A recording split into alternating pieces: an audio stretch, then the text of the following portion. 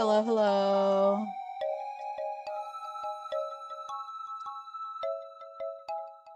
Welcome.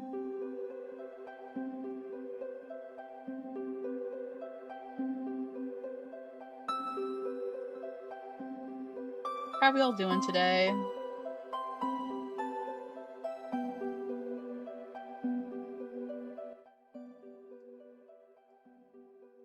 Okay.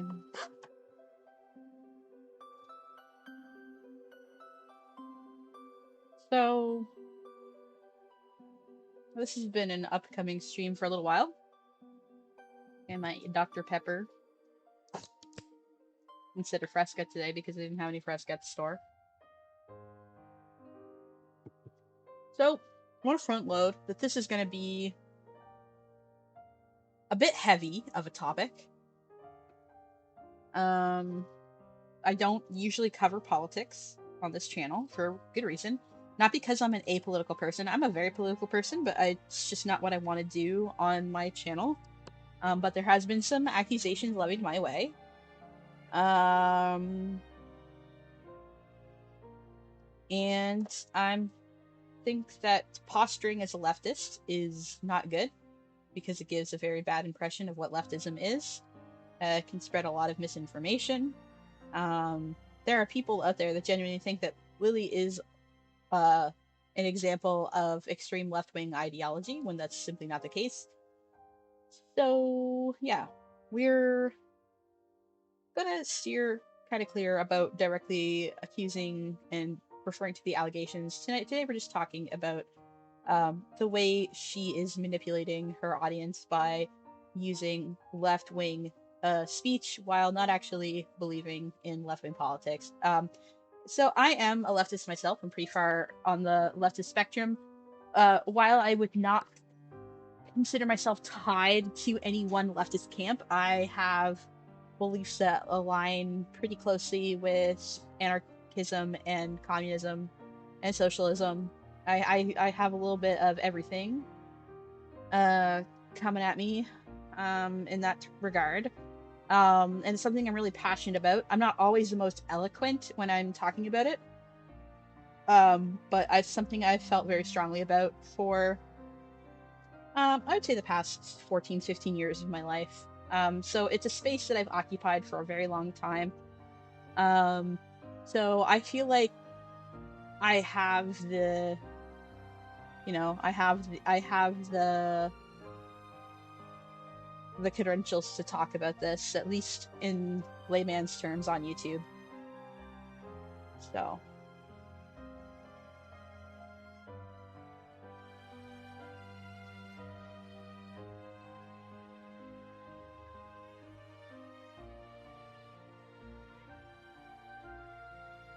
Oh yeah, Lily has called me alt-right, which is interesting, because I think that one's pretty easy to clear up if you even look at my channel and you look at my social media for a second.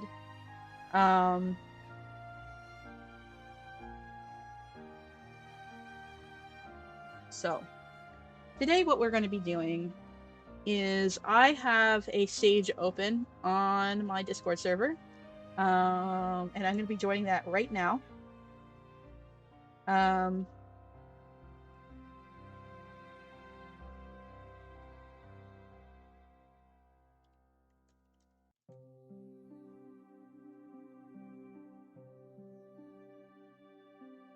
So if you are interested in joining that, please do. And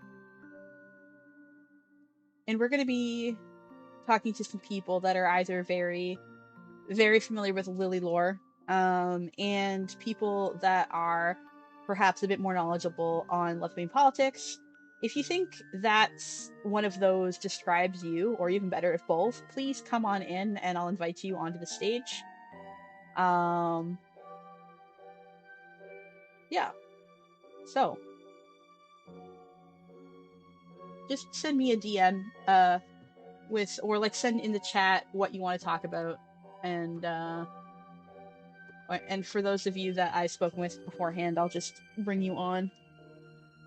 But if you haven't spoken to me about it yet, I might wait for a second to bring you in. All right. I think you've got to raise your little hand. If you want to, you have to request to speak before I can bring you into the talking points.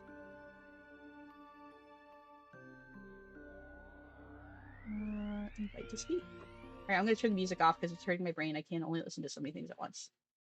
All right.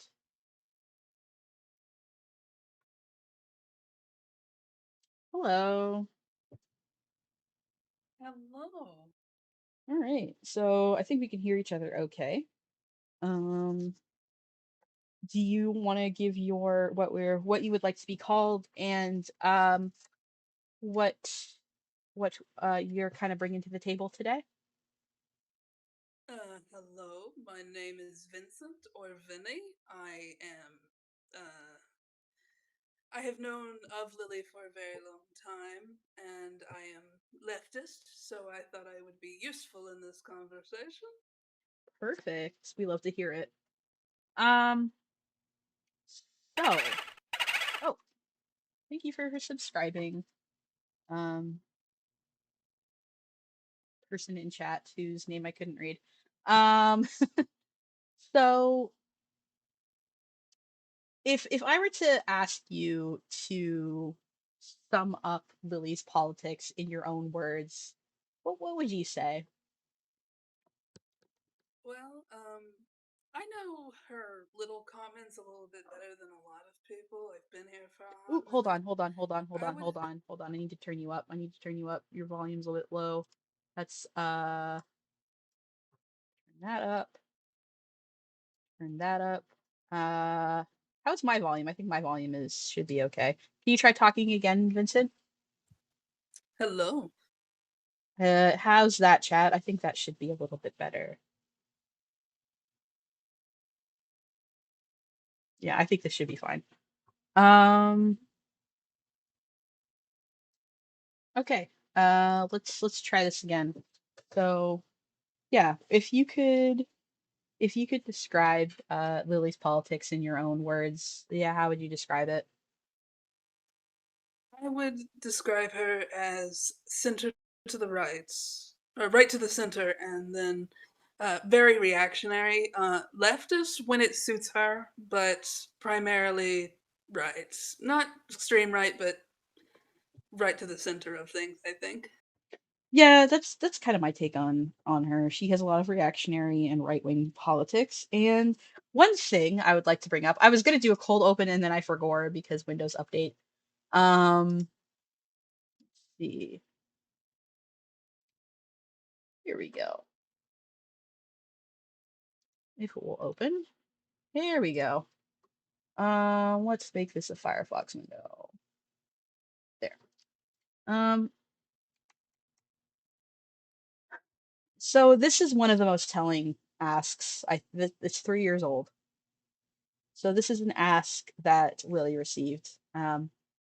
People talk about how helpless rural towns are, but there are native reserves in Canada, especially the ones up north, that have it way worse than them. Some of them don't even have running water, but they don't get mentioned at all. And this was an ask sent to Lily.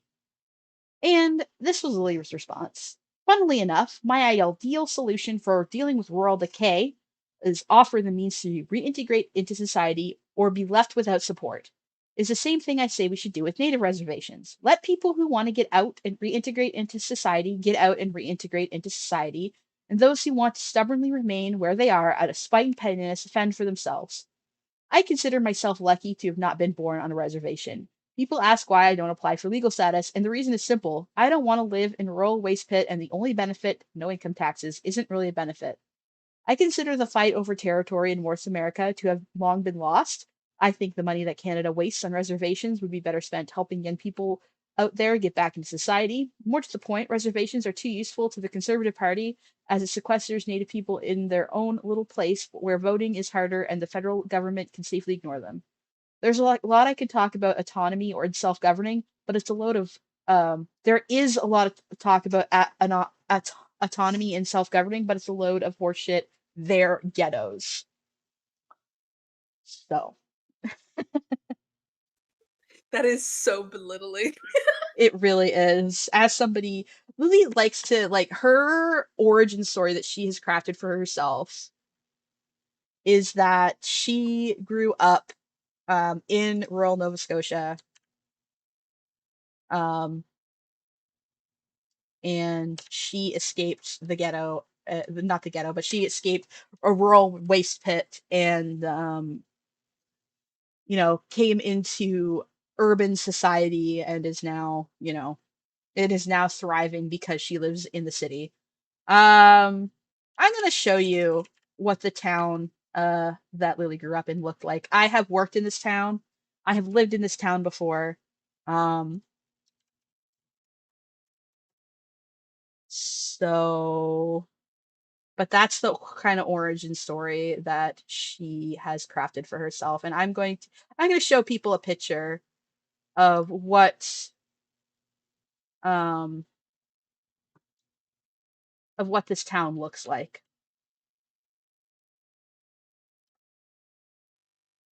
This is Sackville, Nova Scotia. Um this is not. Oh, you grew up in Beaverbank. My bad. Um I also know where Beaverbank is, which is a district in Sackville. My bad, Courtney.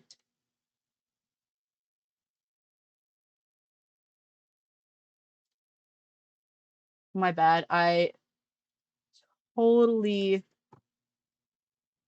totally didn't mean to mistake one suburb for another. Sorry, this is where Lily grew up.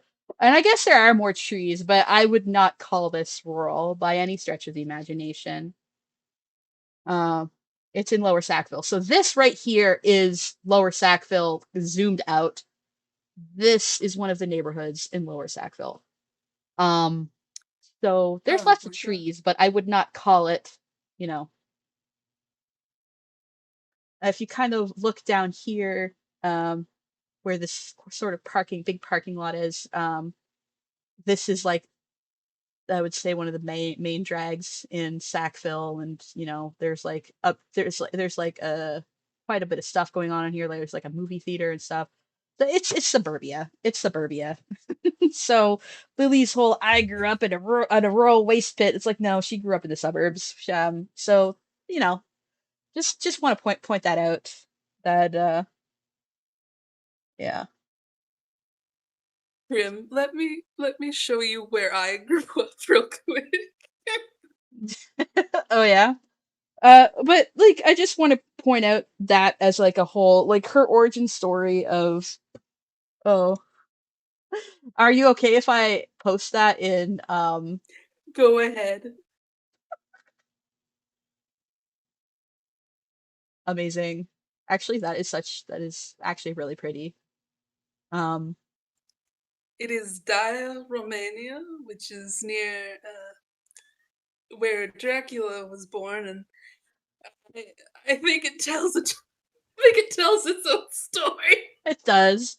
It does. I'm sure that like, so there's like, like any like rural area, there's stuff to complain about, but I don't know. I think it's got a lot of We character. didn't have we didn't have electricity until post 70s. Oh my We still have goodness. dirt roads. This is, to me, seeing where people live in North America is astounding. I could show where I grew up, but it's so small. There's like so little people there that I feel like I'd be doxing myself if I did it in a video. So I'm not going to. Yeah. So I have a big problem with this ask for obvious reasons. So it kind of like the fact that Lily is claiming all this indigenous crap when she is like so said something that's so anti-indigenous is incredible. And I think that this ask speaks for itself in terms of what our politics are. But, we're not going to stop there. Um, I have a little bit of a list. I have a little bit of some notes that I wrote for this. Oh, I just want to make sure that I'm getting everybody that has requested to chat. Has anybody else requested to chat? No. If you, if anybody else wants to request to chat, they're welcome to. If you have not DM'd me or messaged me your sort of credentials and why you're interested in talking, please do that first. Um, because this is a pretty intensive chat and we're taking it pretty seriously. Um, Let me grab my list. Um,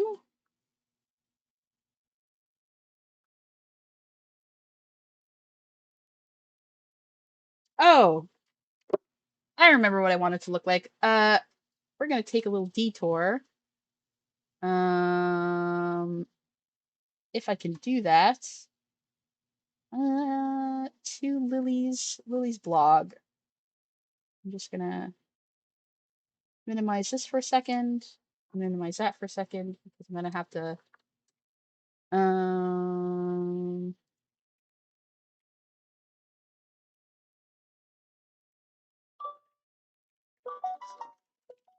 sorry about that. Let me turn my volume down.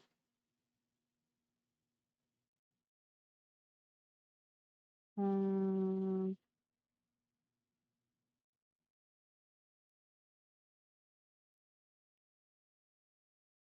Phone notifications. Okay. Where am I? Ba, ba, ba, ba. Okay, so I can't get on. Okay, I might have to log in on an alt because she blocked me. She blocked me for obvious reasons. She's not a big fan of me. Here we go, log out. Okay.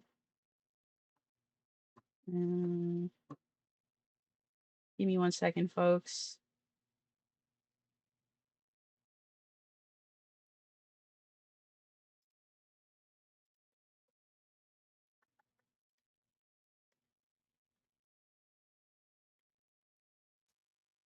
Uh, a ghetto is typically in an urban area, but it can also be rural. Yeah, It's very dependent on where and how, and it's not strictly one or the other, in my opinion. yeah. No, yeah, you're definitely right. Like some, um, like, sorry, I'm logging into my, Don't worry about it. But like if you are from Romania like me, you have seen the blocks, and that is considered a ghetto. And where I come from, Daya, is also considered a ghetto because some houses look very pretty, fantasy village, and yeah, and others look like they're being held together with twine. So it's a very uh, a ghetto is more of obviously poor area than a certain section of infrastructure. Yeah. yeah. I would say that also like it's used for like it's also like used to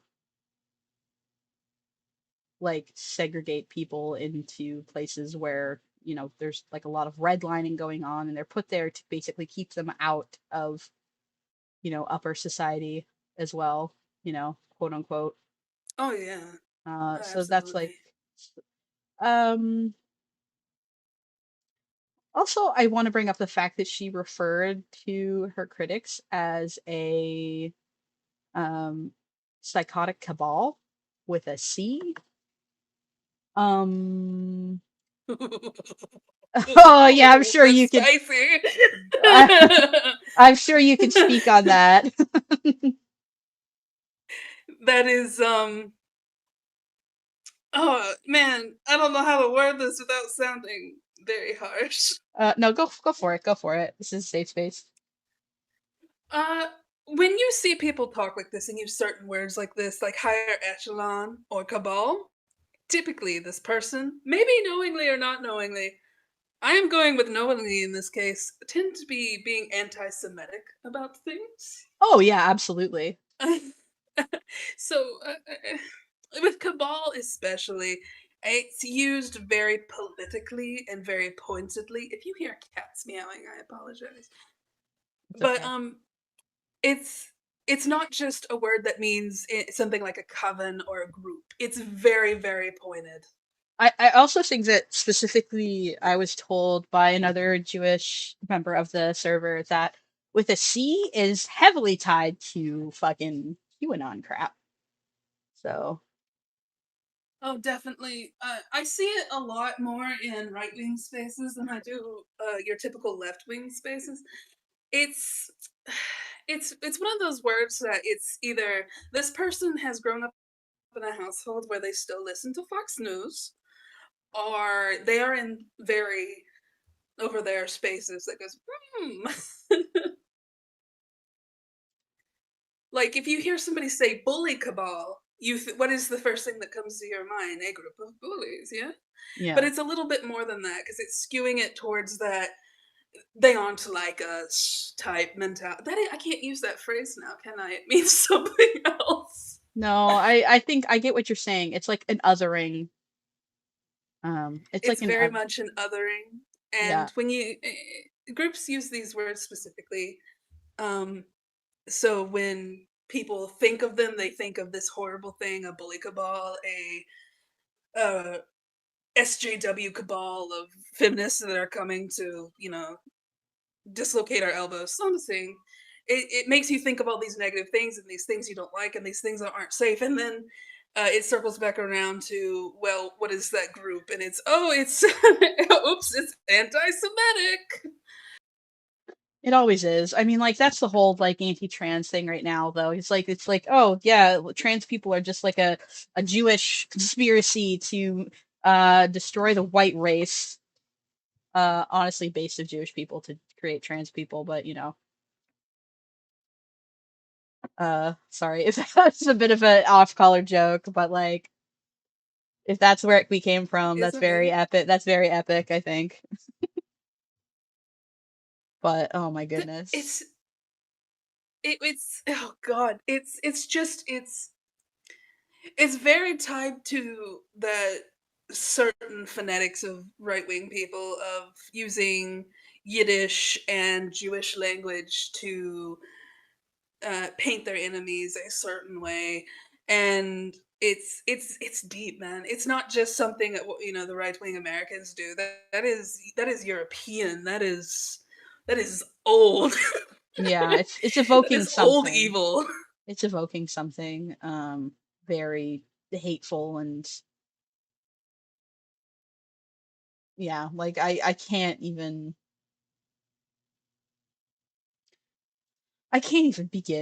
I can't even begin to like unpack that in the clear, in the clear intention, in the clear, like, in the in the way that it should be, I guess I should say. Um so hold on a second. Okay. All right, so I've opened a couple screenshots, but I do want to touch on like some other things that she's been doing that are well known by the community at this point. Um, she's called me alt right, which is interesting. Um, she is, which, like, okay, girl, like I don't use this word lightly, but I hope you're having fun in your delusional alternate reality. That I, uh, she's repeatedly called Anthony sexually debasing terms. He's like Oh, openly a very bisexual man. Called him jizzrag and maggot. Gee, I wonder what word she wants to fucking say. I wonder what word she's frothing at the mouth and just really wants to she's say. she's so close. It's right there. You can see her reaching for Oh, she wants to it. say it. She wants to call Anthony a slur so bad. Tardigrade, I've also heard her levy at him as well. I think And she's she. called several people it. Like Oh just yeah, outright it. Like you you aren't it, Sai isn't you it, were everybody a is an it. thing, and it. The funny Thing. thing, Oh, when she talked about me, the only thing she got right is that I use it pronouns. Like I use he and it pronouns. That was the only thing she got right in her little angry post about me. and she Um, did it on accident. I know she was trying to misgender me, but like she can't even do that right. So yeah, I'm just gonna read a bit of chat. It's crazy how I often run into people in YouTube comments spouting Illuminati conspiracy theories nowadays. Yeah, God.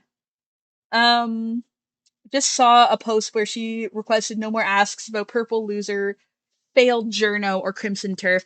You know what? I think the reason she Oh, hates Anthony so much is because he basically has everything she wants.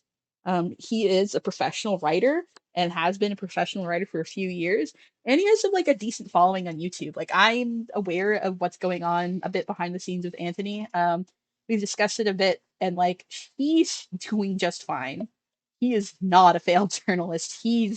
I'm like, damn boy, like what are you doing this YouTube shit for? Like, I mean, like, he has like his own house, and like he has bills to pay, but like he's doing all right. He's doing all right. I would be if my channel was his size and I was making the kind of money that he was, I would feel very secure, and like I had actually had some job security. Like he's doing fine. I would not by any stretch of the imagination called him a failed journo. That's you, Lily.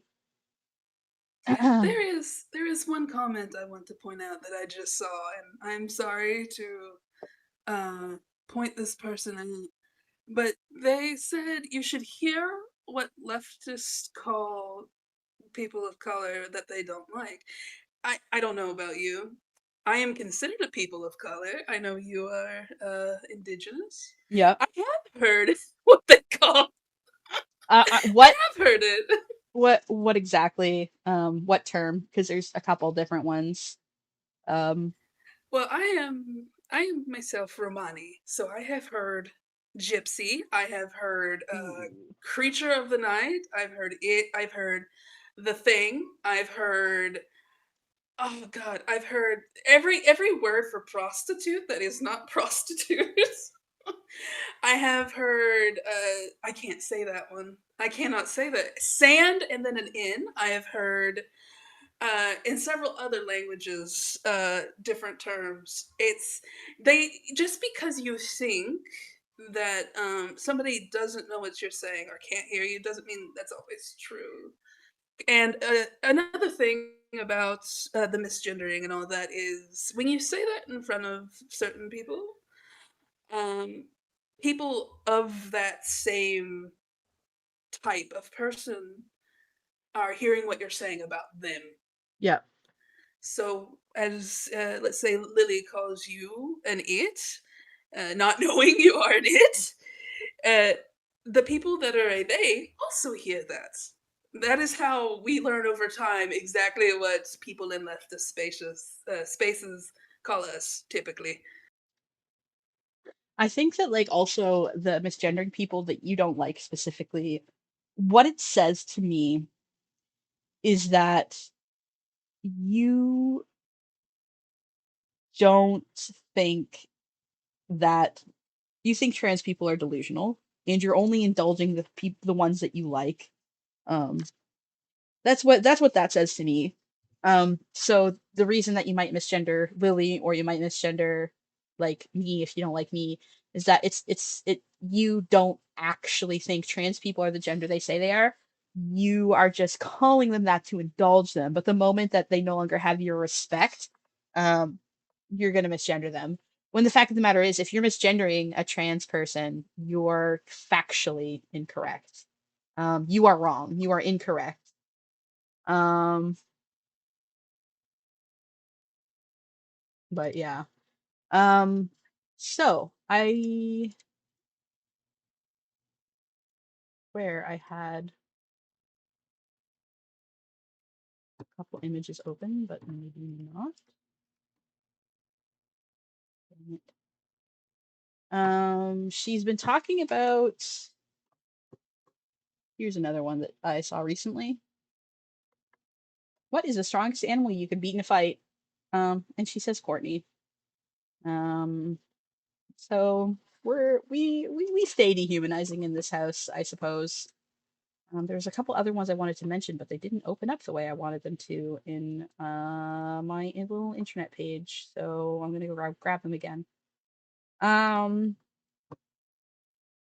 but yeah, she's very contradictory.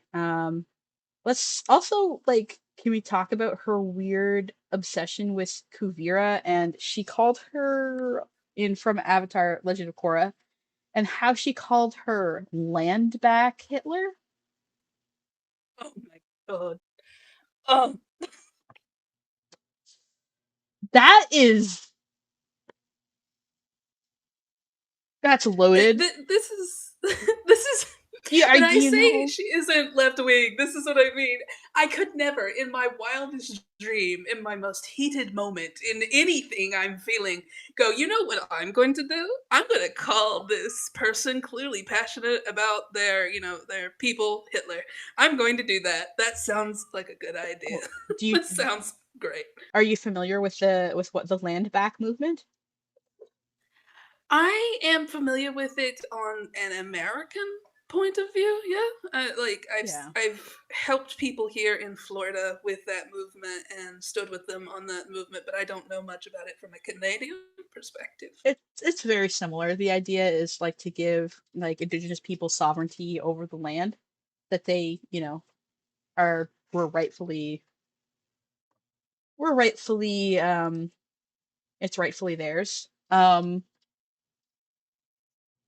It's not necessarily like going up to farmers and being like, "Hey, get off this land. It's ours now." Like it's a little bit more complicated than that. Um but to equate,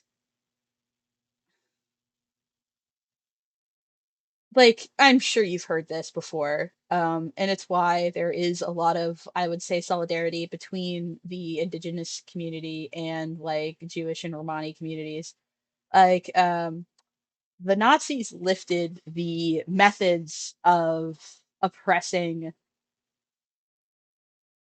oppressing people during the Holocaust from how like he was in like they were inspired by the way that Americans were treating indigenous people here. Oh, absolutely. So 100%. so it's really fucked up on a lot of levels to evoke that that idea. Um Well, it also speaks to, I think, and this is just me coming out of a wild left field with a bat. It speaks to her complete disconnect from indigenous native movements.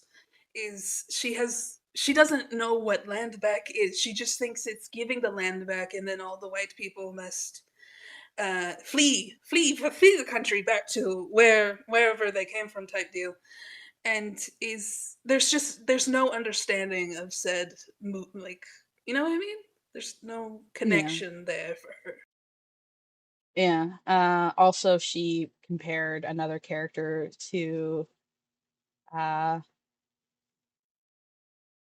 can never get his name right. Leader of the Cuban Revolution, um, Fidel Castro. Fidel Castro. Also, like, it's what Kavir is doing is not land back; it's just imperialism. Like, it's Yeah, it's 100% imperial. so it's the opposite. It's Chinese imperialism. Yeah, like that's literally just what it is. And I am once I will say I am from Romania. My idea of communism is completely different from more modern, perhaps is the way to say it. Communism is I don't think uh, Lily of all people has any comprehension of what communist is. Yeah, Yeah, no, I think. is it's definitely not something that I feel like she. I don't think she should be near it. It's like a child with a knife. Don't give her I that. I think it's difficult to talk about communism if your facts are not a worker, right? Like if you do not have never Oh like yeah, worked to produce labor in your life, then it's kind of hard to talk about communism. Like it's fine to be disabled and to live on welfare. That's fine, but like I I hesitate to, it's the whole point of communism is that the people that are doing labor should be the ones in control of the means of production. Like that's what it means. yeah, Like and yeah. people get it twisted and tied in with socialism a lot, which is fine because socialism and communism work pretty well together. Um but they're not the same thing. I think with people like Lily that aren't necessarily left and don't go into the philosophy of things and the practice of things, I think for her she sees communism and she goes, ah yes, that is Russia. Not even any particular leader like Lenin or anything. It's yeah, ah Mhm. yes, Russia, Yeah. or ah yes, China. And for me, we had Nicolae Contescu. He was a fascist communist leader. So when you say communism and it is to a Romanian, that is typically what we think of, and it's uh, it's it's nearly Red Scare level of "ooh, we don't go here. There are still scars," but it's for Liddy to come forward and even utter the name of Fidel Castro and pretend to understand the the inner workings of such a beast as communism is, she does not go here. She has no place here. She should not be speaking on this. She doesn't even understand why, uh, what the Earth Kingdom is doing, and she doesn't understand the point of it either. So when I don't think that when she says, "Hey, this person is a fascist," "Hey, this person is a Nazi," "Hey, this person is a communist," we should take that with any grain of salt because she has no comprehension of said thing. Yeah, and it's also like there's also like how do I say this? My brain is okay. The train has left the station, my friends. There's also the fact that like most, not most, I should say, like every single time we've tried socialism or anarchism or any kind of like far left wing form of government, it's not in a vacuum. Like it's been surrounded on all sides by capitalism and imperialism. So it's hard for a left wing society to flourish if, you know, if they're centrist and right wing people on all sides. See Cuba. Yeah, Like that there are still trade embargoes against Cuba. I think Canada is still the closest, geographically speaking, to Cuba that will trade with Cuba. So like it's really difficult for a country that like a place that like US imperialism is opposed on to basically get them to stop being that kind of government. You know, like it's kind of fucked up yeah. actually. And to be like, oh well, it's failing. It's like, well, yeah, of course it's failing. It's being undermined by capitalism. And Well, it's not just undermined by capitalism; it is also undermined by other communists, which you assume these people are going to work together. But no, like with Russia and Romania, Russia was actively working against Romania, and so you have it's a war on all fronts. You have no support when you go to a far leftist. What is it called? What is the English word? Government. yeah. Especially when it's a government run by the people, other governments are not going to respect your people the way you respect your people. Hmm. To other governments, your people are nothing. Yeah, exactly.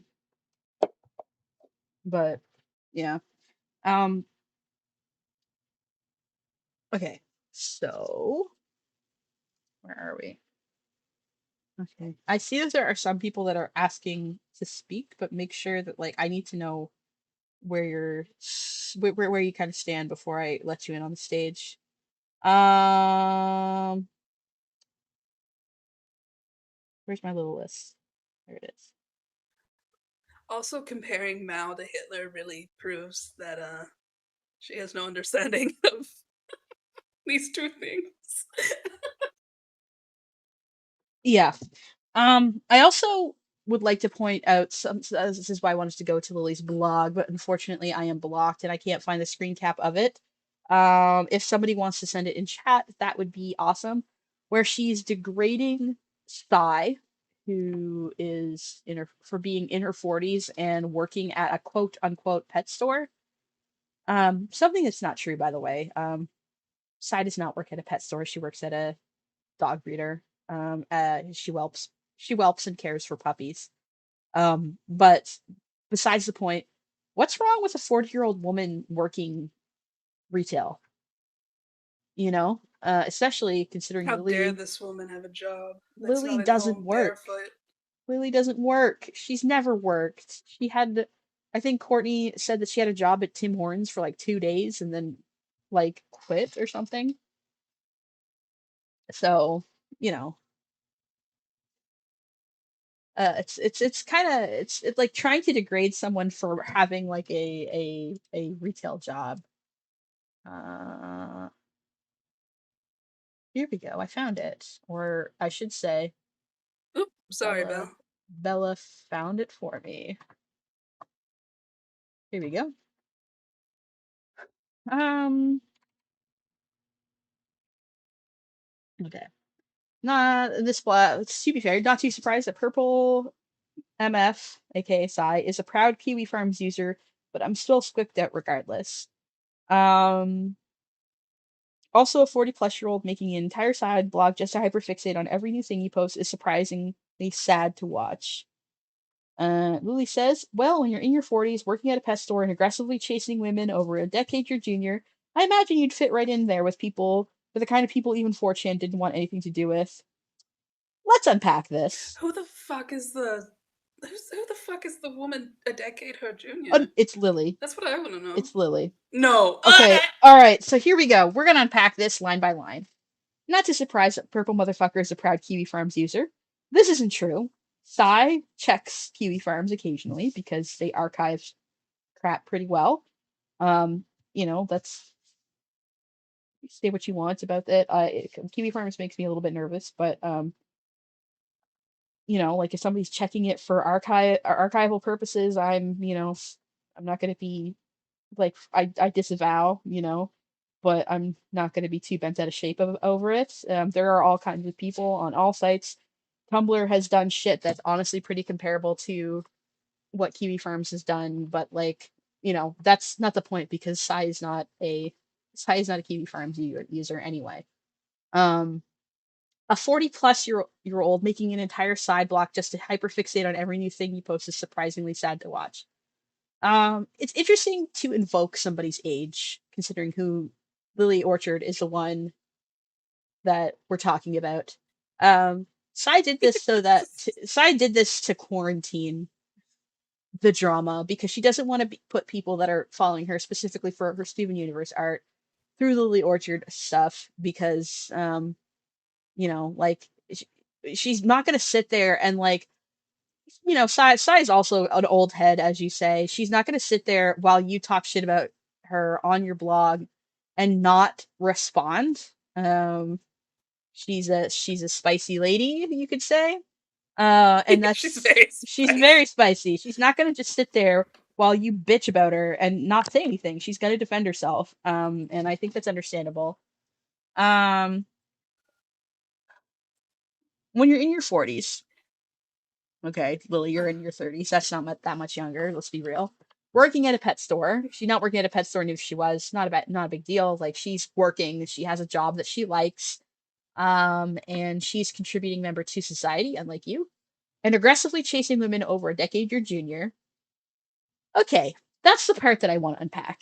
For those of you that don't know, Still an adult woman. Lily is convinced that all of her fans want to fuck her and that all of her critics want to sexually assault her. That is genuinely what she thinks. And it's weird that she sexualizes basically everybody that interacts with her. Um, Well, there's also the point that, okay, so Sai is 40. A person decade younger than her is 30. The issue here is Lily has gone after people a decade younger than her in her 30s, and that's 20, and that's 19, and that's 18, and that's people in her little group, yeah? yeah, That it's only a problem when it's somebody who's 30 and 20. yeah, When you're going after people decade younger than you at those ages, we need to talk. But for Sai, this makes no sense. And I think it really speaks to Lily not only sexualizing her enemies, but also trying to turn them into what she is, which yeah. is a sex pest. I mean, like, she really buys into the predatory lesbian thing. Like, she's convinced, like, little girls in, like,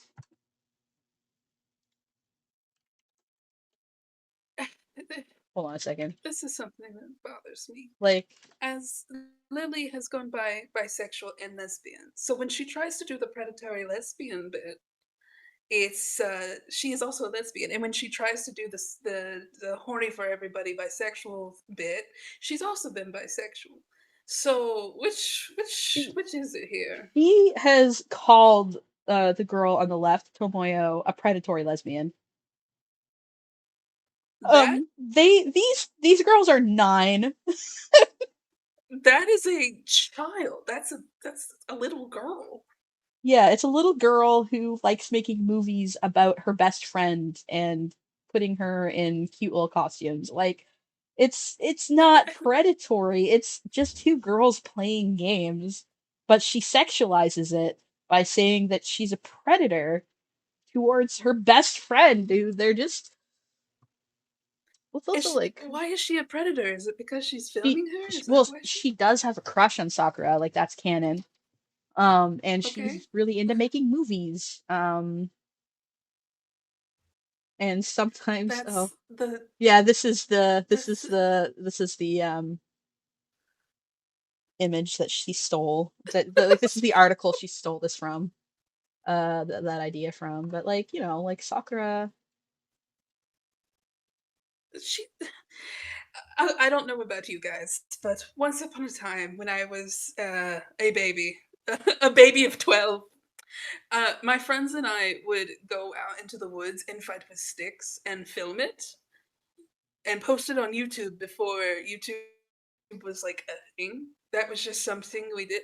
A lot of people did that. A lot of people still do that.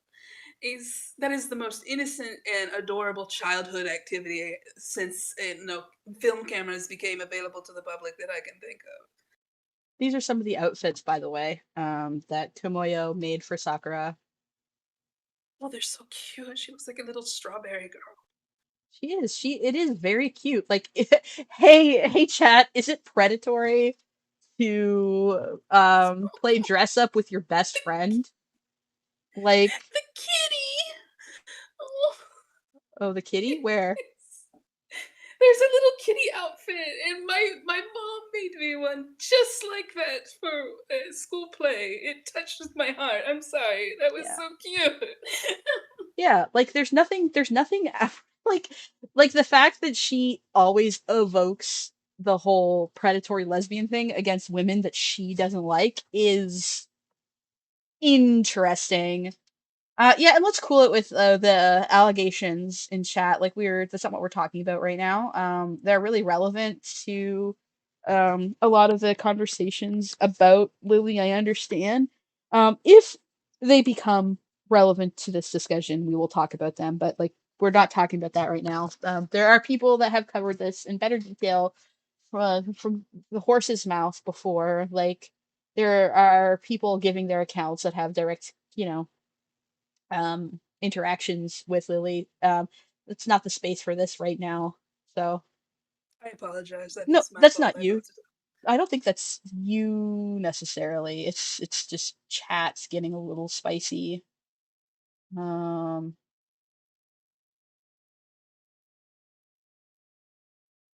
yeah. So like evoking, she does it against like real people, like Sai, and against fictional characters that she doesn't like.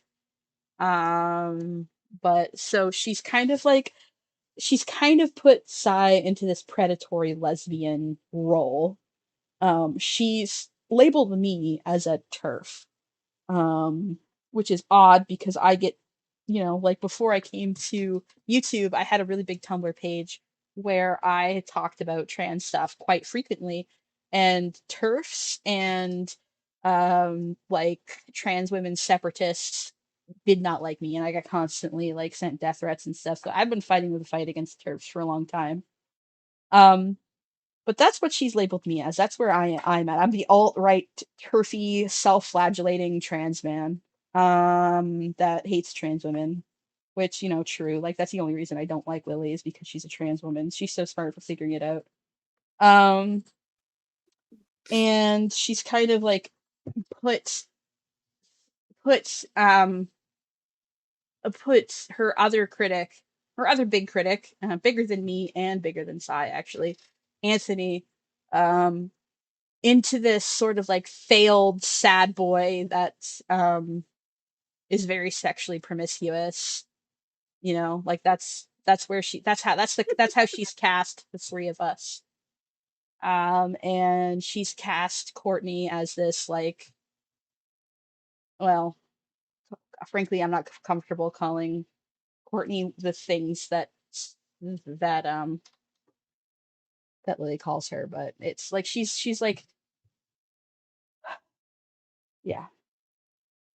That by the way, like I'm noticing in chat, like people like, oh, you can't be a turf, you're trans. Oh, there's plenty of trans people that are turfs. I would say that I'm definitely not one of them. So, yeah, you can be a I turf think and the be point trans. in I think the point in Scrim saying, "Hey, why are you calling me a turf when I'm trans?" is because they are actively not a turf trans. Um, So it's yeah. Lily likes women, right? So I don't understand why she has a predatory lesbian idea unless she uses LGBT right wing beliefs as a cudgel to malign others. Um, but you see, she's one of the good ones. That's always been part of Lily's narrative, is that she's one of the good ones, I think. And it's been like it's. I would say that that's been the case since she was a brony. Would you say that's accurate? That she's been one. She was the good brony. Like Oh, she wasn't like those cloppers. You know. oh yeah, that's when I used to fight with her. That was very much a well, you were just arguing for this because you wanna, you wanna get with that horse. Yeah, But you want to fuck no, that she's always been horse. that way. And Yeah. that's the big thing with Lily is while she learns to not say things anymore, her opinions, I have never seen an opinion that she's actually like changed in a meaningful way that isn't just about like silly media. But when it's about like something she genuinely like an opinion that she holds very strongly that isn't about something silly like this My Little Pony character is a abuser. And she might change her mind on that, but she still talks the same way she did 9, 8 years ago. Yeah. Is the thing. There's also like something I've noticed from her as trains left the station again. Hold on, hold on, hold on. Um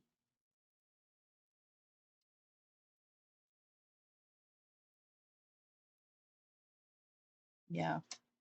I would also say that something interesting is that I noticed that she'll change her opinions on things depending on whose good graces that she's in.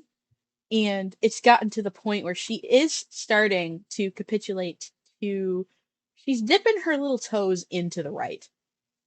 She's never Hmm. been explicitly right wing before, but she is starting to be by saying, "Oh, my brother and I were talking to me was my brother was talking to me about like tax evasion, and we had this huge conversation about tax Oh, evasion."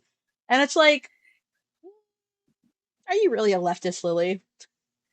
that's the thing is it's what I am so worried about is Lily's going to be one of those leftists in quotations that is going to softball right wing ideas to younger people. Mm-hmm. Younger people she always has under her sway because it's all like, oh, my brother, the brother that doesn't think that she's trans and 100 other different things like that. Yeah, that brother, the brother that doesn't believe trans people are real. He and I were talking about tax evasion, and we both hate the cops, and it's that is I hate this term. I hate it beyond all reason, but that it right there is one of those slippery slopes you get warned about on the internet. Well, there's a slippery. That's not really a slippery slope. That's what we call a pipeline. You know. Yeah, that's a pipeline. Thank you. I forgot the word. Yeah, no problem. But I would not be surprised if Lily makes a how why I left the left video or like announces that she's actually apolitical. Like I Oh I feel god. like that's probably something that's going to come within the next year or two. Um Well, the thing with that is you have to recognize that if she plays that, she gets her Yu-Gi-Oh deck out and goes, "Wow, you activated my trap card." With that, she loses the support of being disabled. She loses the support of being. I hate this term. I hate this term so much. A POC, a POC. She loses the feminist card and all this support that she's built up for being those things. She's going to lose that.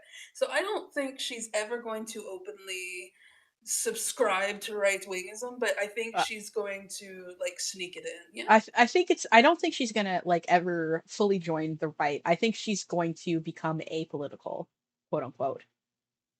Apolitical, yeah. Which Yeah, I can basically see that. yeah, no, that's kind of my prediction because I've seen this happen 1,000 times. And that's kind of the direction I see Lily going. The problem is that I know I've met a lot of people like Lily. Maybe not with as much fucking heinous bullshit under the belt as Lily, but I've met a lot of people like Lily, and I know the kind of people that they are and what they hold in their hearts. And yeah, I don't think she's ever gonna have like a full on Blair White era, but I think she's gonna start. Um, I think she's gonna start degrading or not degrading, yeah, degrading the left and BreadTube. She already hates BreadTube. She does not like the people that started the Nebula streaming service because they wouldn't invite her for obvious reasons. Uh, she's gotten into weird little arguments with like ContraPoints and Sarah Z. And when I say arguments, I mean um they're kind of one-sided, like nobody cares. But you know, like she's what is some of the stuff that she said about ContraPoints? Anybody have a link to that one? Hold on a second. I'm noticing something in chat.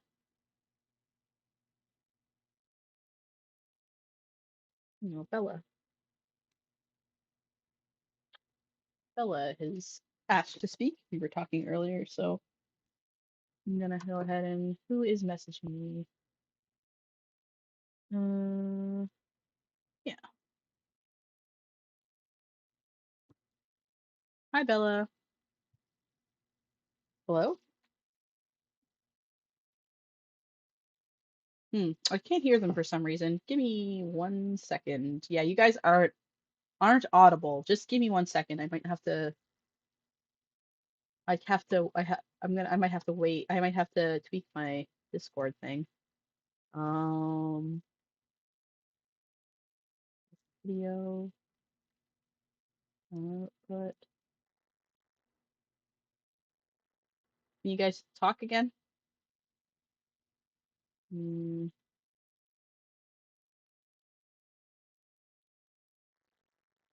hey, okay. I think that's, okay, so I can hear you, but I don't think that I don't know what happened, but something happened. Mm, I'm sure it's fine. okay, perfect. Okay, being picked up again. Okay, Hello, Bella. fantastic. Hello. I suppose I should introduce myself. My name is Bella. They, them pronouns, although any are theoretically fine. I'm from Australia, and that might be relevant for what's coming up. And I feel like we should talk about a nice, light-hearted subject, the death penalty. Whoa. Okay. Woo! All right, go on. Um, yeah, I don't know. This is something that I've sort of like been noticing over the last little while when it comes to Lily. Uh, that it's a thesis she brings up a fair few times in both her videos and on her Tumblr when she's responding to asks, and that she is very much a proponent of retributive or punitive justice, and possibly even revenge-based justice, which, depending on who you ask, is not exactly a very left-wing way of looking at No. the justice system. So I'm going to send over a um, archived ask from her old blog. Unfortunately, I don't have a date for this one. It could be anywhere from 2022 to early this year, just based on the icon. Unfortunately, the original ask does talk about incest. We're going to ignore that part about it because it's more about what Lily talks about in response in regards to the death penalty and arguments for or against it. Would you like me to read out the relevant elements? Um, Though this is obviously 100% a self-ask as well. Quite possibly. Well, Lily Yeah. doesn't go into detail in asks unless they're a self-ask. If it's a genuine anon, she has like a 2 sentence answer maximum if they really piss her off or alternatively really kiss her ass. But like most of the time it's like a 2 word answer. Like she doesn't go into depth unless Yes. it's a self-ask. And if Let's somebody's like, go. "Hey, aren't you being a little too hyper vigilant about self-asks from Lily?" Yes, I fucking am because she is a serial sock puppet user and she does this shit all the time. So if I get one or two wrong when I'm like, "Oh, that's a self-ask," I don't care. She's cried wolf enough times that like if I get one or two wrong, I don't give a shit. But this this screams self-ask. Quite And I also likely. think it's quite important to. this would have had to be within the past year or two. So it's pretty recent based on the icon. Yes. So go ahead, Bella. Yeah. Tell me So where to scroll I'll read now. it out for. Basically, just the end of the anonymous section. So the beginning of Lily's response. Okay. So to read it out. I'm reminded of discussions about the death penalty where people who often argue against it argue that the person executed could later be found innocent. And this is a poor argument because the ethics of the death penalty isn't about whether we should be executing the innocent, it's about whether we should be executing the guilty. And the truth is, most people make that evasive non argument because they don't have any empathy for criminals, and if pressed, would say the guilty deserve everything they get. But that's not something that makes you feel like a good person. So there's a lot we can unpack from that, I feel. Yeah. Yeah. Um, Definitely. so this strongly implies that Lily herself does support the death penalty. Um, I would say that that's probably she, not inaccurate, like just based on what the kind of stuff that she says. mhm. um, what is it? She says that people don't have any empathy for criminals, and if pressed, would say the guilty deserve everything they get. So Lily is of the opinion that those who transgress, those who are noted criminals, do not deserve any form of empathy. So this is further evidence towards her retributive or even revenge-based justice opinions. Now, this is interesting to me, and I think it'll be interesting to you as well, Krim, because I'm from Australia. We haven't executed anyone since 1967, and the death penalty was abolished shortly thereafter. I looked it up. Same situation in Canada. The last execution in Canada was in 1962. Hmm. It was partially abolished as a penalty in 1975 and fully abolished, I think, by 1999. Yeah, but So for the entirety of Lily's, you go on. there was no executions during that time in Canada. Like it wasn't like Exactly. nobody got the death penalty in that time. So it was Yeah, kind of like the last one in Canada was in informally, 1962. yeah, it was informally abolished in the 60s and then like completely abolished in the Yeah. 90s. So I think it's reasonable to say that the general opinion in Canada is, or like the Ooh, public opinion is against the death penalty, most likely in Canada. Like there haven't been any yes. major pushes to bring it back. No, there Yes. hasn't. Nobody, So like not even a lot of the right-wing people that I know and have interacted with, um, believe in the death penalty here. yes. So I think it's reasonable to say that in this particular instance, Lily Orchard's view is not the populist view necessarily. No, and it's all on, it's to the right of the populist view in the community that she lives in. Even Yeah. even amongst like the moderate right here, you have to go pretty Yes. far on the right wing is you you know to find somebody that's pro death penalty, I would say. Yeah. So I do find Lily's what's what I'm looking for? Her promotion of the death penalty in this ask to be, I guess, peculiar.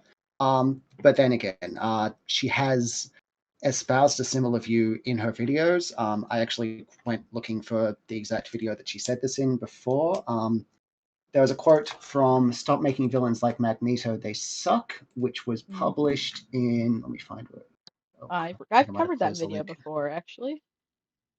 I believe you have. But the quote in question, it is the morally correct position for a victim of abuse, torture, or rape to try and kill their abuser in vengeance. It is right to do so. Yeah. Which Um, I'd like to unpack this a lot actually, if I'd you're like to ready. unpack it as well. Yeah. Yes, let's discuss. Um, I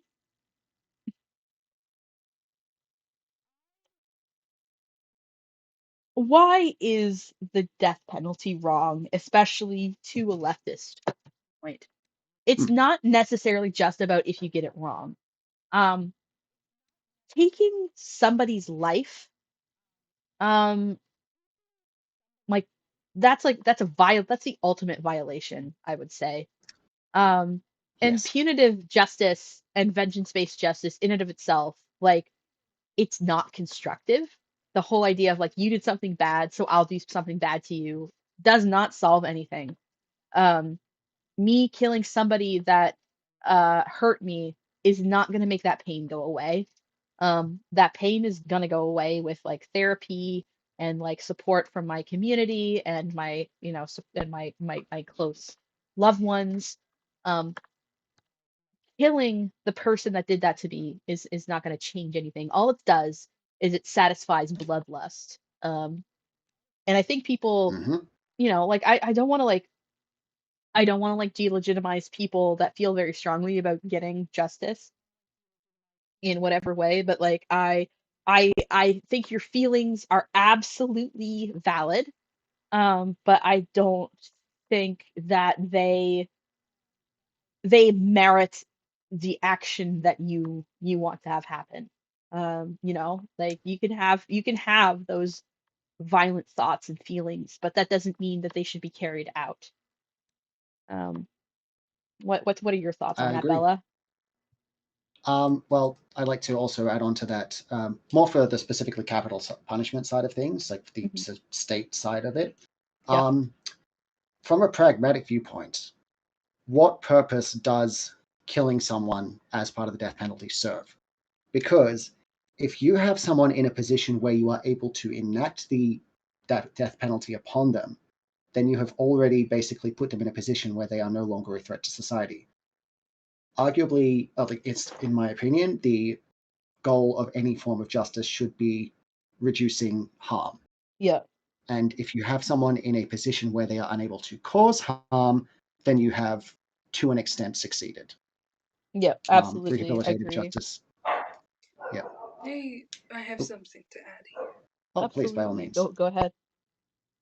In my experience in Romania, in Japan, and in America, which is this is my bread and my butter countries, yeah, it's so often the people that fall victim to that sort of mindset and that sort of penalty are people of color or people of less means. And to me, to only focus it solely on an aspect of revenge is not so accurate because it goes beyond that. It's classist, it's racist. There Hmm. is these roots are so deep, it's so hard to ignore the fact that so many innocent people have died Yep. because they were, in jail for things they have not done. And for Lily to just so easily fling out this, anybody who does wrong should be, strung up by their toes in the dungeon until all their blood comes out of their ears. And I think that is what will make us evil, and that is retribution. That is a further commentary on her disconnect from this sort of group of people. Yeah. But that is just me. No, that's a good point. And that actually bleeds back into what I'd say the other common reason for the death penalty is, the unspoken one.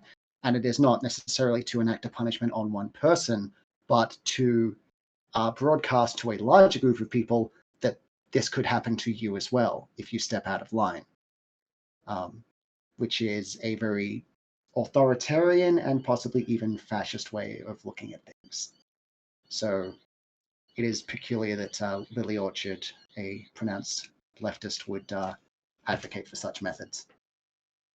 And speaking on that, also, she has riled against the gyms as authoritarian. She has riled against other things as fascist, and she seems very passionate in her Mm-hmm. media takes about anti-fascism and all of this. And then she turns around and speaks out of the other side of her mouth and supports these things. So I think that also speaks to her, as and we said at the very beginning, being right of center and left when it suits her. And I myself, I do not think I would qualify as much more than a centrist. But to me, Lily very much holds the ideals of the right, especially in ideas of revenge, retribution, and other such things. She doesn't think about the group. She doesn't think about anybody outside of her own uh, Mm. insular self. Indeed. I'm going to Um, invite a couple other people to speak. They yep. so I'm just going to invite them onto the stage. No worries. All I right. think I basically said my piece, so I will probably allow someone else to jump on now. Oh, yeah, I mean, like you can stay if you. if you want to. It's up to you. Just as kind of as long as I know like what you're coming here and like it's in good faith and all that. Fair enough. And like what you're wanting to talk about. I've spoken to everybody on the stage beforehand, so if you want to shoot me a DM and we haven't already spoken, please shoot me a little DM. I also just want to say that like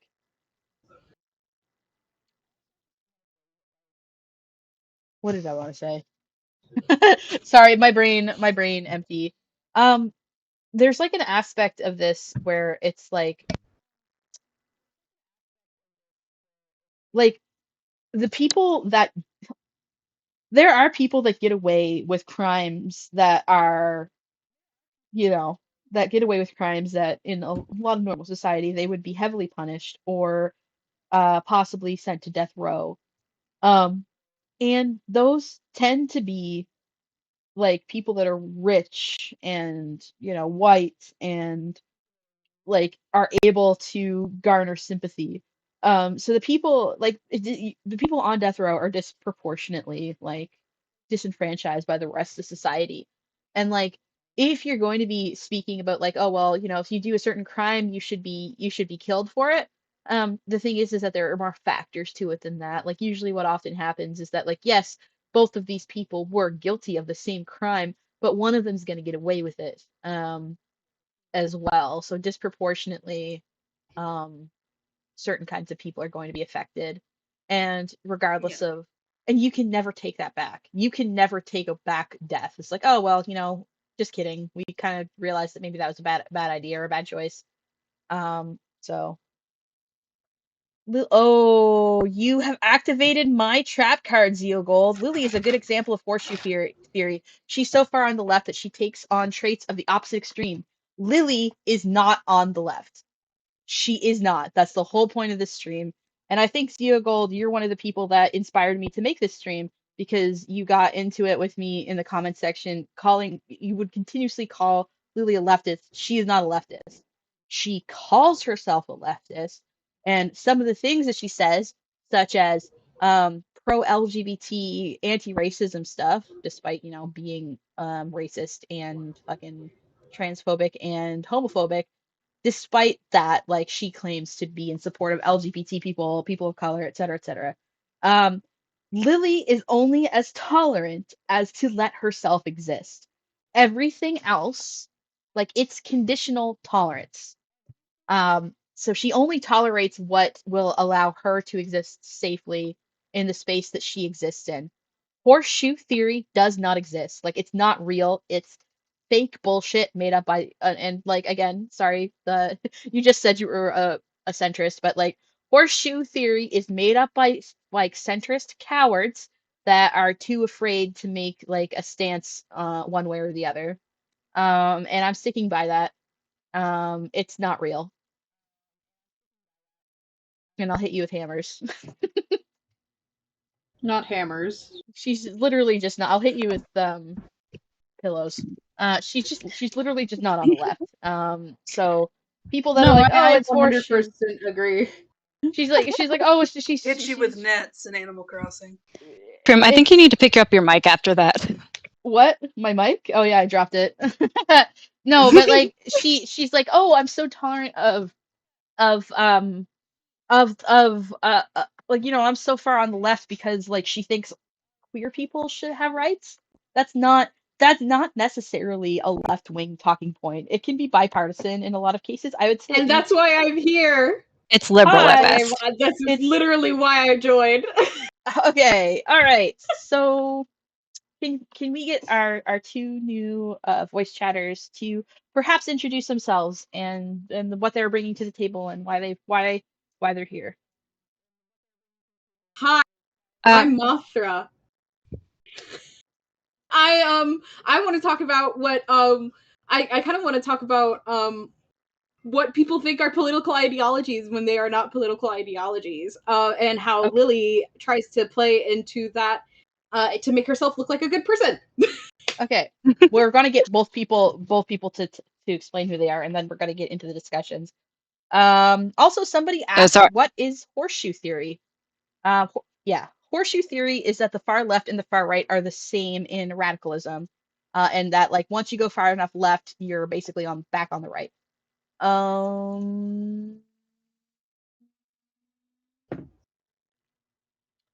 I was horseshoe theory.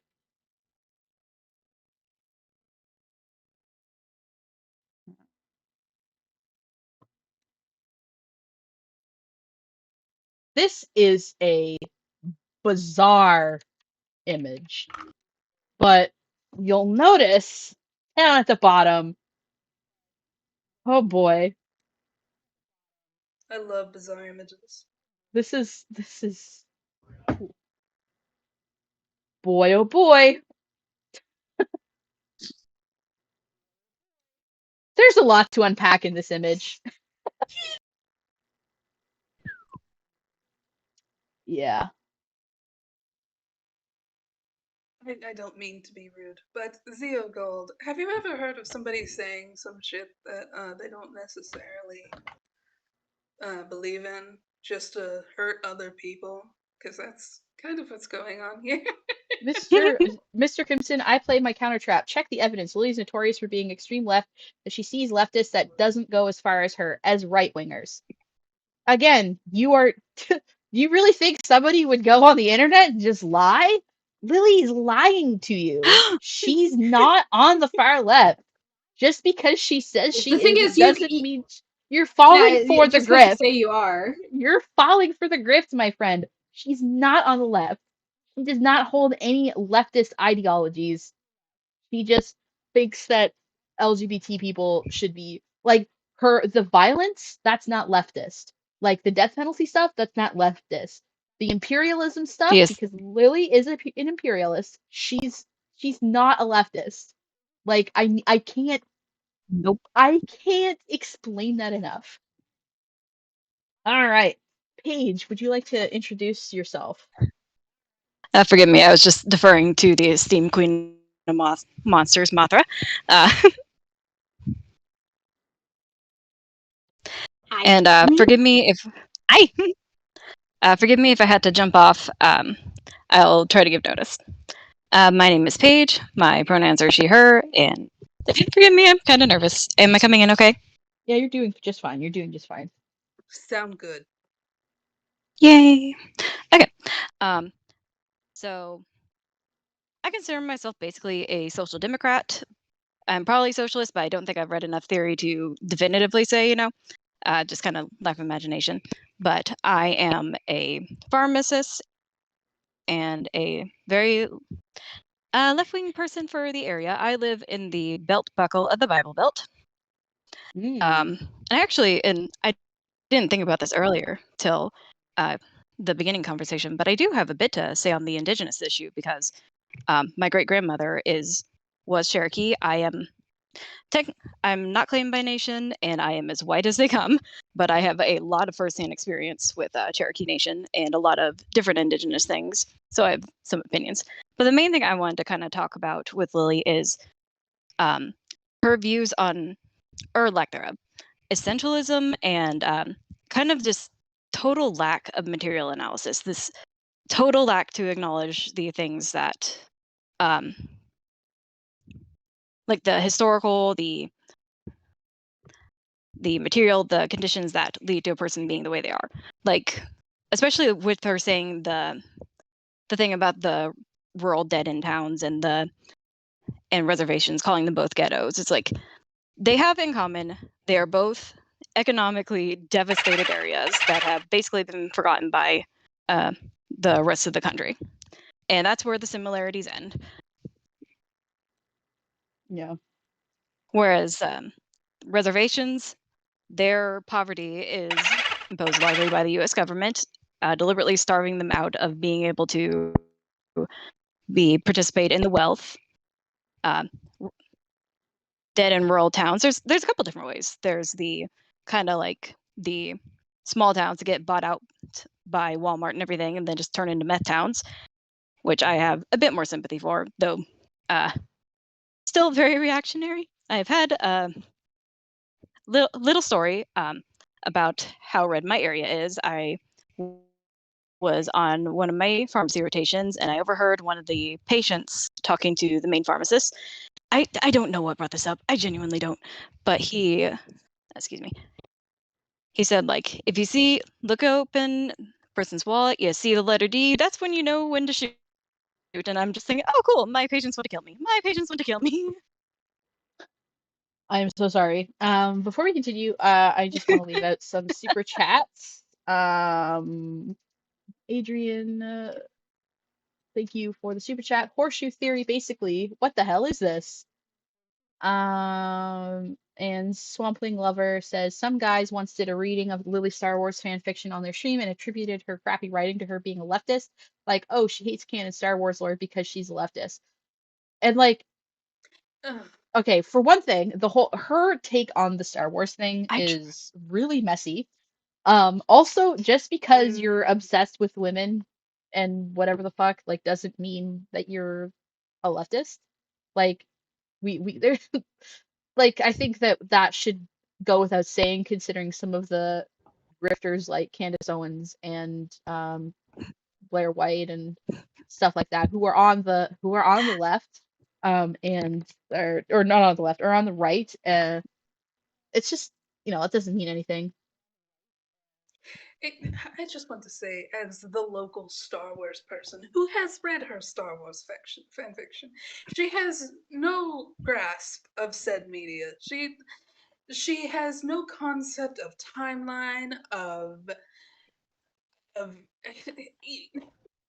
She thinks the Sith are something entirely else that I'm getting frustrated and losing my grasp of English. I apologize, but she has no grasp of concept when it comes to these things. Especially when it comes down to, I genuinely do not think she has seen anything except maybe the cartoons and a movie once, because she looks at the Empire and goes, "Oh yes, this this government that enslaved every alien race and made them into pets in some cases is the correct way to go." She does And not. She does not think the it Empire is just a good really thing. speaks to her. It just really speaks to She, her inability to grasp that's what everything is she hates about the diamonds.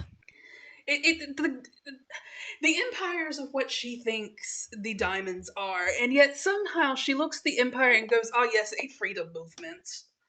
I do not understand it in any way. I will say, Yeah, I'm not even that into Star Wars, and I know that that's not accurate. I will say that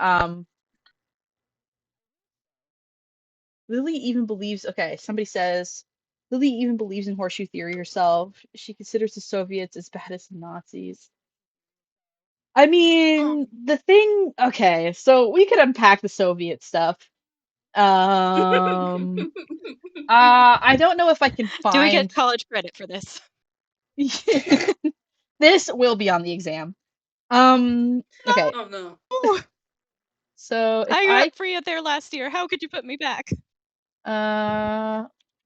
let me open up my little paint app. Oh, that's really tiny, little bit. That's really tiny, itty bitty. Okay. Hold on a second. Hold As on a a second. Tiniest paint Romanian, app. I'm going to say that once more. I said at the beginning, I will say it again. I have a very different concept of what communism is because of Nikolai Kontescu. So if I say something, it is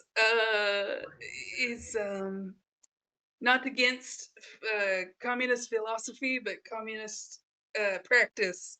Well, yeah, like the execution, because like if you look at communism as just like on a piece of paper, you're like, wow, this sounds like a really good idea. It's just like comes down to the fact that a lot of people who try to implement it are too selfish and bastards to actually like, make it work. And it's so easy to weaponize the populist language because that really resonates with people, kind of tapping into that. I feel disenfranchised. I don't feel like anyone's talking to me. And like, if that, it's just super easy to weaponize if you're not coming from it from good faith and coming from it from the aim of flattening hierarchies rather than putting yourself on top of it. Yeah. It's very much one of those things where I would be supportive of it in theory, but in practice, I have seen so much pain, loss, and damage because it was only in the 80s. Yeah, the Romania overthrew our communist regime, and I was not alive yet. I was born in the 90s, but I've seen it in my family. Well, So yeah, when because people, I mean, Your parents were like, there. yeah, because like, listen, like, for me, like, slavery ended. Um, it ended like over 100 years ago, but that still is affecting me to this day. Mhm. Uh-huh. It has ripple effects. It doesn't stop just And because it's quote unquote stopped. Well, yeah, it's that's the material analysis of like everything that came before. To quote, hopefully, the next president of the United States, you are the product of everything that came before you. with this though, it's very much everybody keeps saying it's horseshoe theory. It's horseshoe theory. It's not. It's human cruelty and greed. It's not horseshoe theory. It is the worst of humanity brought forward. And you can't say that the Nazis and communism are horseshoe theory of one another, because it's not those philosophies that got you there. It is the human Mm-hmm. greed behind them, and I do not think it is fair to equalize them in such a way as to dismiss them as politics when it is it's human. That is a human element to these things. The Nazi labor movement uh, is just an idea, but behind it there is that human determination to cause harm, to further their ideas, which, generally speaking, do not align with the government and politics they are pushing. Because nobody's going to really start out there and agree that, yeah, we need to throw all these Romani people in a gulag. That will solve the crisis. Nobody's going to start on that foot. They're going to start in on, um, hey, it's kind of bullshit that we're working our ass off in these factories Mm-hmm. for pennies. Yeah, the populism. You very much start in the populism area, and I think we're still seeing that now, where people are saying, "Hey, look at this. These right wingers are evil because this over here is happening," and you're missing the part where the right wingers started off saying, "Well, we're having an issue because America has lost industrialization, and Trump says he's going to bring the industrial jobs back," and that's what they're looking at. They're not looking at the guys over here with the tiki torches. They're looking at Trump saying, uh, I'm going to bring industry back. I'm going to open those coal mines. I'm going to reopen that car factory. Mm-hmm. And I think that's where a lot of it is missed. It's we very much focus on the bigger picture of things. Going, hey, the right wing is saying they want to kill trans people, and normal people don't see that. Krim, you made the Windows logo. Well, Your first sponsor. my first sponsor, Windows. Okay, so I've been working on this quaint little, very badly done, because I don't Photoshop. I don't have. I have a very shitty version of Photoshop on this computer, but we're not going to talk about that. But I've made this quaint little graph slash icon slash is image, where like people assume that, well, the political shit looks like this or on a straight line, but it's really more like this, where you kind of have left and right wing ideology, but you can also go in the um, y-axis too of authoritarianism and liberalism. Um, Whereas left and right are more about like progressivism and like acceptance and like versus like traditional values and like conservatism, authoritarianism, and I absolutely did not spell that right. But it's fine. It proves my point. It's more about control, whereas liberalism is more about like freedom to do whatever you want. Um, and uh,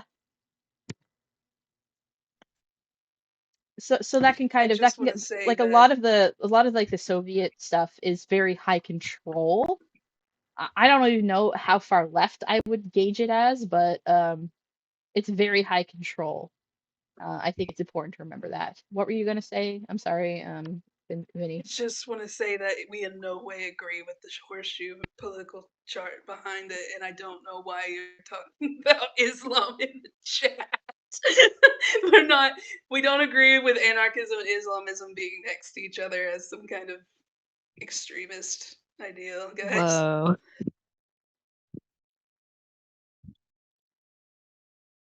We are pointing out that horseshoe theory is Inherently silly. incorrect. Yeah, it's Yeah. inherently incorrect, and I don't know why you're taking this as like a chart that we agree with at all. Yeah, we were just bringing it up as like this is what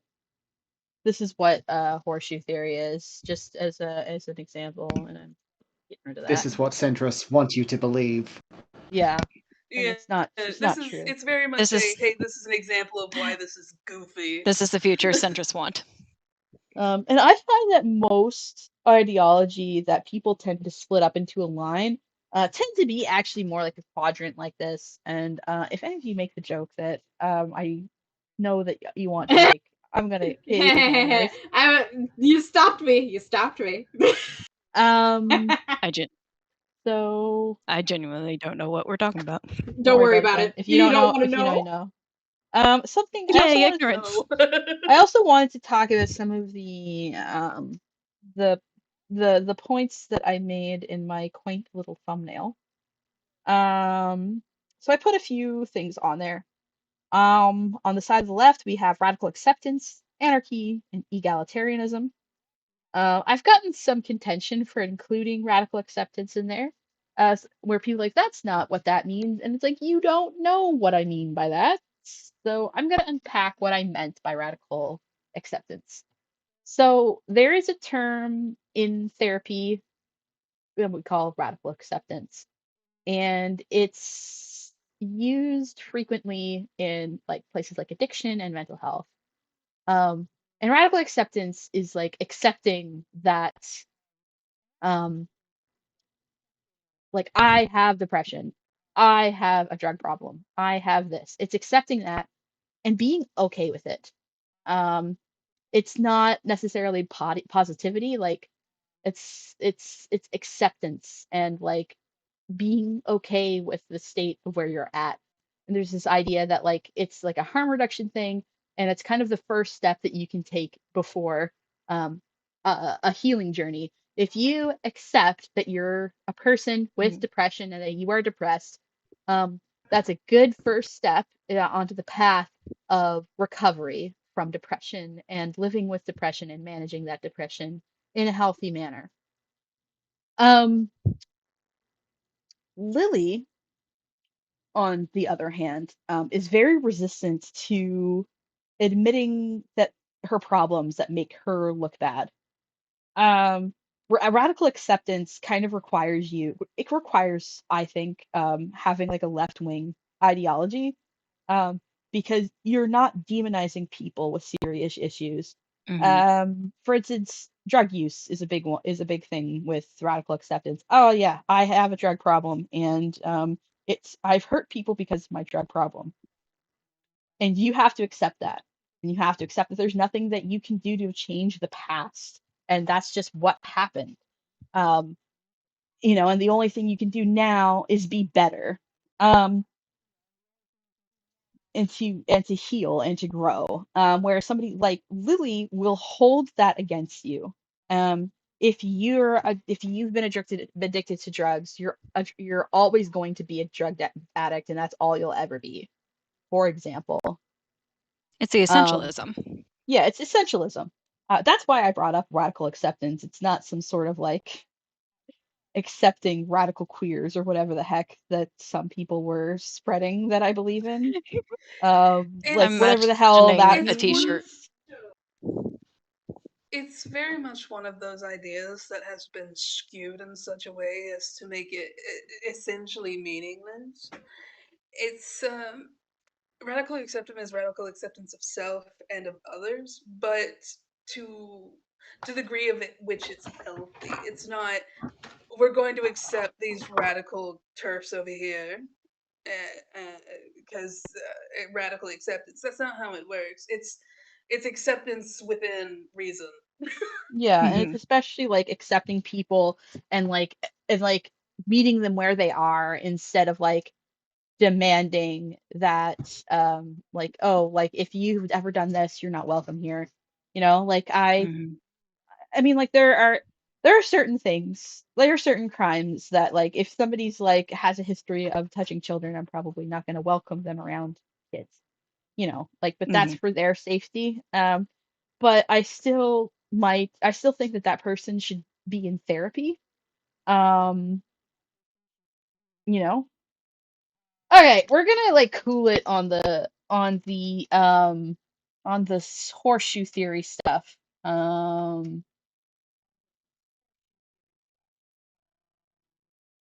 Oh, don't get me started on stoicism because stoicism isn't what people think it is.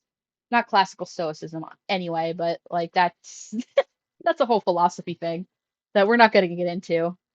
Um, but yeah, it's really Oh hard no, for that's lay my people. friend. Rue, don't go into your spurg about stoicism in public, please. I love you. Don't do this to me. I'm trying to be cool. You're scaring the hose, Rooster. You're scaring the hose, Rooster. Wow, not very stoic of you. Whoa. Not even Okay. stoic. They're just. Oh, did I want to audio? say something. Okay, go for it, Mothra. Sorry, I want to say this. I want you guys to open your craniums, open your skull. I'm going to put this directly into your brains, and I need you to understand and think about it. Believing in human rights issues is not a political ideology. It is not. Believing that people should have housing and food and should not be murdered for race, religion, sexuality, or gender or anything else is not a political ideology. It is human rights, and that inherently believing in human rights issues does not make you inherently a left-wing person. Yeah.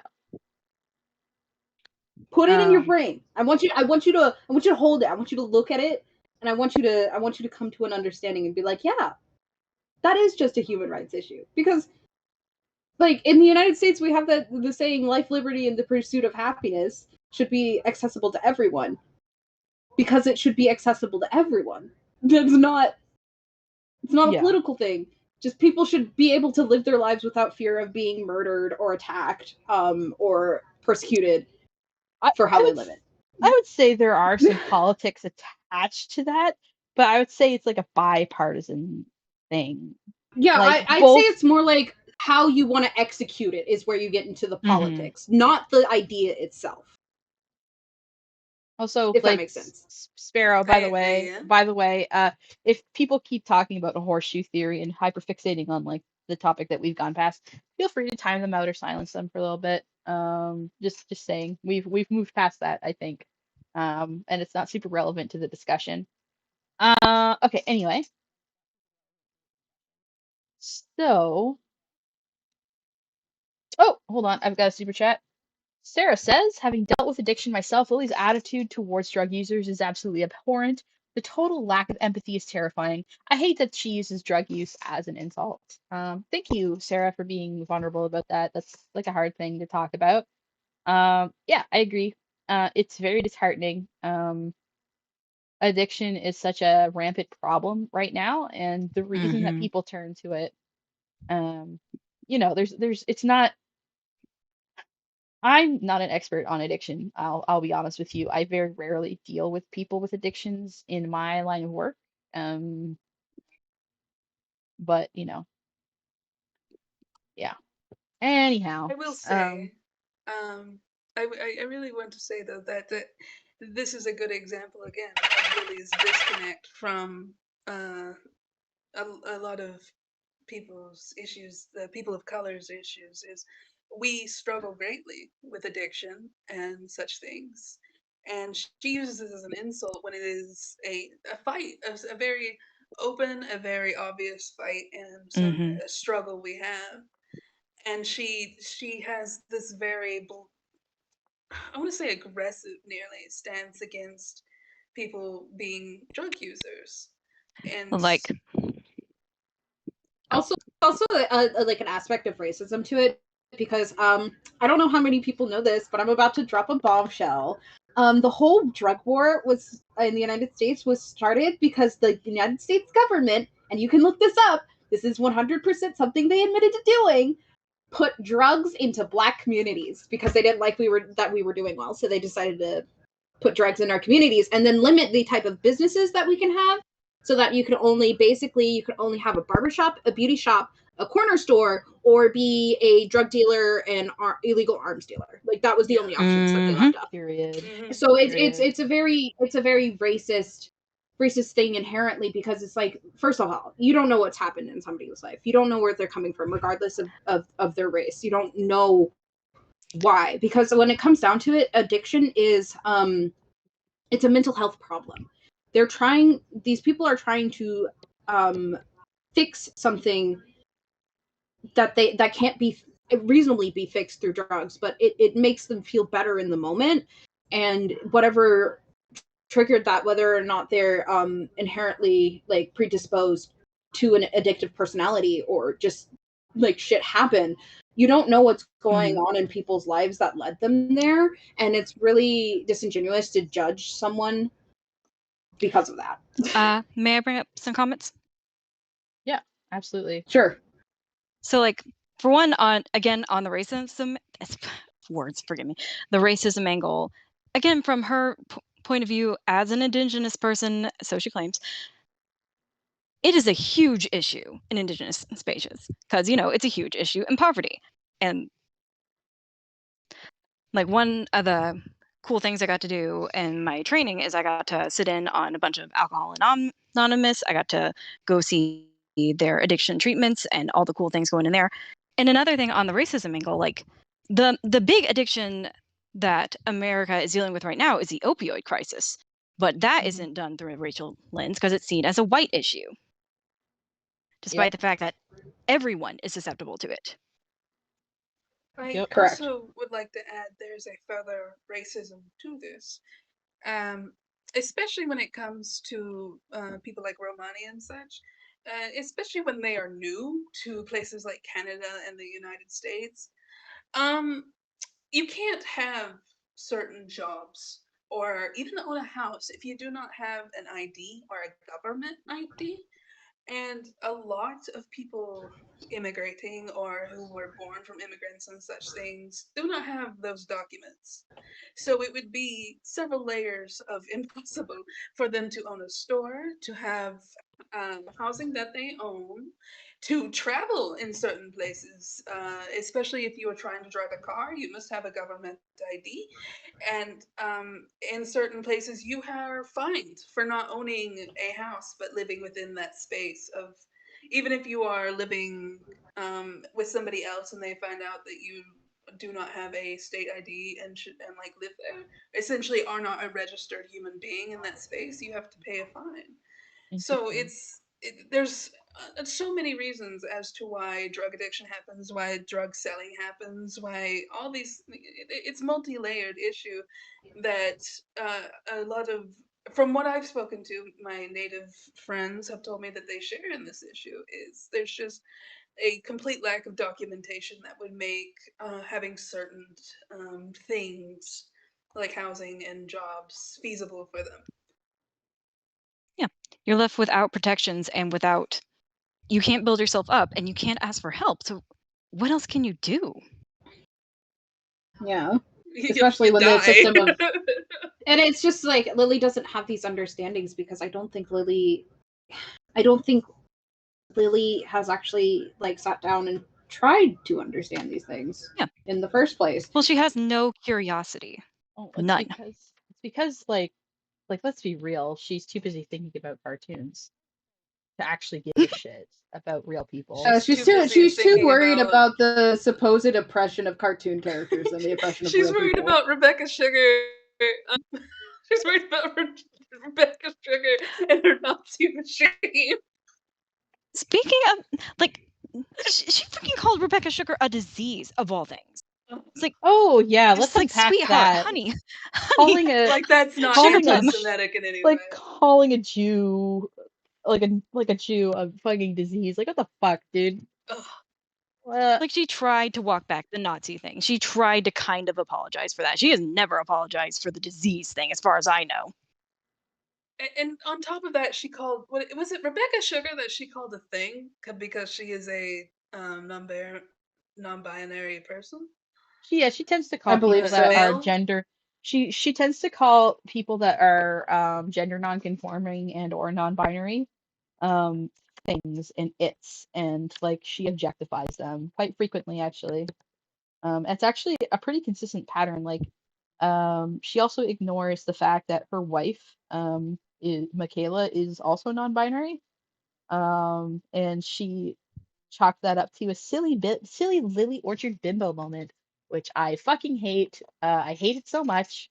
I hate when trans people play into disgusting gender stereotypes to like A, soothe their own dysphoria, and B, like make it so that they can't be held accountable for their fucking actions. Like, oh, I'm just a stupid widow bimbo. I'm a girl. I'm just such my girl brain. Oh, Oh, I can't. Like, I'm so girl stupid. moment. Oh, girl If moment. she like genuinely held herself accountable for anything ever, I think she'd burst into flames. Something would in her programming would snap. Just steam coming out of her ears, smoke. But see, that's the thing. She can't hold herself accountable because her moral framework is already that those who have transgressed must be punished, and she doesn't want to be punished, so she can't have transgressed. Checkmate. Oh my Mhm. god, big brain moment from Yeah. Bella. And Yeah. another Can we get that another on thing a? with that Can we get the cross stitched on a pillow?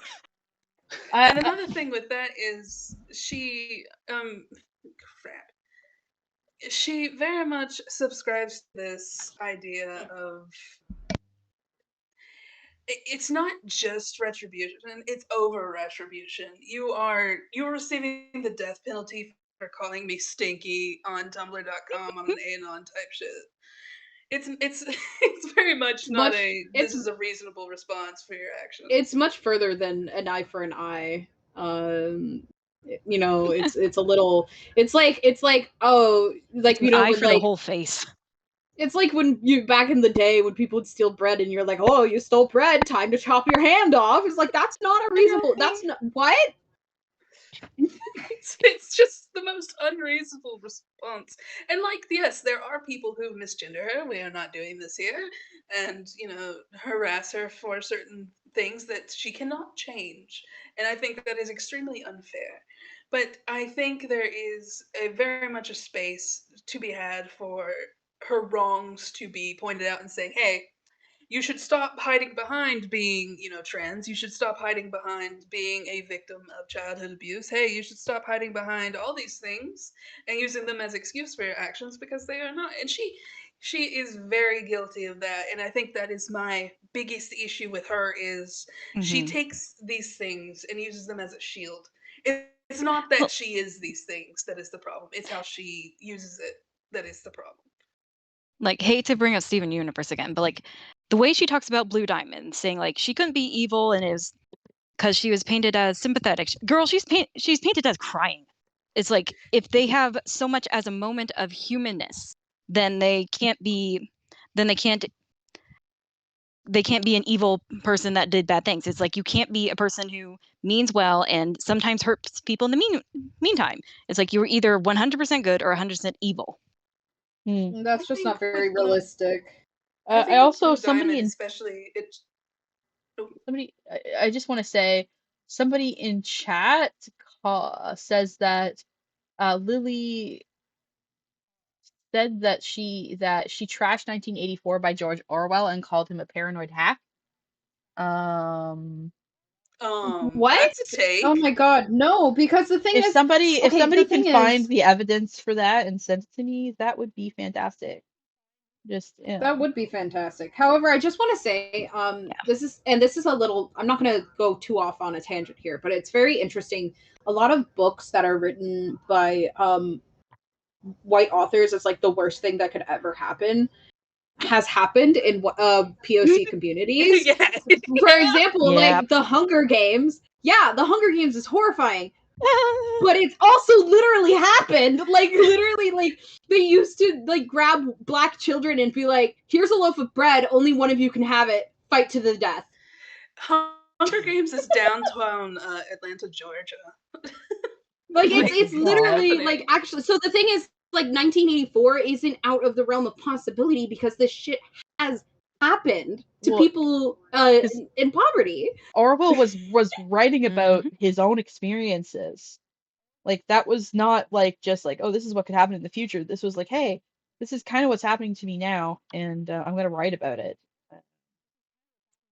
Hence And the also, title 1984.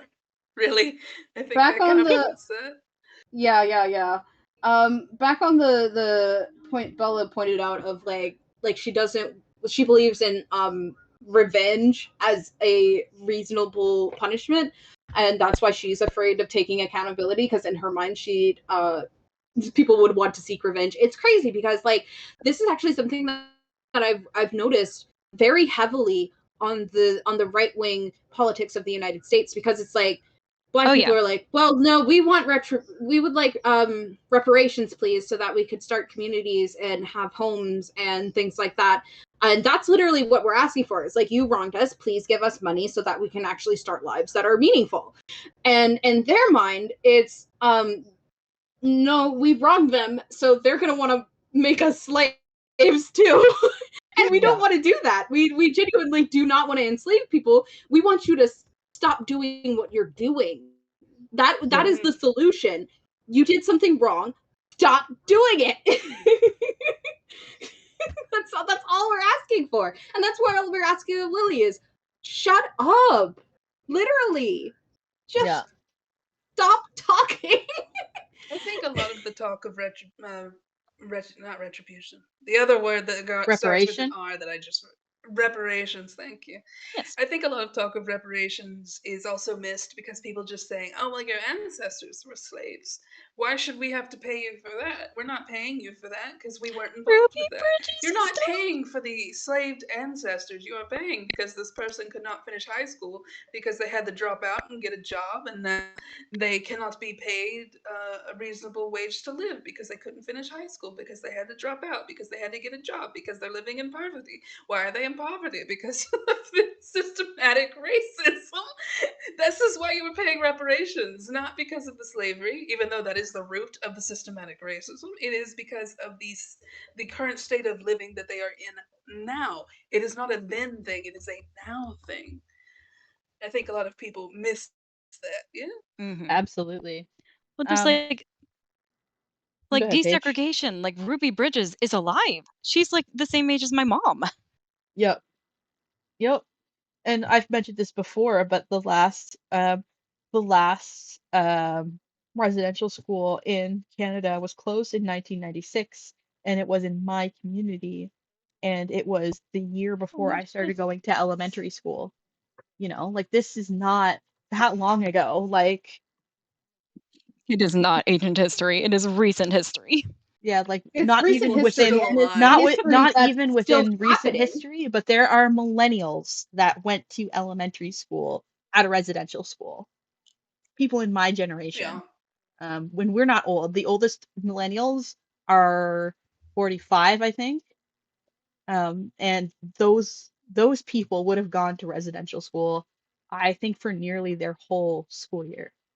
They are old enough to be Golly. they are old enough to be parents, you know, and Heartbreaking. like I can't even begin to describe the damage that fucking causes. Um, all Thing right, that I've heard, it's very like horrifying. yeah, It makes yes, me it want to is. cry, actually. There's Mhm. so much shit that went on in those awful places. Like Um, it's a bleak joke that me and my friends that like I've worked with in Turkey Nation that the only way to get healthcare in America is to have 90% of your population genocided. Otherwise, that's your only prize is like you can manage your own healthcare. Otherwise, broker contracts left you to die of poverty. Who cares? Who cares? We want that land back.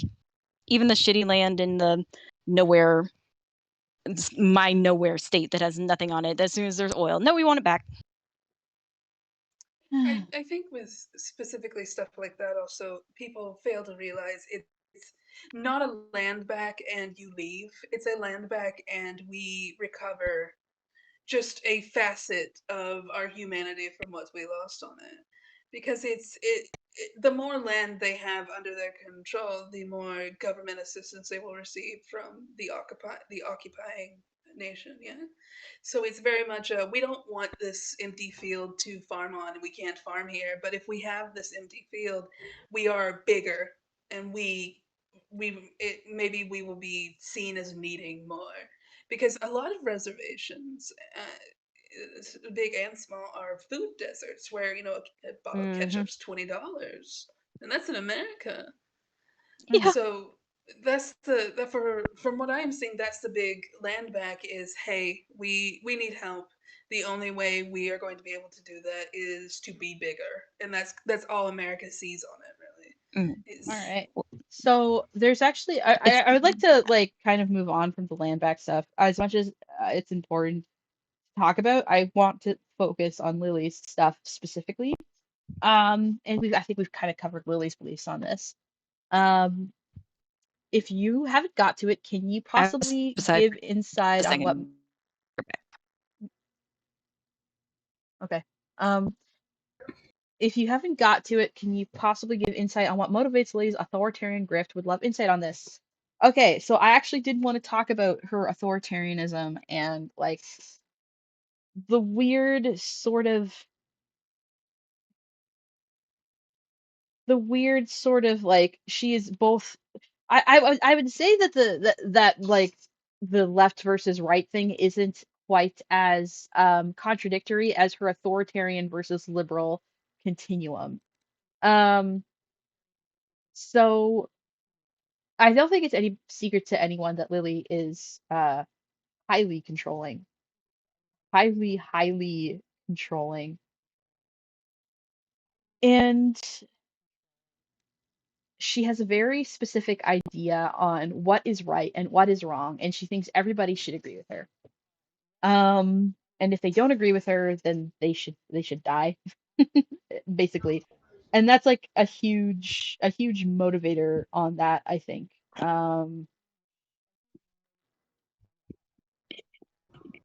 So I think when it comes down to it, what motivates that is for her sense of control, and because she wants everything to align with her. Like, let's talk about like the I guess it is kind of related, the land back stuff and the rural decay stuff. Um, so instead of, and we're gonna talk about it in real life terms, and we're gonna talk about it in how she critiques media. So first, we're gonna talk about her shit with the where'd it go? Her stuff with, let me open it, with this ask. Um, why isn't that opening where I want it to? Oh, because I have this still up. This ask right here. So saying that you want to take money out of these communities and leave them to starve is like you want to control these communities. And then if we look at it from the way that she's, yeah. The chart is still in front of the ask on the screen. Oh yeah, you guys have a little bit of a lag, but I hit it. Okay. It should anyway. It should be gone. Um, No, it's there. so You're good. okay, so it's also like we could talk about how she views characters on Korra, and because that's been a hot button topic for her, and she's bringing in politics, of course. She thinks that Kuvira was right. Um, where the thing is that like Kuvira was an imperialist. She was going around taking up, you know, um, taking up villages and towns and like their own like individual provinces and like being like join me or die. That's authoritarianism as well. And like that's kind of like some evidence on her political views. Whereas like if somebody has sovereignty, even if they're doing something that you don't agree with, they should still have that sovereignty. Right? I think the leftist she thinks Kuvira was right, Ricky or Robin.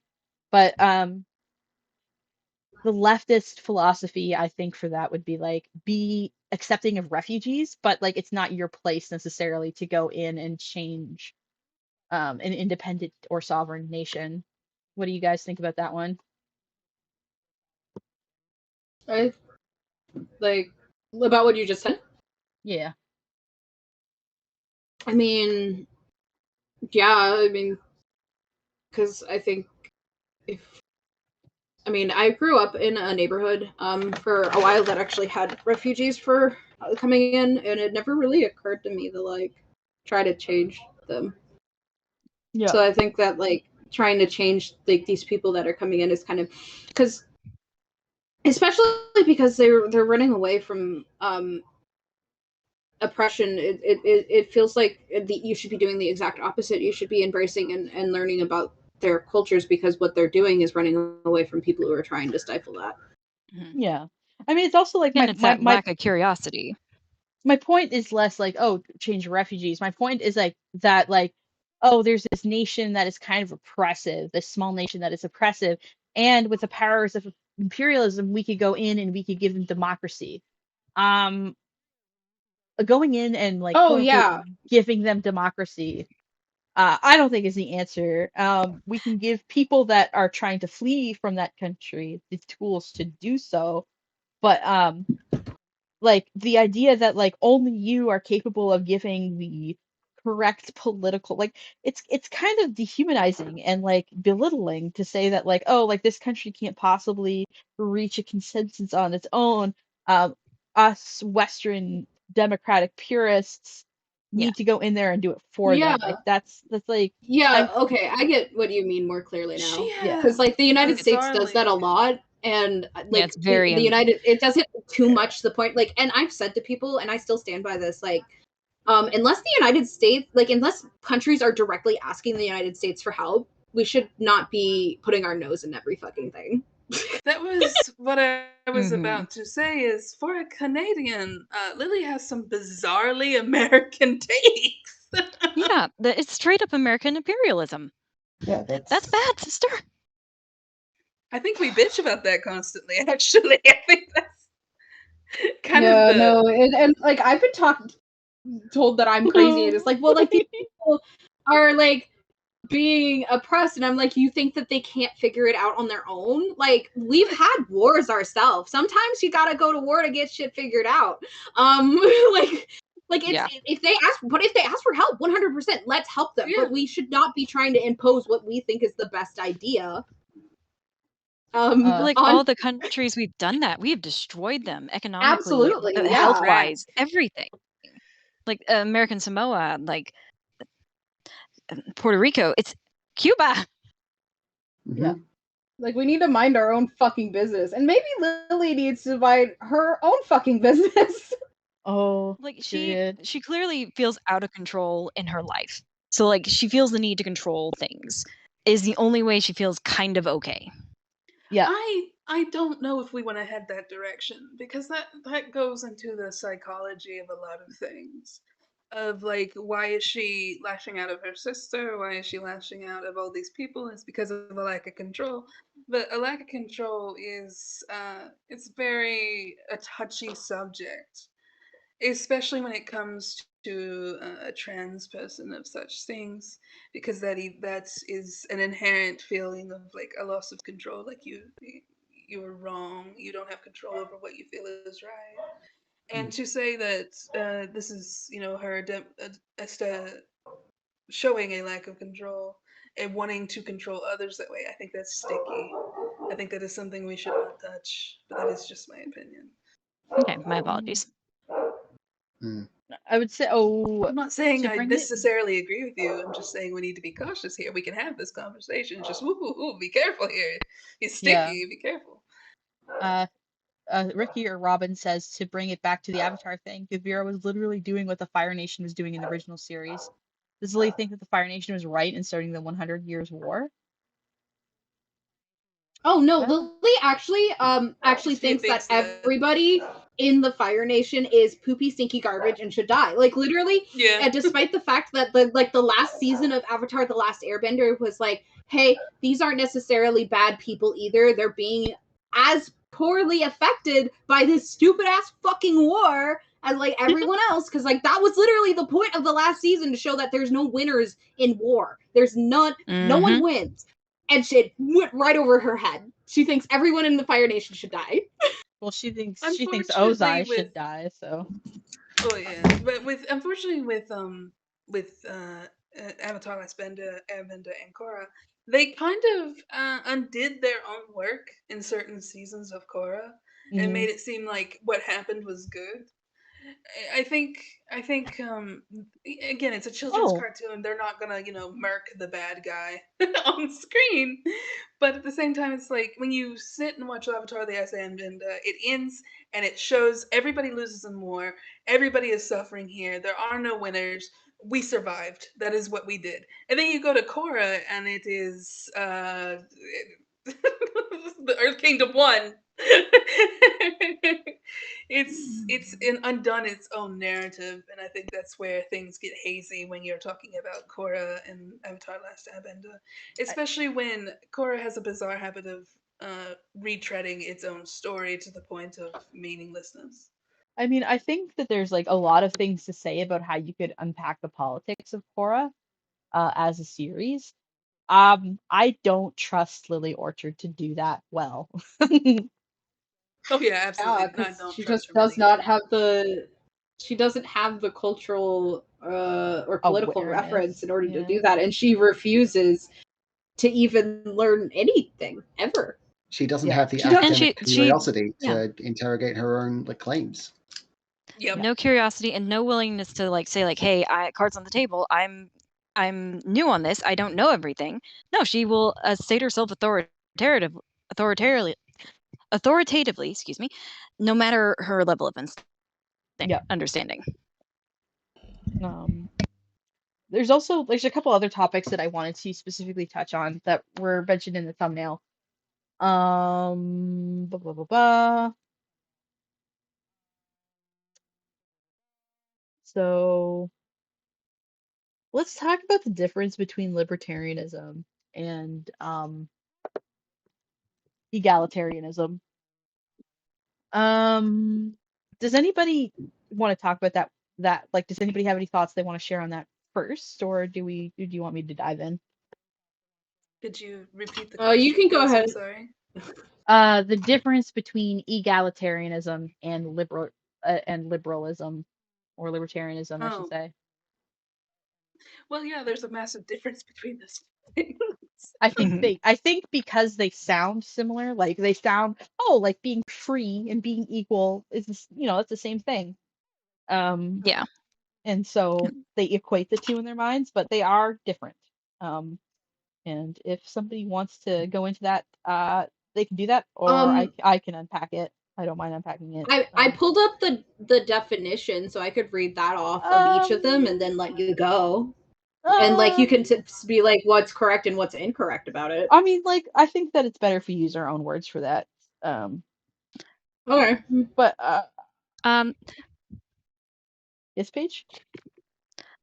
Oh, just I'm maybe thinking that you're using a different term, but like if we're talking about kind of the positive freedom versus negative freedom kind of thing. Yeah, it's similar. Yeah, it's similar in concept.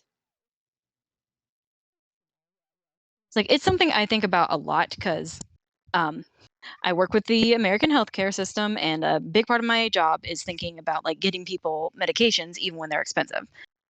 And the frustrating thing is that there's no reason for a lot of them to be expensive because they were made with taxpayer dollars, or they were made 30 freaking years ago and are so cheap to produce you can't even believe it. But the positive freedom is like, well, nothing is stopping us for charging, as an example, $600 for an EpiPen, which can save your life in an anaphylactic shock. Yup. Versus like that's something that can save someone's life. They need, because that is a person that you care about, they need to have access to it, and we're all better off if we have access to it. Let's talk about EpiPens. Let's talk about EpiPens as a great example of egalitarianism I versus... have opinions. Oh, I'm sure you do as a pharmacist. But like, yeah, it is libertarianism to be like, well, I own the rights to the EpiPen, so I should be able to charge $600 a pop. That's libertarianism. Egalitarianism would be like, hey, everybody who has real-world example of diabetes. what happened. Yeah. Let me just finish this thought and then I'll hand the floor over. Whereas libertarianism would be like, hey, not libertarianism, egalitarianism would be, hey, everybody that has a debilitating illness that could kill them should have that medication for free. Like they should, because that would make them more equal to everybody else. You know, it would put them on that would level the playing field for them. That's the difference. Just so we're clear. All right, Paige, you go ahead. Oh, like the 600 thing for the EpiPen, that's a real world example. I did a report on it and everything. Because in, I believe it was 2003, I believe, restrictions on drug pricings were loosened, and the CEO of the company that owned EpiPen, their explanation being that it was their moral right and responsibility to make as much money for the company as they can, decided to raise the price of it by 600%. From something that is, the medication itself is about 50 years old. The pen itself that delivers it, probably a little bit newer. Probably that costs about like $10 to make, give or take. Though again, you should just be able to give it for free. But the epinephrine itself, that costed the delivery thing, probably $10. But since people that need it, they will have to get it. They don't get a choice in that. The libertarianism, it is their right to sell it at that price because nothing's stopping them. Whenever the goal is profit, the goal is your own self. You don't ever think you'll be in the position where you'll need to buy that EpiPen. That's where your values lead you. I think where this comes into context with Lily is her views on violence and the death penalty, as mentioned before. Like, just because you can beat the shit out of somebody because they piss you off doesn't mean you should. I think that goes without saying.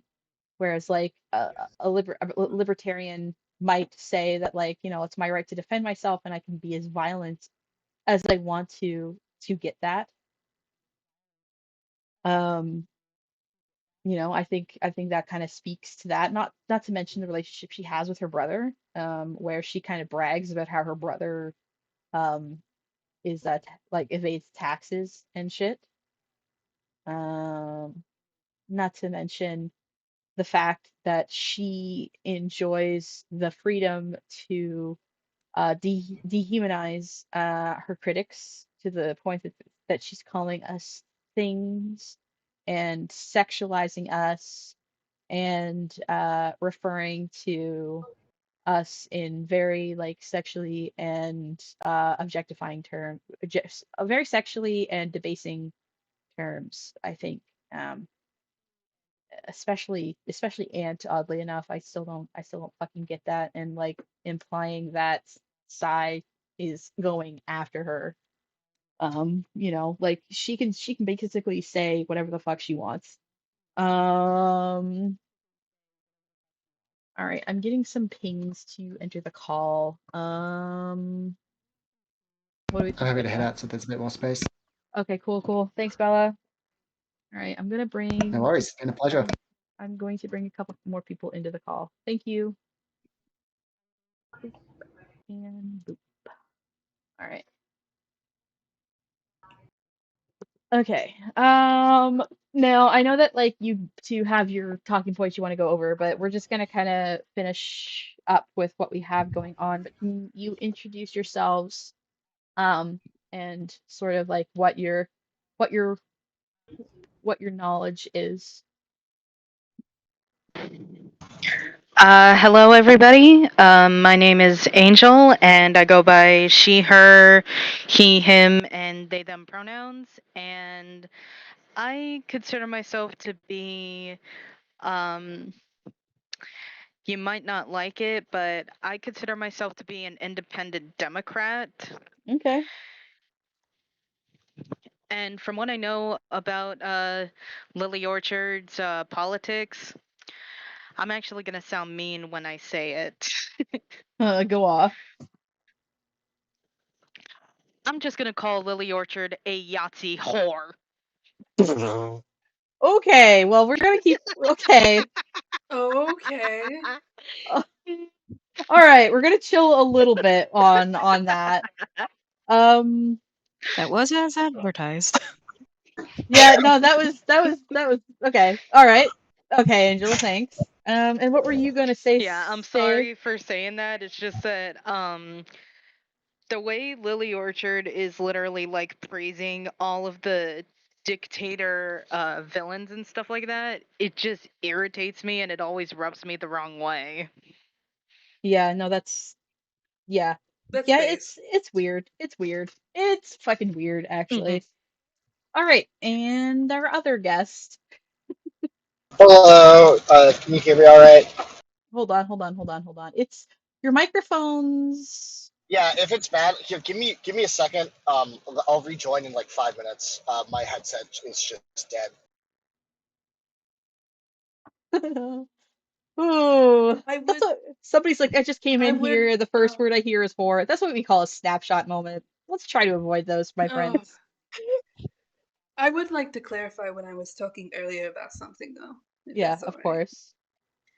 Earlier when I said we need to be careful about calling for the control thing is because it could be opening a door and it could be um seen as delegitimizing her transgender self, because that is a talking point for certain groups of, well, then they can't control anything in their lives, they become trans. So that's why I stepped in and said, hey, Mhm. we need to be careful here, Yeah. because I've Okay, heard I'm and so I've seen sorry. I that. had no idea. No, it's okay. I just wanted to explain because I feel like it's good to acknowledge these things and see these things and say, "Hey, this is why I said that."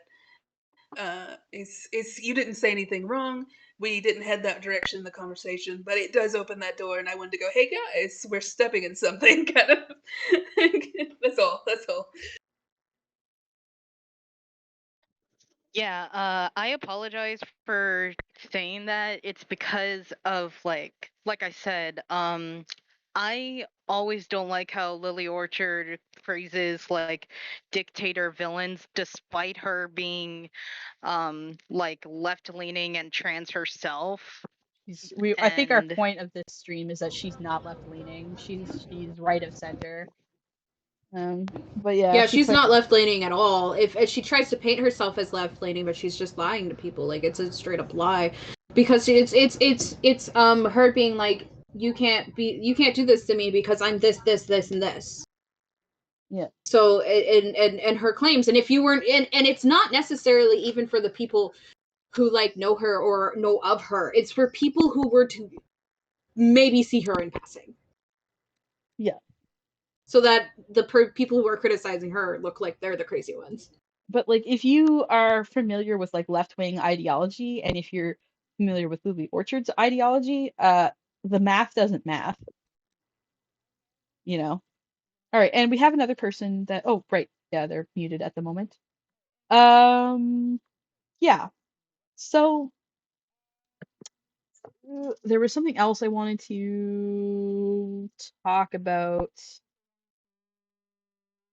Social hierarchy and conditional tolerance, which I put under the these are things that Lily believes in. She just might not arrange the social hierarchy in the way that most people on the right would. Um, so, all right. Sphero or Oh, Mothra, can you please block Zeogle? Because I'm actually kind of getting tired of the horseshoe theory crap. Um, I'm kind like I feel like it's going in one ear and out the other, and it's just causing arguments in chat at this point. Yeah, give me a second. Who did you say? Zeo Gold. Zeo Gold. Okay, yeah, no, they're just like incorrect about this. It's like I feel like they think that just because Lily is trans that makes you a leftist. That's not how that works. Yeah. They're And also right it's And actively also dispute I just that. want to say Krim is probably the most left person I've ever met in my fucking life. Like, it is crazy. Like, sometimes, like, when we were first like developing our friendship and stuff, there would be things that Krim would say, like, that are leftist ideologies that even caught me off guard, and I consider myself pretty left as well. But like, Krim is super duper uber hyper I'm curious. left, and I think I think that's a good thing. I don't think it's a bad thing. I'm curious what those things were that like threw you off. Well, okay, so before I agree with you now, but when we first met, like, I didn't necessarily have the same ideals with you on the death penalty and like prisons that I do now, and that actually really caught me off guard because I'd never met anyone who like because in the United States it's very much like there are people who are against the death penalty, but they're like tentatively against the death penalty. They're not like full, like they're not saying it with their full chest. They're just like, well, I guess it's like we should really look at the whole situation, and like it's people are wanting to be nuanced about it, but it's just kind of like, but then like after talking to you, I was like, well, yeah, because like looking at it and comparing it how it disproportionately affects my own community, like I can't really stand for the death penalty now that like we've had these conversations, but like because like that's like really like in the United States that's pretty left. It's like there's not a lot of people who are like 100% against it, if that makes sense. Yeah. Or like it, because and then like there's like I think there's like a slight difference in like the like you think we shouldn't really have like prison systems, and to an extent that I agree, but I think that it's more like we need to reform the prison system. But I'm a person who thinks that we need to get rid of the police system entirely because the police system in the United States was built off of slave catchers. So I feel like we align in a lot of ways. It's just like you made me think about a lot of things that I didn't think about before. Yeah, If that makes sense. I mean, like to be transparent, I think that like I think that the prison system. Here's the thing: the prison system does more harm than good. The people that actually have the power to hurt others, they're never going to go to prison. They're always going to be out there, Yep. and they're always going to be hurting people.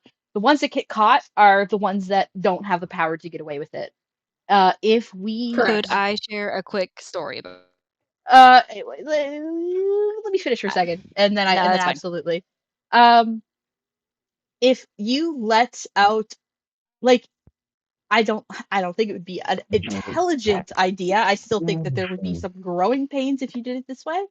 But if you opened up all the prisons and let everybody out into society again, that would probably do more good than it would cause harm. I think that it's not something like, I'm not stupid. I don't think that that's something that you can do tomorrow and like that would be the best way to go about things. But I still think that ultimately, if you did the math, that there would be more good that came out of it than bad. And I think that we need to strive for a world where prisons are not necessary. That people can like go to they can go to places where they can be reformed. I also think that like part of the reason that crime happens isn't necessarily because people want to commit evil. It's because, vulnerable people are not kept in a safe place. And I think if we like offered people that got victimized frequently, um, if we offered them more safety and social welfare, that like we would not see crime in the same way. We would not see the level of crimes that we do now. And like at the end of the day, the fact of the matter is you cannot eliminate all pain from the world. You can only like give people opportunities to heal, and like it's kind of more about how you react to the crime than like if you can prevent it or not. And like allowing people to be able to reform and like get help that they need, and for vulnerable people to have social safety nets they don't currently have right now would do a lot more to negate crime than any prison ever would. Anyway, sorry, Paige. You go ahead. No, I totally interrupted. But so a friend of my mom's, one of her teacher friends, her husband was sent to prison for a money laundering scheme. He was the fall guy. And during that time, the prison was not giving him his seizure meds the way he should. Yeah. And there was at least one incident where he was seizing bad and something huge on him. And I forget if it broke something, but it was a bad injury. And he's been out. He's on some kind of probation. He hasn't done recidivism. He hasn't gone back. But his seizures have never been so bad. They took a in control condition and tortured him into being torture is held into a point where we don't know if he'll ever recover. And the person who did the real crime, scot free, no issue. The crime, no one got justice, and we hurt a person who did not deserve this crap. So prison as it is in America, not a fan, to put mildly.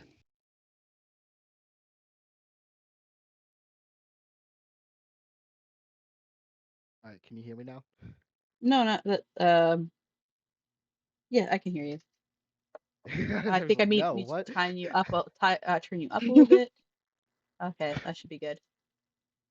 All right. Hello. Yeah, you can call me Mason. Consider myself to be a leftist. Yeah, prison abolitionist as well. I don't really put like a big label onto what I am, but I typically ascribe to a socialist umbrella of whatever democratic socialist democrat, and whatever. But yeah. And I'm also a lily orchard enjoyer. Enjoyer? Is that really To say, like uh, Lily Orchard garbage enjoyer, or just like you're a Lily Orchard yeah, fan? garbage enjoyer. Yeah, like it's my slop. It's your guilty pleasure Yeah, media. exactly. Yeah. Mhm. You sit down The Same. double take and I did on Lily Orchard Enjoyer. Oh, I know. Yeah. All Yeah. right. So,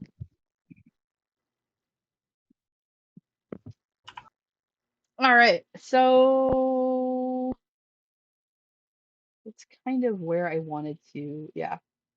So I kind of revealed my politics a little bit more than I ever intended to on this channel, but it's okay. It's kind of relevant. But um what's that thing that there was something. Who sent it? I think it was Bella that sent it in. Here it is.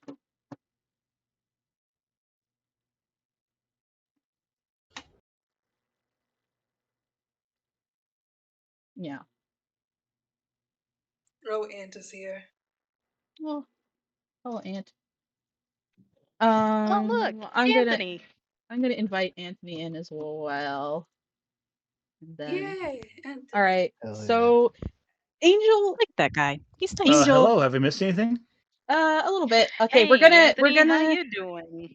we're gonna introduce Anthony, and then Angel had something that they wanted to talk about as well, and I wanted to give them the space to do that. So, Anthony, Oh, 100%. introduce yourself, please. Hello, my name is Anthony. I've done a couple YouTube videos on occasion. Yeah, Uh, a couple. I've done a couple YouTube things. I've done a few things. I've talked about Lily Orchard once or twice. Nothing significant though, I don't think. I saw you streaming and I decided to jump in because I felt like being included, even though I missed everything that happened beforehand. It's okay. I Well, think you kind of missed the. Oh, sorry. that's okay. I I think I was we just gonna talked about explain to having. Anthony that Well, I was just going to explain to Anthony that I called Lily a name, which is kind of not appropriate. Whoops. Oh my god, you said she was a brony? I'm not a brony, a Peggy sister? Oh, no. Okay. I called her a Yahtzee W. No, no, no, if No, you okay. will. All right, let's not go there again. But you specifically wanted to talk about, as I recall, The Wall and Pink Floyd and her reaction to that, and I thought it was interesting. Wait, Mhm. she had a reaction to The Wall? Of course she did. If I Oh my remember goodness. correctly, I remember snippets of Lily Orchard's videos where she shit talked about Pink Floyd, and she claimed that Pink Floyd are Nazis because the wall depicted the Hammers, which is actually a parody of the Yahtzee's sticka. Yeah. Hang on a second. Hang on. So she saw The Wall, a movie where it's clearly satirical and clearly draws from World War II imagery in a way to illustrate trauma and pain and horror. She saw an obvious satire of fascism and of bigotry, and rather than accept that the film was saying this was bad, she thought the film was endorsing said image. Is that correct so far? Yes, and on top of that, she also claims that men can't be mentally mentally drained of something. Which, spoiler alert for those who have seen the movie The Wall, The Wall is actually based off of Roger Waters' life and his mental health struggles. Mm. Yeah, and like Yeah, and like this, his sense of isolation, right? Oh no, sorry, Was I it cut you off, Roger Krim. Robert? Sorry. Yeah, and there's like a No, I lot cut of Krim off by accident too. It's okay. There's like a lot of stuff there about like the British school system and how it like the school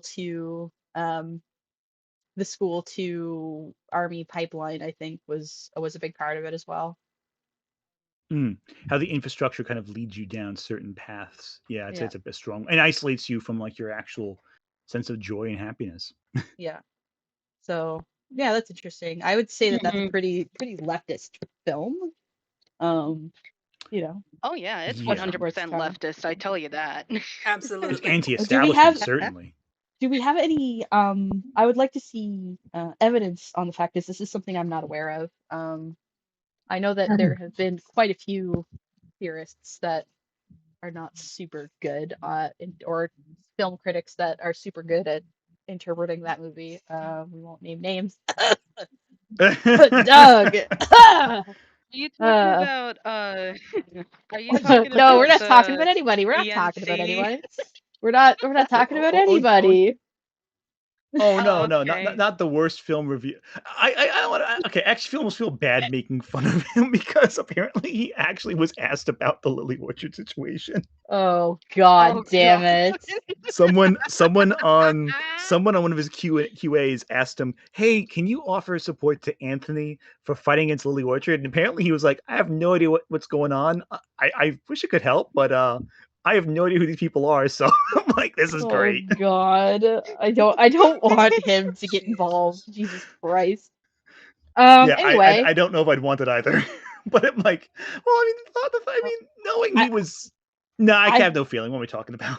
I would prefer if that's the case, if that's true and real, if we got some evidence on the fact. I'm not saying that I discount it, but it's easier to kind of present it to the world and to the community if we have some proof on it, because that sounds like that's a pretty big claim, and I personally haven't seen any evidence of it. Not saying that it isn't real, but it's easier Of the to Doug back that Walker up. thing?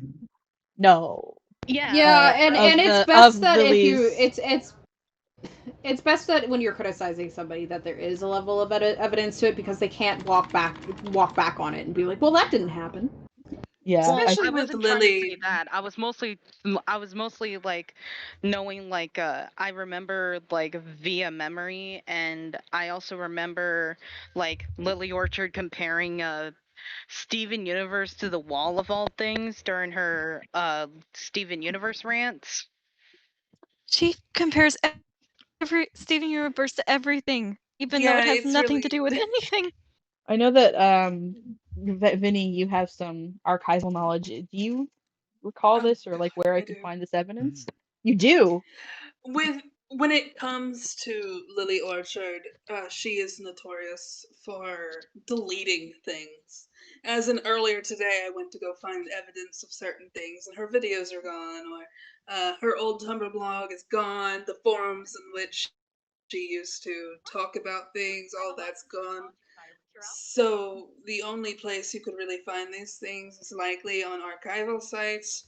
Take your pick. I'm not going to tell you to go anywhere in particular, but if you want to find that kind of information, the best place would probably go to an archival site, but finding it will be particular.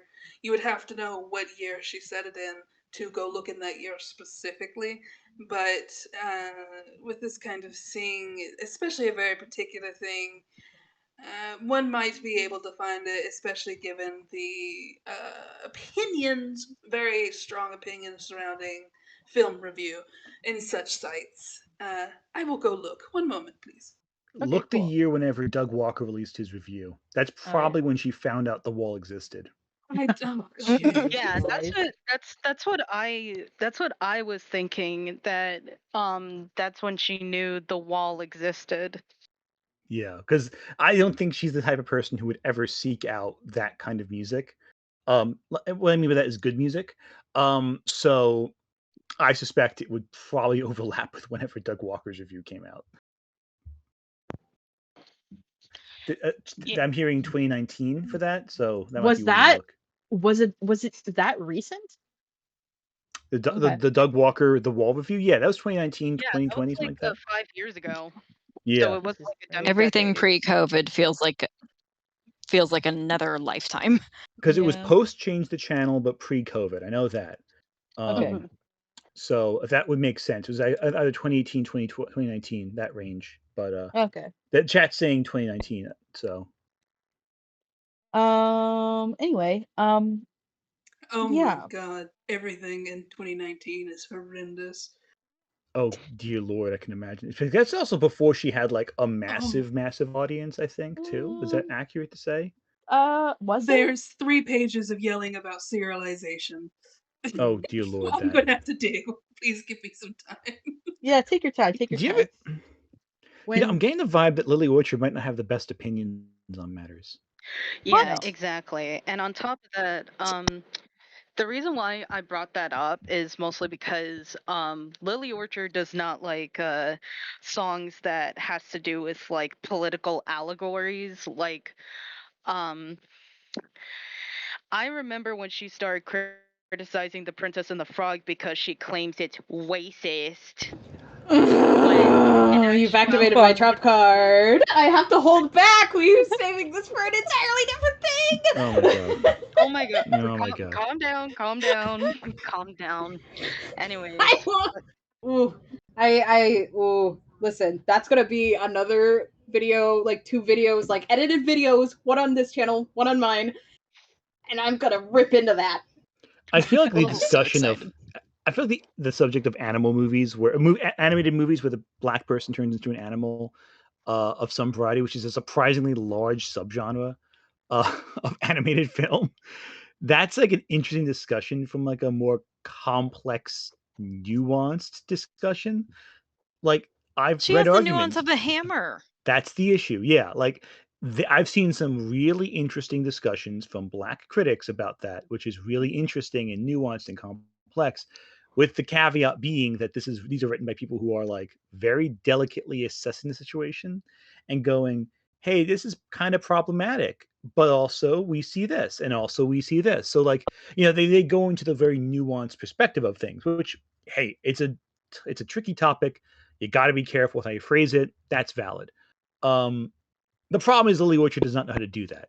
She doesn't know how to be nuanced. It's either all Well, this or all also nothing. the thing is like, since Lily's like, and I'm White? attributing this because she's Yeah. not black. She's not black. She doesn't have that cultural understanding of where things are coming from and she doesn't want to take the like 5 seconds to figure it out. So it's just because like I think that I think that white people can have an opinion on this film, whether it's racist or not, but you actually have to know what's racist in order to actually pick out what the racism issues would be. Like you have to know what you're and she doesn't have that information. She doesn't have that information, and she doesn't want it. Hey, Krim. And she I'm doesn't gonna want to make an send you argument. something She I just found wants to on loud. accident. I accidentally Oh. stumbled on something I think Oh you should see. boy. Oh boy. no. Oh boy. Oh Put dear it, lord. stick it in the chat. Or into my You were not DMs. going to want me to put this in the chat. I will say that much. Oh dear lord. Oh god. I'm actually gonna prepare my lily white butt for this. I am anxiously anticipating what you're gonna show us. That's up to Krim. I send it to them privately. If they want to show it, okay. But I'm gonna go over here. Krim, I'm partially curious, but also if you think it's really screwed up, don't worry about it. Well, I mean, I want. Do we need our send it to- hazard suits? DM it to me. I want to see it regardless. Yeah, I'm curious. I want to see it too.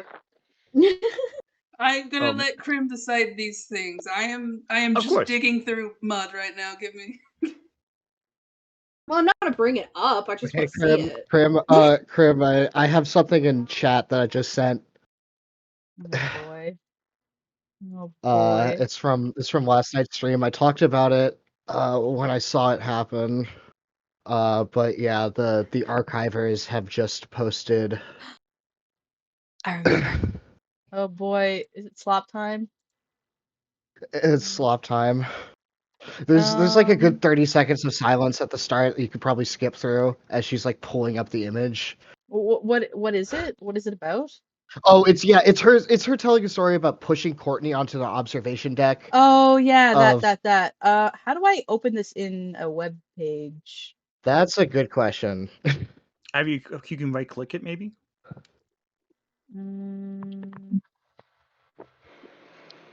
Oh, is that the Open link. one of Lily Orchard's streams? Yep. Yeah. I'm not sure if I want to watch it because out of all of the Lily Orchard clips I've always seen when it comes to her live streaming, I always cringe a lot. Like literally a lot. Yeah, Here's the honestly, thing. I don't know why she live streams. I don't think that anybody who has written a manifesto cannot be cringy. I feel like if you've written a manifesto, you're cringe forever. or a terrorist, one of the two. What are the two? Or both. Well, being a Yeah. terrorist is cringe. Yeah, exactly. I feel like it's one or the other, if Always. not both. But like, This no, sounds the like a problem- freaking PSA. I mean, Well, I the don't problem think with Lily Orchard streams is they're so boring. Like, I was considering like, because like on my Discord we were seeing like some, members of my Discord going through some of Lily Orchard's streams, and like I would just see clips of it, and I was like, this is the most exhausting soul training Doesn't thing. do anything. Well, she's You might not as a- well watch She paint types. dry. Oh, She just it's types, like- and like like the whole typing fan- is. Here's the thing: typing is not fun to watch for other people. Like it's fun. I love writing. It's just an engaging thing. It's also a solo thing. You know what the most boring thing in college is? Going to your friend's dorm and they have to write a term paper and just waiting for them to get off of their butt doing the term paper. Do you want to? Would you want to pay money to see your friends write a term paper? No, because it's boring. That's why you don't do that to your audience. Speaking, my next stream will be just me writing a term paper for my next college submission. I joke, but I've actually graduated college already, so it's not gonna. I mean, I graduated college several years ago. I found another nugget. yeah. This one can go in the general, though. This one is acceptable. All You're right, talking so about your I'm vines with the All right, so Palpatine avatar is killing me. what I'm gonna do right now is I'm gonna share my screen. You're not gonna see anything. Actually, you guys can see something. You guys can see it. But the stream's just gonna hear it because there's not really anything going on in the stream that matters. But I'm sharing it now so you guys can listen to it live. And I'm gonna play through Okay. it, and we're gonna have. Oh It's god.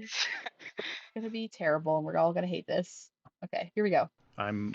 Oh, We're you all want to gonna know a die time of I cringe. was really mean? When we were 12, it's like me, like the whole family went to Toronto to do a bunch of stuff. One of them was on the CN Tower. Now, if you've never been to the CN Tower, hang on a second. I've been there. I have not. Cartoon Network Tower. It's really tall. Oh, okay. Oh, it's not actually the Cartoon Network Tower. No, it's the Canadian Network Tower. Oh, that's unfortunate. I would hope to go to the Cartoon. I mean, David Zaslav probably took down it took down that tower if that's the case. For a tax write-off. I hate that you're right. Yeah, right.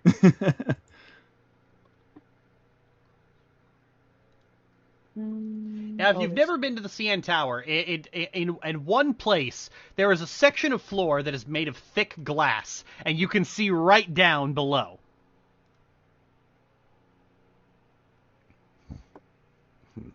Stop it. I hate it. Well, here's the fun part. I pushed Courtney onto it. I went onto the glass Why is floor. that It was funny? great. Courtney wouldn't go onto the glass floor. I pushed her onto it. Why is that funny?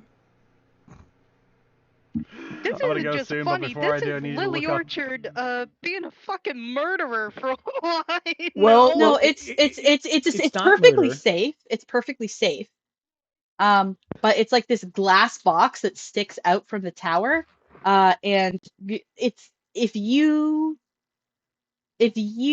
have a fear of heights, it's really scary. I've been on that little glass box and pushing, and she says we were 12, but like Lily was 12 and Courtney was 11. Like, let's be real.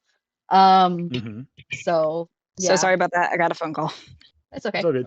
I think that I have. Also, I'm gonna have to step off. Thanks for having me. Oh, no problem. Okay. Thanks for coming. Take care. Take care. Bye, Paige. And then there were 6. Hold on. Let me find. I am putting every nightmare facet that I can find with what I'm doing into the general that is acceptable for general. But that's just cruel. Like it's just mean. Like really, genuinely, authentically mean. Like that's like I mean like we obviously it's Lily. Of course it's mean. But like that just feels like such a like she's laughing about it, but it's not funny. Because I've been in where like the position that Courtney would have been in, like looking at that glass balcony, basically was what it is. Because these Sears Tower, also known as the Willis Tower, now it was renamed, but when I went to it, it was the Sears Tower. They have a glass balcony, and I'm terrified of heights. It's the only phobia that I have. Besides like my irrational fear of roller coasters. Like I have 2 phobias and that's them.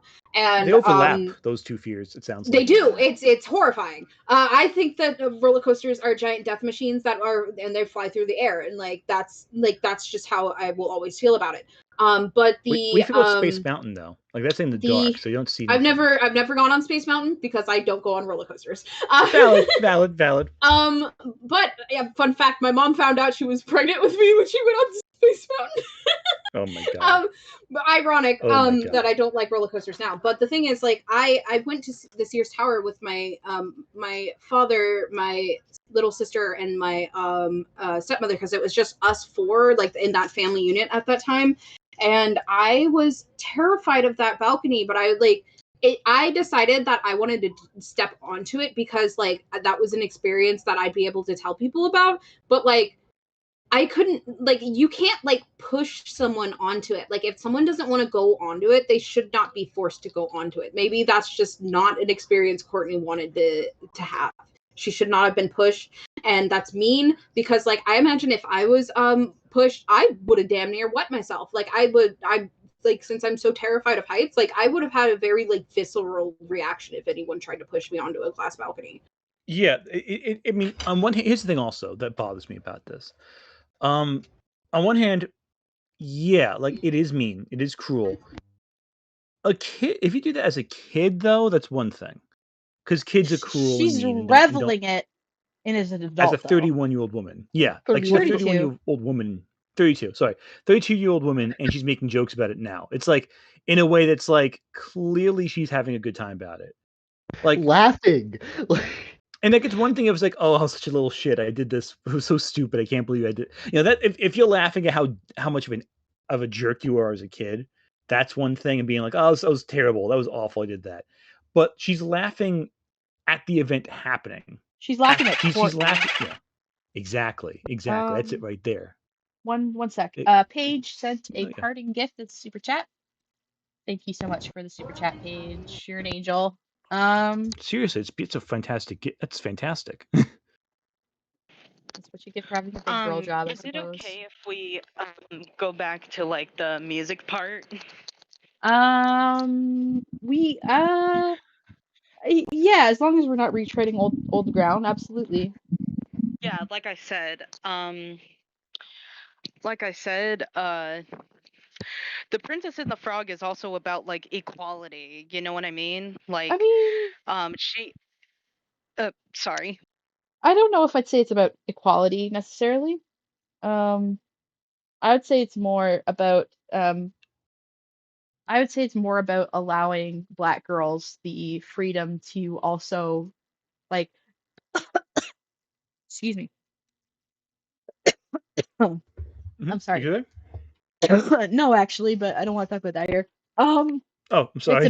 It's about giving Black girls the same freedom of being like the person that is loved and the person like because we have this idea that you got to be a hard worker, et cetera, and Mike Motherick could probably speak more to this than I can as an actual Black person, whereas I am not. But I would say saying it's about equality kind of like flattens the message of the film. Like Lily does not understand The Princess and the Frog, true. But yeah, maybe I'm not the one to point that out. You go ahead, Mothra. Well, I would also say that it's like core meanings are not necessarily about equality. And like I will get into very big detail when I do my video, but like I'd say it's more about just being given the chance to be something other than what people expect of you. Yeah. I would also say it's about like fulfilling your dreams takes a lot of hard work as well. And yeah, like sometimes like if you work hard your whole life to get those dreams and you've never given yourself a moment to love and to rest and to be happy, then like what's it all for? Yeah, and it's like there's a balance between hard work and everything. That's the thing. I don't know. I think Princess and the Frog is a really good movie, but I think it's tough to say for me it's about equality, though I'm sure it's a factor in it. And I don't know, I think Princess and the Frog is a beautiful movie, but I also feel like Lily doesn't really watch the movie for what the movie is actually about. And so any discussion about what her opinion on this movie is has to be within the context of every single time she's ever watched anything, she hasn't picked up what the messaging is. I'll say this, on one of the live streams I did, which is now live, by the way, because Lily Orchard lost her copyright thing. She really pissed me off because she misrepresented what Princess Mononoke was about. And her description of that movie indicates she has no comprehension of what the movie is actually about, which I think leads to a bigger point of discussion. Is Lily deliberately misrepresenting these stories, or is she incapable of comprehending it? And I think that's an important distinction to make as well, because if her interpretations are made out of ignorance because she doesn't understand it, that's one thing. If she's deliberately misconstruing what it's about for the sake of her, making a point, that's more malignant and thus more malicious. And it's hard to assume intent. But I think it's worth discussing if we think, is Lily just being deliberately obtuse or accidentally obtuse? Yeah. And I think that like it's frustrating the way that she yeah, go ahead. I have a question. Absolutely, go ahead. When it was September 19th that The Wall came out, and yeah, a few months before is her turn to wholesome content. And then, I'll talk to Krim about this later. It's very interesting. Yeah. It's the farther back I go, let's just say repeated behaviors. It's repeated behaviors. That makes sense. Yeah, One that's thing valid. one thing I did also want to bring up with now that Anthony's here, Oh, the copyright stuff and ah, censorship and like how fair use and Lily's attempt to um silence Lily. And you know what? I'm going to invite Sparrow in too because I feel like it's going to be related. So I'm mm. inviting Sparrow in, and I would really like to hear what Anthony has to say about that because I think it's very close to his heart at this moment. Oh yeah, no, I've talked a little bit about the fair use topic a bit at this point. Yeah, no. So fair use, the concept of fair use, of course, I think we've established that before we even begin discussing everything else. Fair use, for those who don't know, is the idea that you can incorporate material that you do not own when critically analyzing it in a transformative or academic manner. So either you have to do something with the material that transforms it in a way where it's not just a copy of the original material, or you have to incorporate it in a way that is uh, analytical to an extent that is where you're using the information of the original to make a point of academic or intellectual purpose. It's very nebulous at times, but they are some key components that make it obvious. So, for example, if you just take, let's say, an audio clip from something and you just have it in the background of your review, that is not transformative. You're just using the music. You're not changing its use. You're not doing anything with it. It's just taking that music and um, using it for its intended purpose. However, if you take a clip from a movie and use the clip to justify a point you're making in a review or analytical content, that is transformative and not a replacement of the work, but using the work in a transformative manner. Live streams, typically reaction streams, can sometimes be fair use if it meets certain requirements. And that requirement is how critically analytical you are of the piece. Um, there's a famous case where the H3H3 podcast was sued because they reacted to a video that was on the internet. A lot of people say they cut up the video, and they did, but like the majority of the video was in their review. The H3H3 was sued and they won their case because the judge ruled that the case was that the video was altered in a way that was transformative, analytical, and this legal precedent made it so that all cases, well, not all cases, but the majority of cases where a live stream reacts to material and shows that they're analyzing, reviewing, being critical, and that the reaction content is used as a means to spur on discussion separate and connected to the video, it is transformative enough to qualify as fair use. All of my reviews, all of Sai's reviews, all of Krim's reviews, they meet this barrier of meaning because we stop the review, we talk about what we're hearing, we discuss media beyond the content in question. We talk over, even talking over the video counts as transformative. Um, it is not a substitute for the original. Lily striking these videos is a clear uh, is clearly in opposition to fair use, and that I only described fair use in America. In Canada, it's even more liberal. Um, Yep.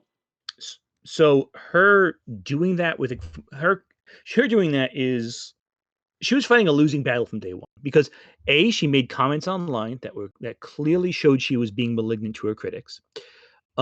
She struck videos by lying about what was actually in the video. So she said my entire video was her content, and every one of Sai's videos were her content. And she didn't just say, "Oh, from this time." You know what they allow you to do usually on YouTube is say, "Oh, from this time code to this time code, they used my material, and that was against the terms of my copyright." Let's say.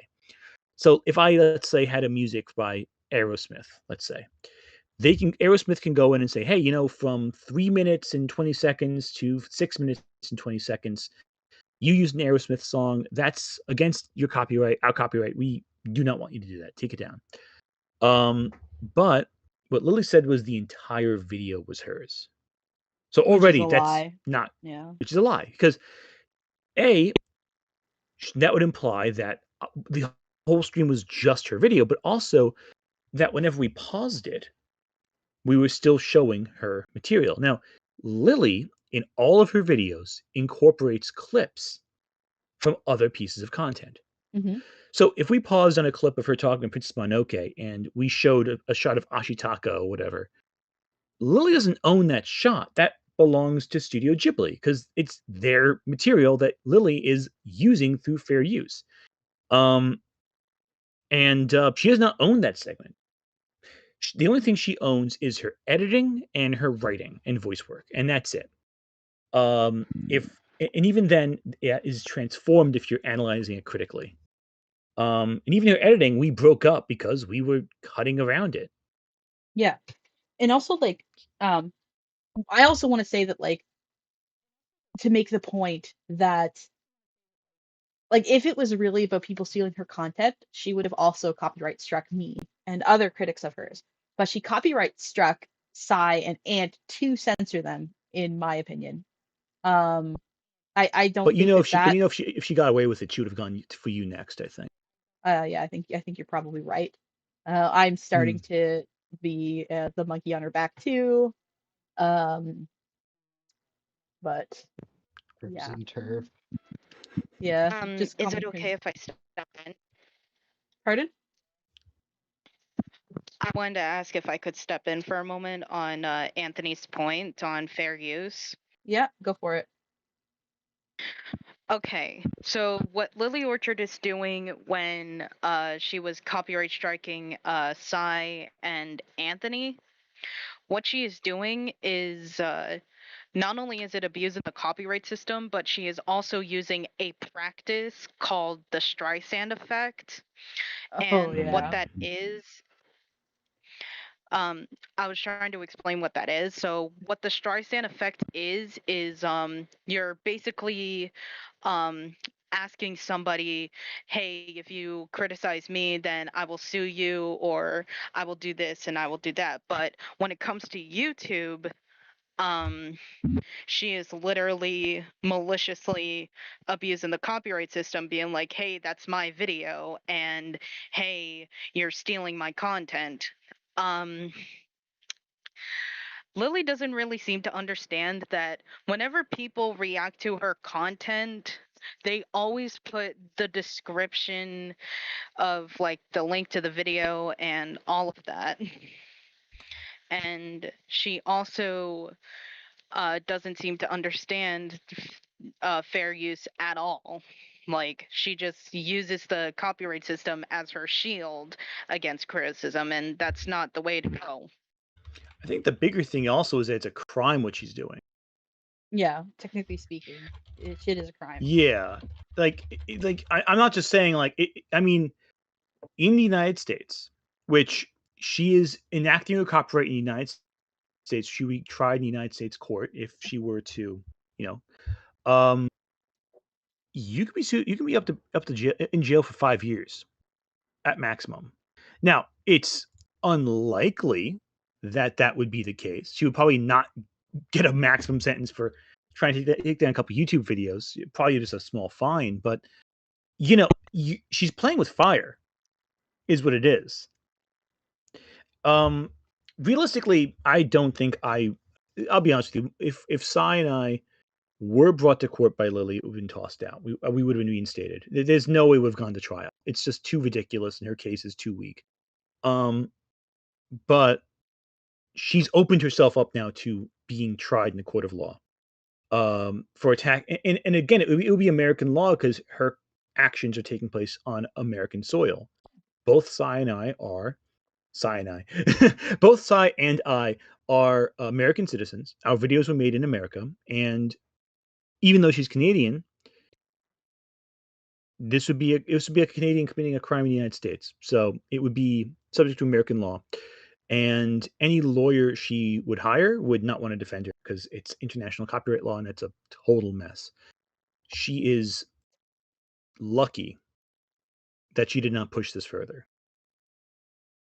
I don't think she has an ounce of an idea how much trouble she could have been if she didn't call my bluff. If I called her, if she reacted and I was wrong with my response, because she would have been in jail or fined, and she doesn't have the money for it. Can I say something? Of course, Absolutely, yeah. Sorry, Sparrow. yeah. Go Sorry, go for for it. it.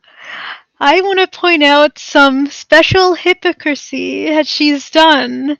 She abuses the copyright system, yet she streamed entire episodes of Legend of Korra on Twitch. Just sitting there, reacting, doing nothing. Well, she's Oh, also yeah. silenced for large swaths of them too. Like it's Yeah. not fair use at that point. It's just a Yeah, watch she's not along. saying anything. She's been doing Yeah, watch and alongs for various shows for a very, very long time. And like companies don't even like people just doing that amongst their friends, let alone Yeah, to strangers. There's stuff in place to block people from streaming things like Netflix and such over like even just Discord. I know because I run into that issue during movie night that we have on my channel. So the fact is, But she's in probably fairness, though, yeah. Turn off hardware acceleration. Well, I was gonna say, in fairness, on Twitch that happens a lot. Yes. People do stream whole movies on Twitch quite It's a lot. hypocrisy. It's the hypocrisy that I have a 100%, problem with. 100%. I don't yo 100%. ho ho pirate's life for me. But like the hypocrisy is insane. Yeah, no, that's the issue I have too with it. Honestly, like if you can get away with pirating something, go ahead. I'm not even going to stop you. Especially video Minecraft. games. In Always Minecraft. pirate. In Oh yeah. Minecraft. In Minecraft. Always pirate video games in Minecraft. No, don't pirate Minecraft. Just pirate video games in Minecraft. Like, I disavow. Pirate Minecraft. I just and work then pirate here. games through Minecraft. I just work here. I love legally watching things. Yeah, me too. I love never committing a crime in my life. Sorry, go ahead, Vinny. Never steal anything ever. You wouldn't download a car, would you? Actually, hell yeah, I'd download a car. Space. All right, okay. Actually, no. Let's for real. What were you gonna say, Vincent? I have scrolled through the archive from September 10th all the way to September 25th, and there is no documentation of any wall. There is. I have seen much. Some things I wish I hadn't, but nothing involving wall. Oh. It might be something that happened later, but like like there's a lot to scroll through. But like, and like again, like it's more like of a take it with a grain of salt audience. But like, Angel, can you please mute? Your mic's going crazy. Yeah.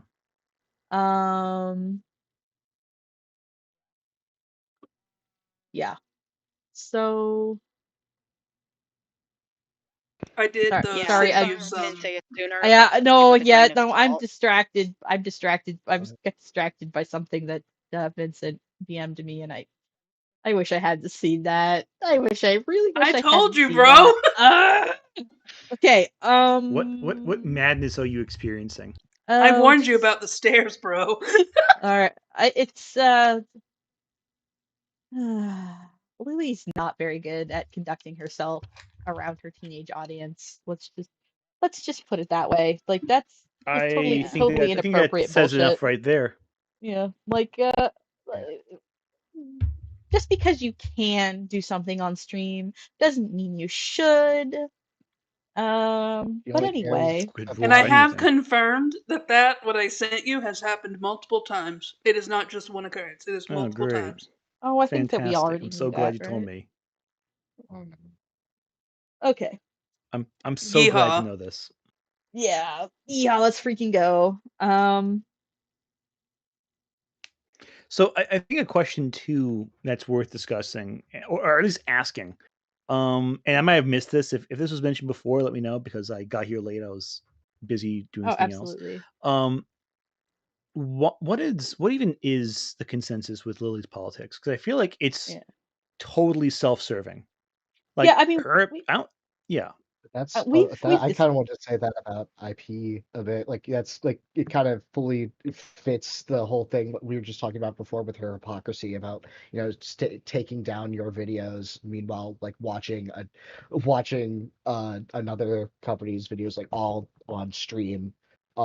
It's just like it's only self-serving, right? Like he only cares about thing like when it like she doesn't care about intellectual property of anyone else but her own, and it's I think that it's applies Yeah. to else.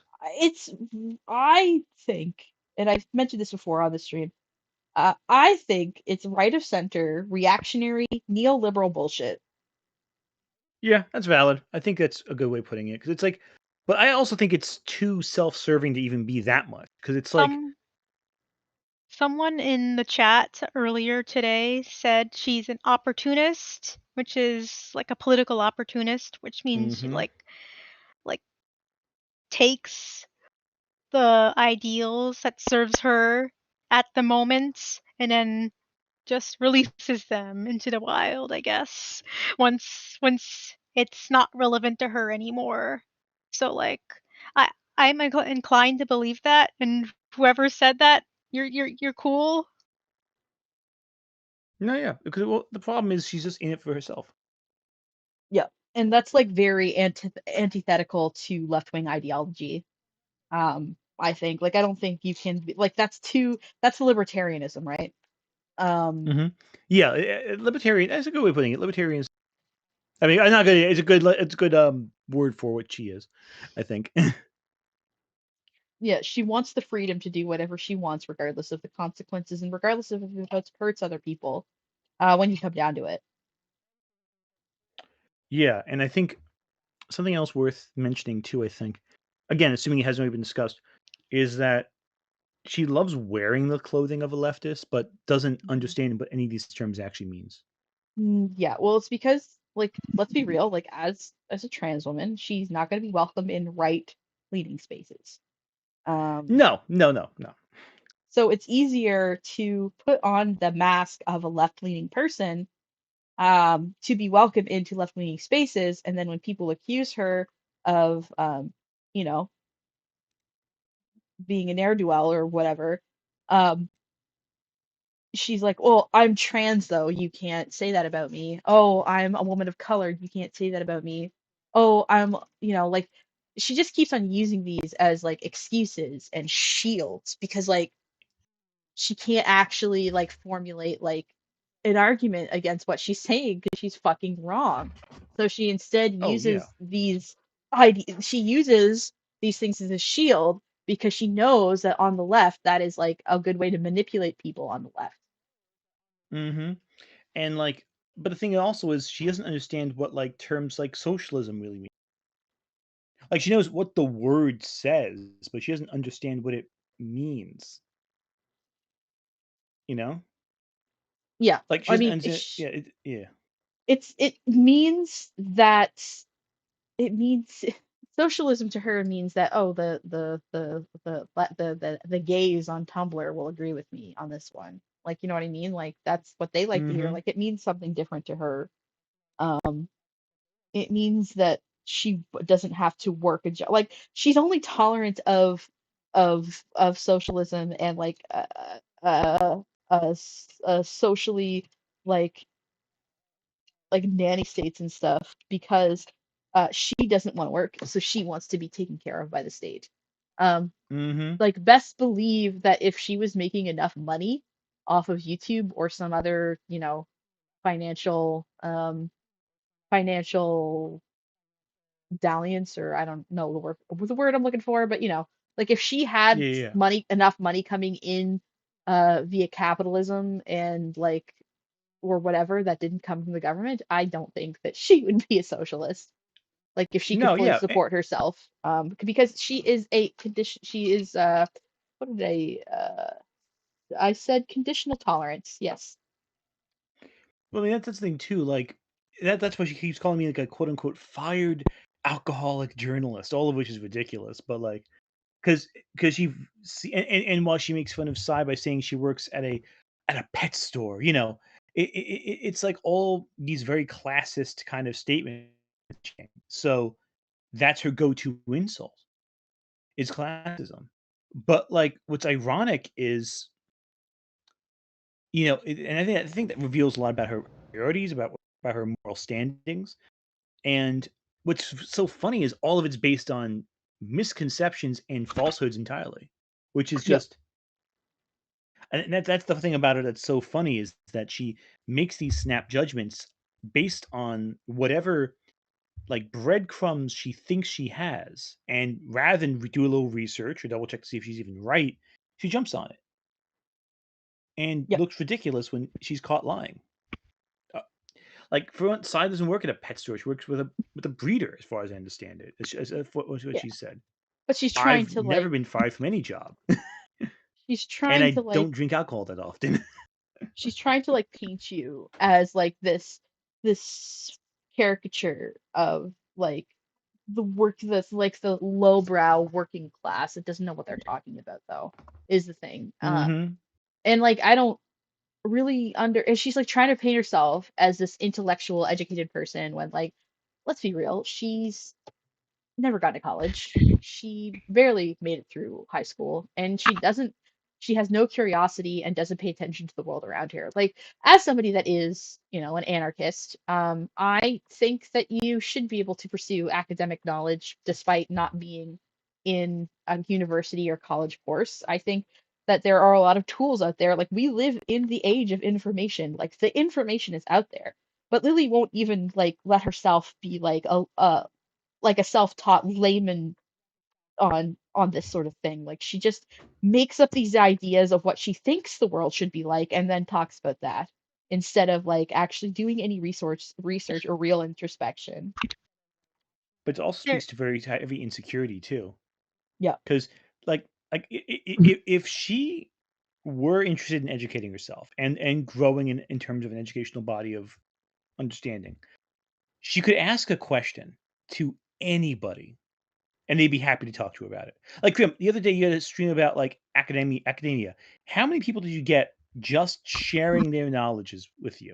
Like just their experience. Like Oh, it was quite amazing. And I had people from all over the place too. I had somebody that was into pure math. I had like a couple of people that were like conservationists, and like Sparrow and Mothra were here, and like you were here. And it was just like so many people from so many different, and it wasn't like a Lily Orchard themed stream. I thought that I would be lucky to get one, maybe two people on that stream that just wanted to come here and share their knowledge.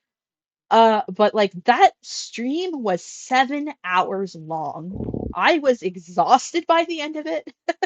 I had a I can great imagine. time. I had a Yeah, great yeah. time. You are currently at 130 viewers. Oh, awesome. Well, thanks everybody for coming to watch. Somebody said that she's a champagne socialist. Um, I would say that's not inaccurate. I would say that like she's not the kind of person that I imagine when I think of a champagne socialist. But like as usual, I think ooh, this is going to be harsh, and I haven't said this on a stream yet. Lily Orchard is a femcel LARPing as a Karen. And Okay. I'm not. I don't think I'm wrong there. You, But you're really not. um, so like I think that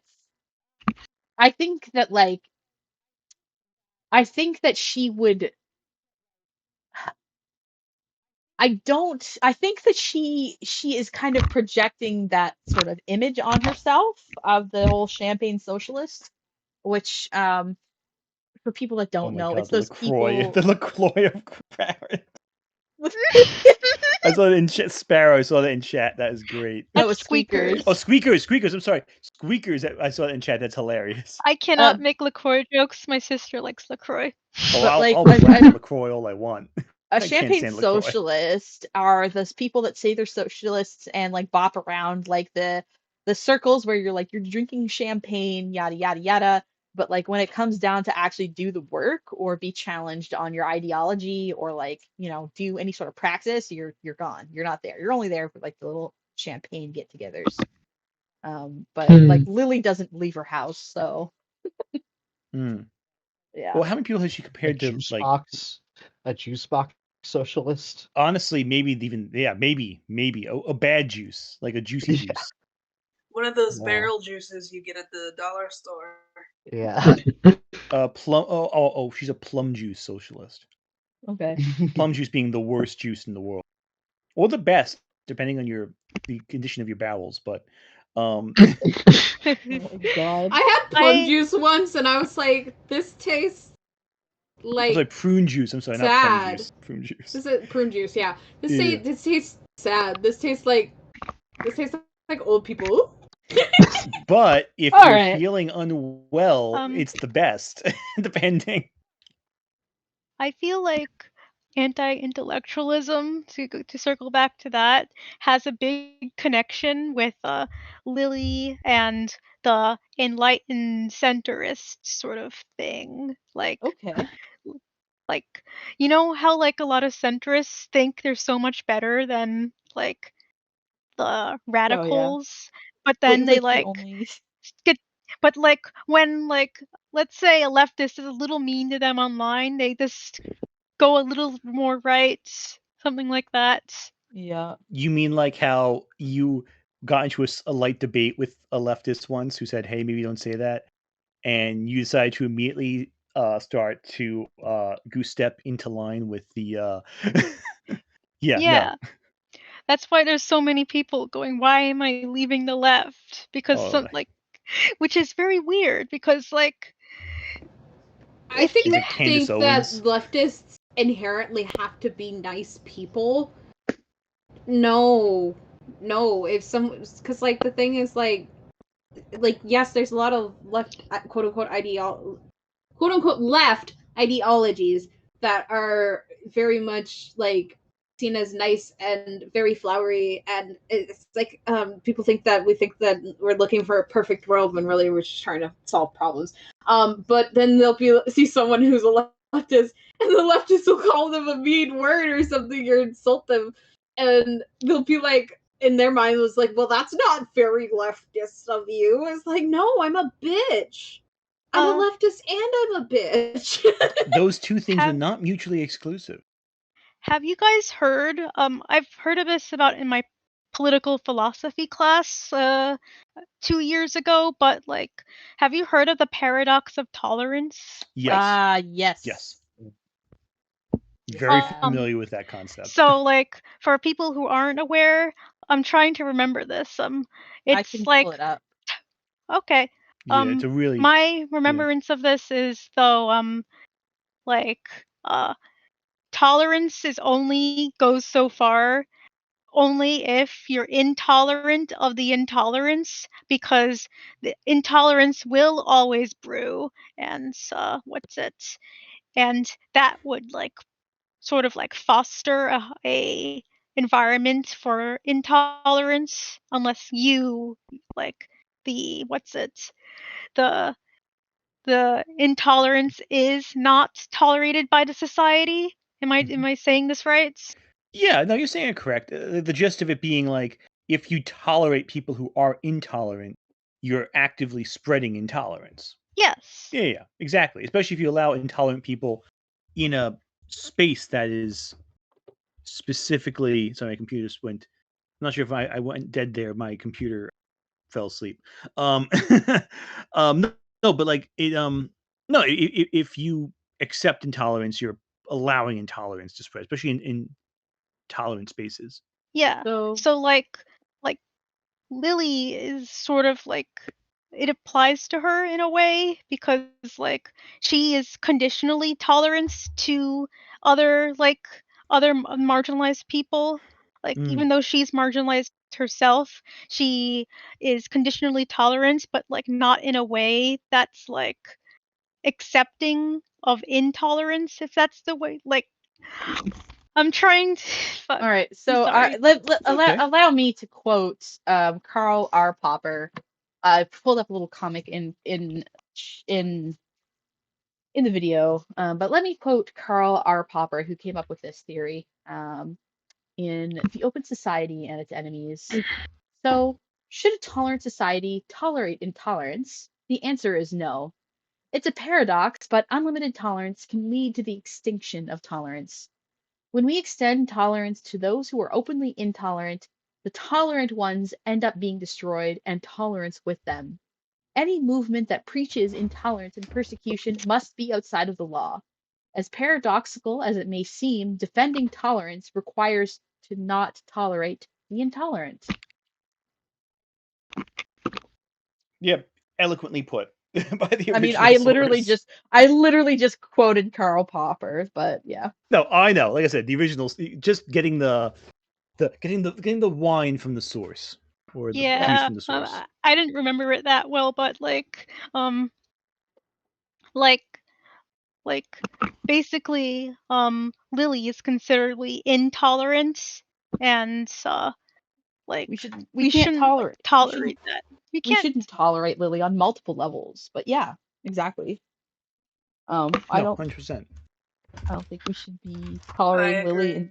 in these spaces, period. And I'm tired of people that are like, oh yeah, I think that like she should still be welcome as a YouTuber. Like if that's her job, it's her job. The thing is that Lily is on social welfare and in subsidized housing in Canada. She will be okay. She is not going to starve. She's not going to be homeless. She might have to live, to certain means that she's not used to, but she will be okay regardless of what happens to her YouTube channel. And I want people to rest assured with that Lily is Orchard will be okay if she loses her YouTube channel. I, That's not the issue that a lot of people seem to think it is. Like she's not going to be out in the streets if her Patreon gets turned off or her YouTube channel is eradicated. That's not going to I happen. I feel like she isn't even in it for the money. It's more like she's a social Yeah, vampire who it's just takes histrionics, really. things from people. Yeah, That's not absolutely. our to diagnose, but like she's social vampire, I guess. That's No, what I've. well, that's yeah. I'm not. That's I mean, like there is like a disorder there, but like I'm not using it in the. I'm using it in like that's what she's doing, like in the like Oh, attention okay. seek. Yeah, histrionics just means attention seeking behavior to the detriment of the people around you. It's Oh, okay. in other words, it's obnoxious bullshit. Okay. Sorry if that came across as me diagnosing her with anything. Yeah, I just get a little like sensitive about that. Sorry.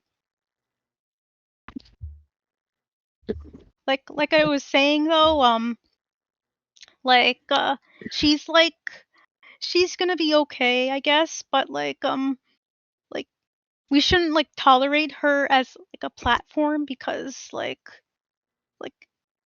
platforms aren't happening in a vacuum. She'll be like getting more people into her audience, getting people more into her Patreon, and she will be affecting more people, and more people will leave like cuz like they can't like deal And, with Lily, eh, but like Well, more people will come in. and if you think I that like I if you was think talk. that Oh, sorry. if you think that like like, oh, well, it's fucking fandom bullshit. Who cares? If you think that fandom bullshit can't affect somebody's politics later down the line, Gamergate. Where do you Look at the think all American those? politics system. Yeah, look at the American politics system. Look when it all went to shit. Look at Gamergate. If you don't think that there wasn't a pipeline from Gamergate to the alt right, you're lying to yourself. Well, let's take a look at this, right? Journalists. So let me rephrase that. People like Milo Yanovich, whatever his name is. Yiannopoulos, Milo Yiannopoulos. Yiannopoulos, Yiannopoulos. There we go. Kanye's He. fashion designer. Yeah, exactly. He gained a lot of support during Gamergate from that community. If you look at Steve Bannon, he gained a lot of his audience from the Gamergate crowd. Look at all of those big name Gamergate figures. They're now all political speakers. Like to some extent, all right wing political speakers, alt right political speakers. the entire escalation of these policies led to right-wing ideology taking a firm foothold in American journalism. Traffic to sites like Breitbart, it started from like right wingers and it started from gamers and became a movement strong enough to put a president in the White House, a right wing president an alt right president in the White House. Um, I'm not saying Lily Orchard has that particular power, but her actions exist in a greater continuity of different ideologies. And right now, we're seeing online a lot of, even with Lily's current audience, there is an undercurrent of people who are using her as a voice box for their ideology. And she's just echoing it because it's, makes her aligns because it seems useful to her at that moment. But there's certain groups who are using Lily as a battleground for their ideas as well. I also think that and I was talking to somebody about this before, but I think like when it comes down to it, we as the queer community have the responsibility to look out for the younger generation because sadly, because of certain epidemics that people didn't want to take seriously, we, the generation that Krim and I and like Anthony kind of fall into, we didn't have those elders because our elders died. We didn't have those people to pass on those stories and that information and to guide us into a more more prosperous outcome. And it is our responsibility to look out for the people who are younger than us. It is, and Lily is actively harming those people with her rhetoric. I find it disturbing how Lily constantly criticizes queer media for younger audiences. That's her primary target of attack. Not to bring up James Somerton, but she's very James Somerton core.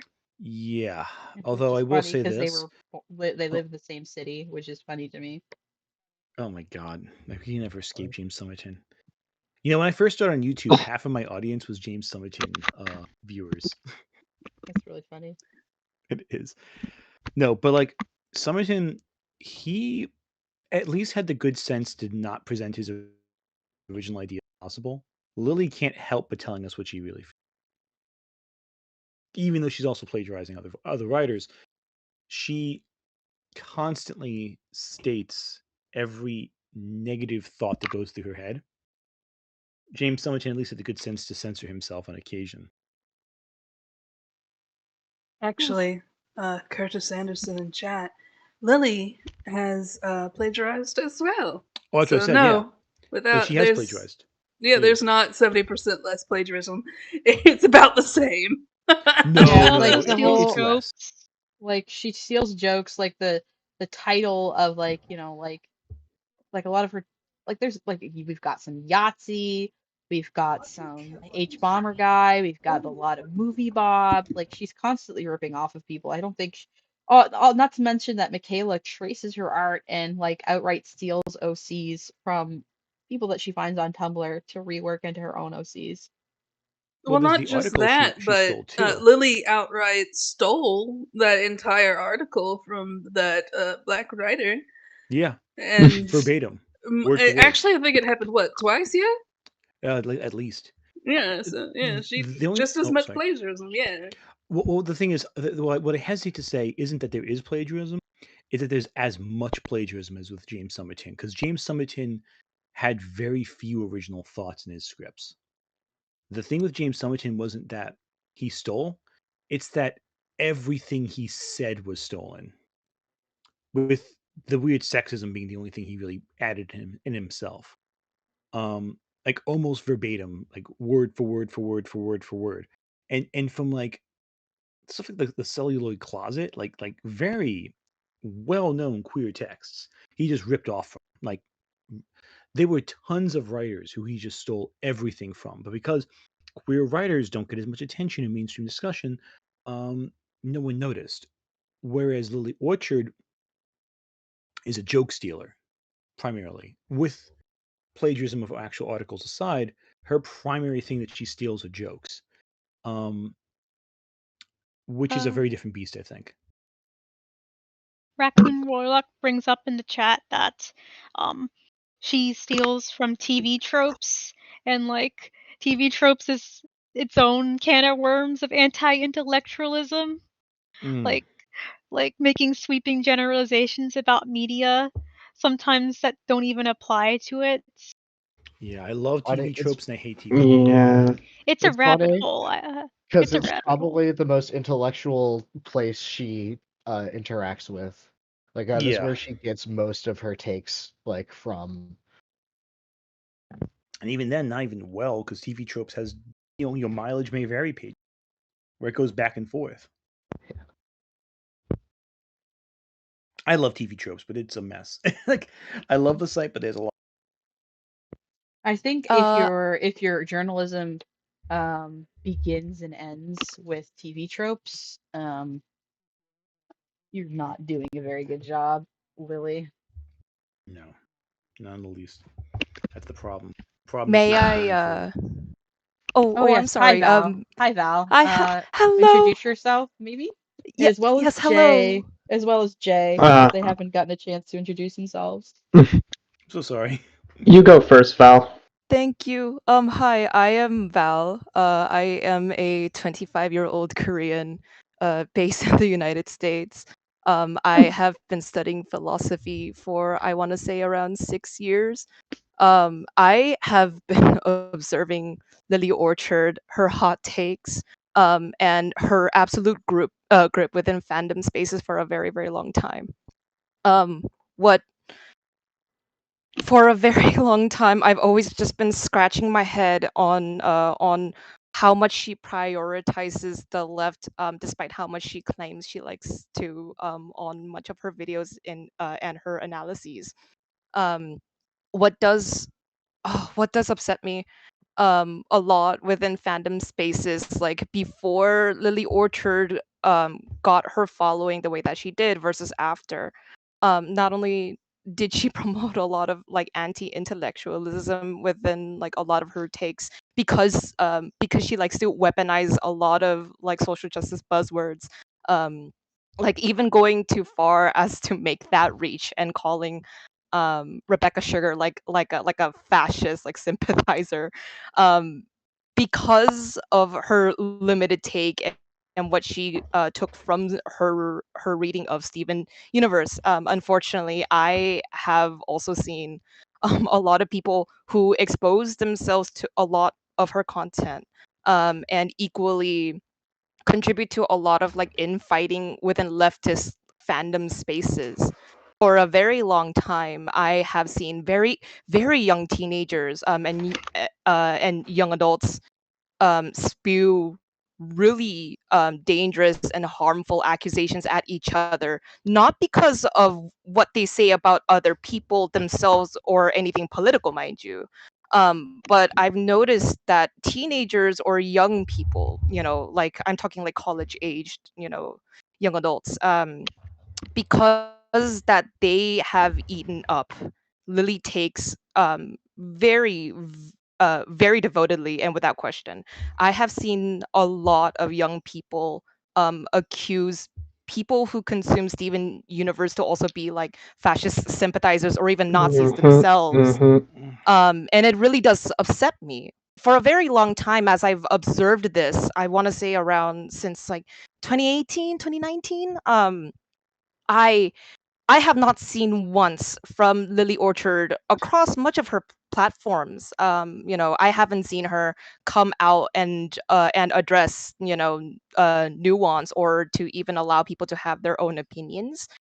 Um, yeah, I don't know. For years, I've been trying to figure out what is her end goal for the left. You know, with her hot takes and all these political discussions that she does bring into her analyses. Well, And but I do agree with all of you that like yeah, a lot of her politics is very much self-serving. But I can't really identify what she's trying to gain upon all this for the left. Should she still feed herself that? I think the she question we should ask also. Oh, sorry. I think that like talking back to like when Vinny kind of joined the conversation and like Vinny's first encounters with Lily about like the first exposure being like in the brony community calling everybody that didn't agree with them like cloppers and like people that like were too childish or stupid to understand like the true meaning of My Little Pony or whatever the fuck. Like she's been doing this crap um for going on like God, like 14 years now. Like it's coming up on 14 years. So so the fact that like sorry, I just checking chat. Uh anyway, so the fact that Louis like is doing this in left wing circles of like the holier than thou, like I know what I'm talking about, like and you don't, and if you don't agree with me, then you're a fascist. Like that's she's been doing that shit. It's just same shit, different words. I, So I think a thing also to consider is this: it's easy for us as people who are politically aware, intellectuals, to go. There has to be some end goal. People like Lily, they just cycle. They're circling the drain, so to speak. They're going around the same central sucking point without getting really any closer. That's There is no goal. There is, in my opinion, I think to look for a goal is it's going to hurt you more than it's going to hurt anyone else because like you're not going to find it. She doesn't have a goal. Her goal is to get people to agree with her, and that's it. There's no she has no interest, I think, in anyone outside of herself. So if you're looking for like the political end game of this, it's not you're not gonna. I don't think you're gonna find it, in my opinion, anyway. But that's my stance. I Right.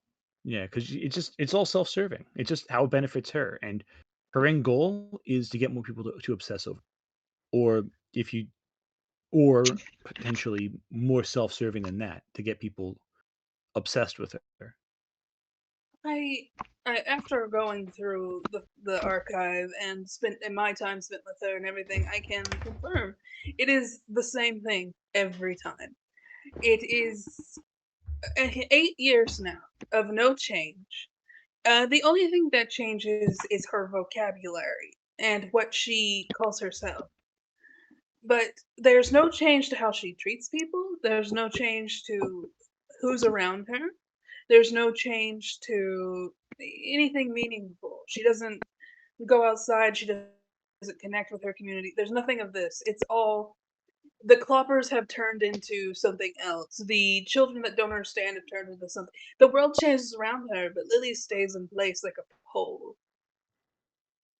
I would also say that like I've brought this up in the anti-intellectual stream, but like I'm a big proponent of the purpose of the system is what it does. And the point the thing that the purpose of what Lily is doing is what she's doing. She's trying to sow discord and make herself look better than everyone else. She outright admits this in some videos where she's like, fuck you guys, I'll just be over here being better than you. Like that's like a common sentiment in a lot of her videos and in a lot of her commentary is that she's Would better you than everybody else and the unwashed masses are just gonna like bitch and moan underneath her. Like that's what she wants. would you say she's an armchair activist? I That don't implies even she's an activist. yeah. No, she doesn't even go that far with it. She doesn't have any activism in her. Like I would say that an armchair activist, like the only time that she becomes a keyboard warrior, it's when it's in defense of herself. Like she doesn't go looking for shit to bitch about, like if it doesn't involve her or her favorite cartoon characters or whatever the hell, or her weird OCs. Like she's too self-serving to really be an armchair activist, I think. I actually feel like do you mind if I add on to that? Yeah, go ahead, It kind of Monica. reminds me of kind of like the political state of the United States right now and kind of like I'm not gonna get too much into how I think this plays into the election, but it's very interesting because it's like the right wing is not doing well enough for themselves because they don't have anything to fight for. They don't have anything that they're solidly in support of. They just want to like make people mad and then be like, we're the solution. Yeah, they And just tear other whereas people it's like down. on the right wing, on the left wing, it's very much like, here's a list of things that we want to get done and putting these people into power. Yeah, Well, I that's think well, 'cause they that's got it already, what reactionary. they want. That's the reactionary stuff, right?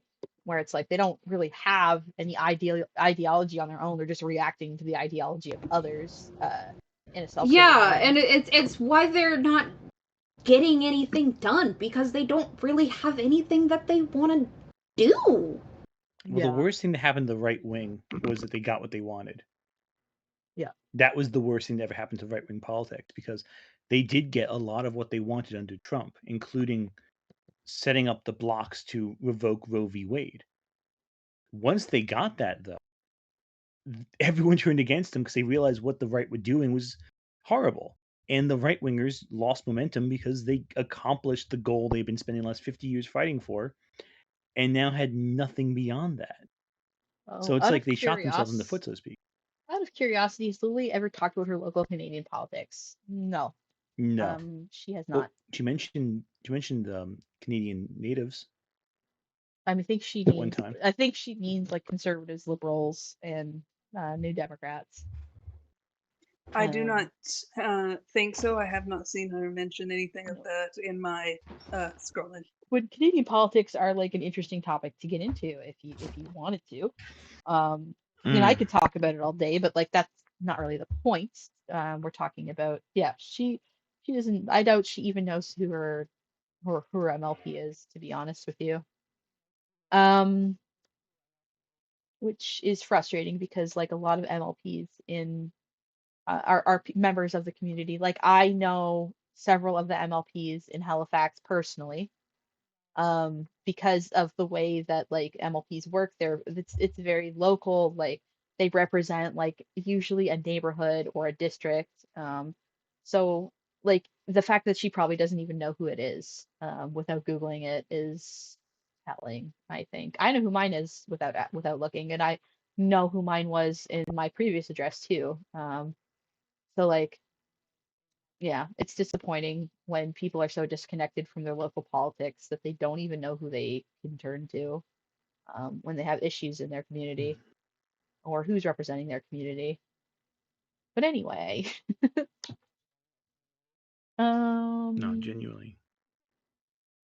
I think she's so online that she thinks she's American. Well, that's the thing is that she's so online that she's not clued in to. We call that in like Western countries outside of the United States. We call that being an American.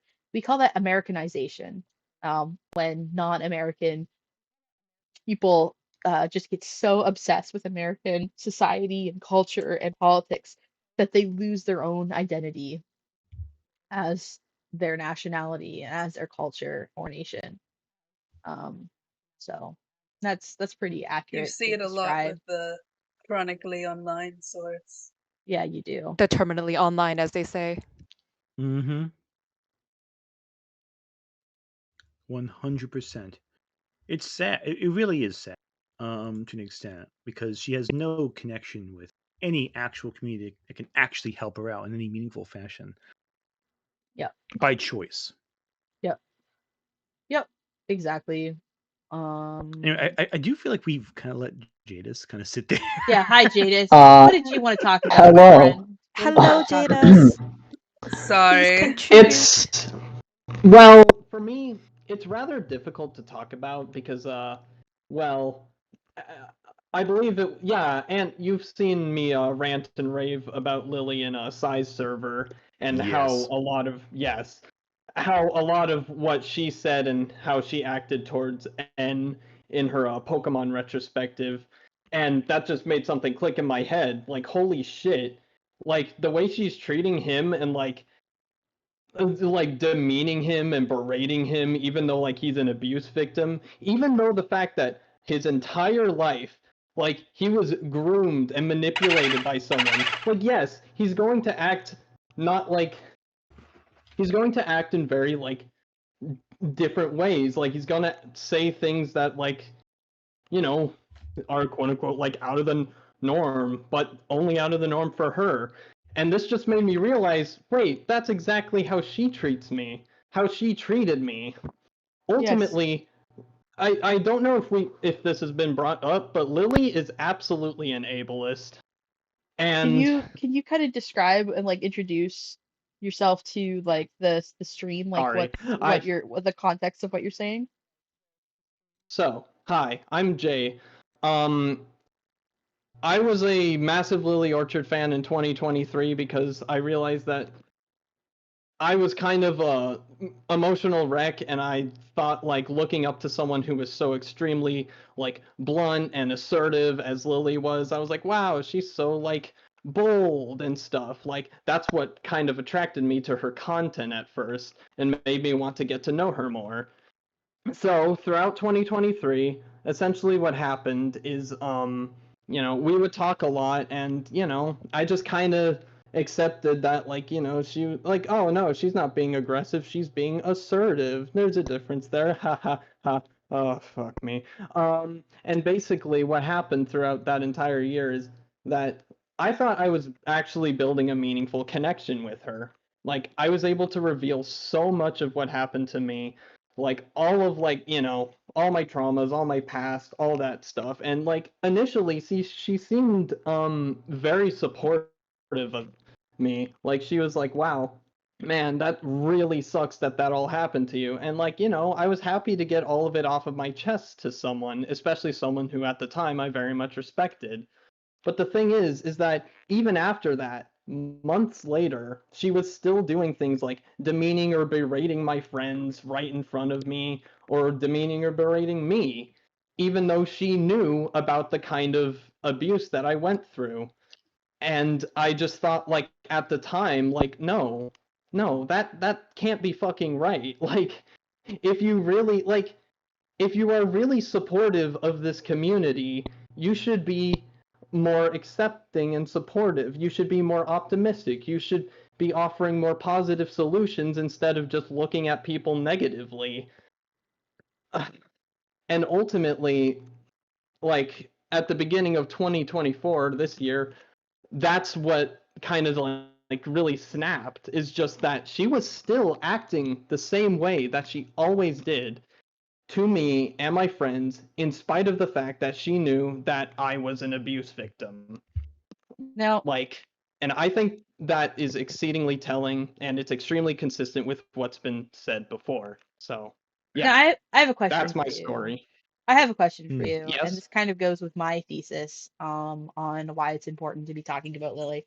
Um, were you kind of illuminated to like the light because of, oh, like she did a bunch of bad things, or because like her logic was like inconsistent and it didn't make sense that she would say one thing and then do something that contradicted what she was Yeah. doing? What would you? I would say it was a little bit of both. Mhm. Like, um, oh God, let me just say that there were times where like I left the community like at the beginning of the year, and I was just so confused, and there were times where I was like kind of in an internal war with myself of whether or not I should go back. But like I kept looking back, and I'm like, no, like her logic is very inconsistent, as you said. And Well, then, like, I believe it was May or June where I started to watch size streams and whatnot, and I realized, yeah, no, like the way she's acting is like, no, this is disgusting. Like, I should have never supported someone like this just because I thought like, oh, she's so bold. yeah, that's what, So yeah, like I think we do that sometimes where we excuse, like if we're in a high control group, we'll like excuse bad actions because we think that they're like a means to an end or whatever, or like, well, she's doing so much good, she's so bold, and she's sticking up for what's right or whatever, that we might like yeah, not see the harm that they're doing. But like for me, what helped me get out of that high control group was like, hey, this doesn't make any sense. So like Yeah. the point of videos like this is for when a fan or an ex-fan such as you starts asking questions, you have resources to find. That there are people out there that are not being violently transphobic, um, and you can like learn that like, hey, yeah, like look at all these things that like it doesn't make sense, this doesn't add up, and it can kind of deprogram people from thinking the way they've been thinking. I Yeah. think. Oh, sorry. I almost got you off there. I'm sorry. Well, I was just going to say that I think really what like I think what really helped was that I also wanted to start getting into my own video essays, and like because I was looking back at a lot of her takes about like there's this one video she made about like how, oh my god, she was like having her Star Wars OCs just go out and casually murder these like, I think, slavers, and like people are like, okay, yeah, it's it's a little odd to have your characters just go out and casually use their power to murder people. And she was like, why, no, that doesn't make any sense. And like this also got me realizing, one of like her worst takes is just how she views like characters who just don't kill, because she just doesn't understand like the mindsets of other people on just such a fundamental level. It's Well, I like, think that's probably why she doesn't understand Steven Universe, because the point of yeah, Steven Universe is to talk things out. And she definitely, and she exactly. clearly hates Batman too. Like that's the thing for Yes. me. Like Batman's whole thing, and I'm a bit of a comic nerd. I'm a bit of a comic nerd myself, so You're so based, Ant. Comic I nerds I based. know, right? I'm so cool. Okay, I'm kidding. But the thing with Batman, like he fears what he could become if he ever let himself go beyond that point. Like his Yes. no kill rule is self fear. It's a character flaw. It's a response to a character flaw. Because he's afraid that if he ever killed, he wouldn't be able to stop. Yeah. He probably would be able to stop, quite frankly, but his fear of it is what drives him to not go too far. Lily Well, sees that as a weakness entirely. Lily yeah, wouldn't understand and why that wouldn't oh, understand it. I'm sorry. I was going to say, well, Lily wouldn't understand why Batman wouldn't want to do that, and that tells me there's a distinct lack of empathy for fictional characters in her, which I think is reflective of a lack of empathy towards people, as you saw very well with what was going on with and you. yeah. And to add on to that, like recently, and this is funny because it's a shonen anime, but I was watching Jujutsu Kaisen. Oh yeah, And fantastic. yeah, I think it's pretty good, but that's besides the point. Yeah, there you go. Yuji, the main character, like had this big speech about like, oh man, if I was like going up against like another Jujutsu sorcerer, I wouldn't want to kill him because like, that would put a value on someone else's life. And it's like, oh man, like if I put like a value on life, like where does that stop? Like what about my friends? Like would their lives have value? Like is it wrong to put like such a value like that to where you're just willing to kill? And I'm like, oh my god, yeah, that's his mindset. And like that makes sense. And I found that interesting. And Lily just wouldn't understand that. Well, I mean, and that too, I think, in a real life application. Recently I've been getting a lot of comments on my channel saying I should sue Lily for defamation. Hmm. And I'm like, well, there's no point to that because she doesn't have anything to take in damage. Damages work very differently. People actually know that they do. It's a very complex system, especially internationally. But Lily doesn't have anything I could take from damages. What am I going to do? Make her declare bankruptcy on her house? No, that's ridiculous. Why would I want to do that? She can't. Like You it's one can't of those do things that where like, yeah, anyway. She doesn't own a house. exactly, She 'cause lives in it's subsidized like apartments. exactly. So it's like, what am I going to? What would I get from that? Like, what would be the benefit? Just to humiliate her? Like, there's no point, so I'm not going to do it. There's no value in it. I can't stand Lily, but I don't want to like, you know, I don't want to like throw her into the streets. No, but like Hmm. but I'm sure if the opposite situation were reversed, if Lily could do the same to me, she would do it. Yeah, Yeah, it's in like a heartbeat. She wouldn't even hesitate.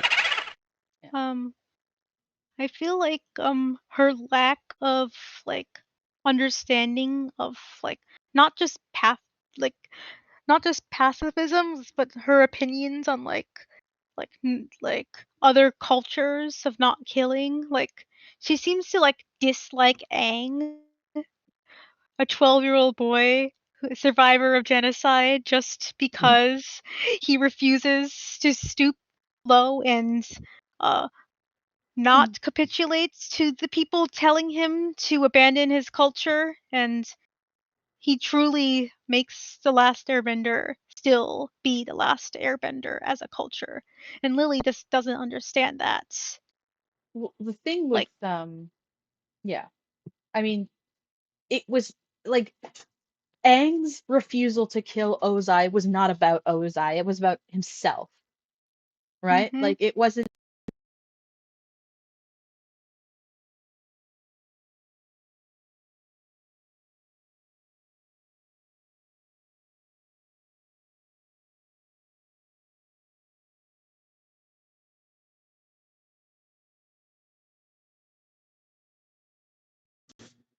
Okay, hold on.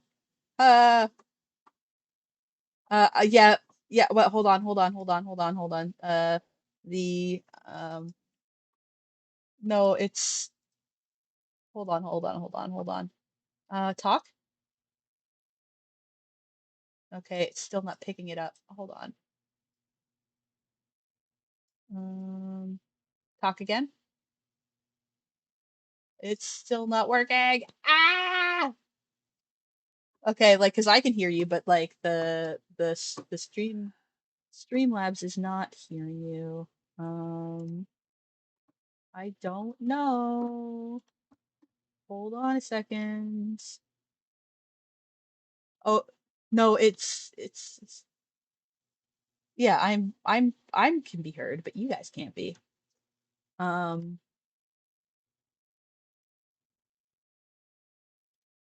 Okay, try it.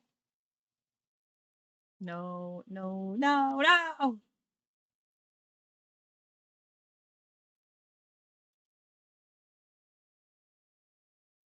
It's in the description. Okay, yeah, do go for it.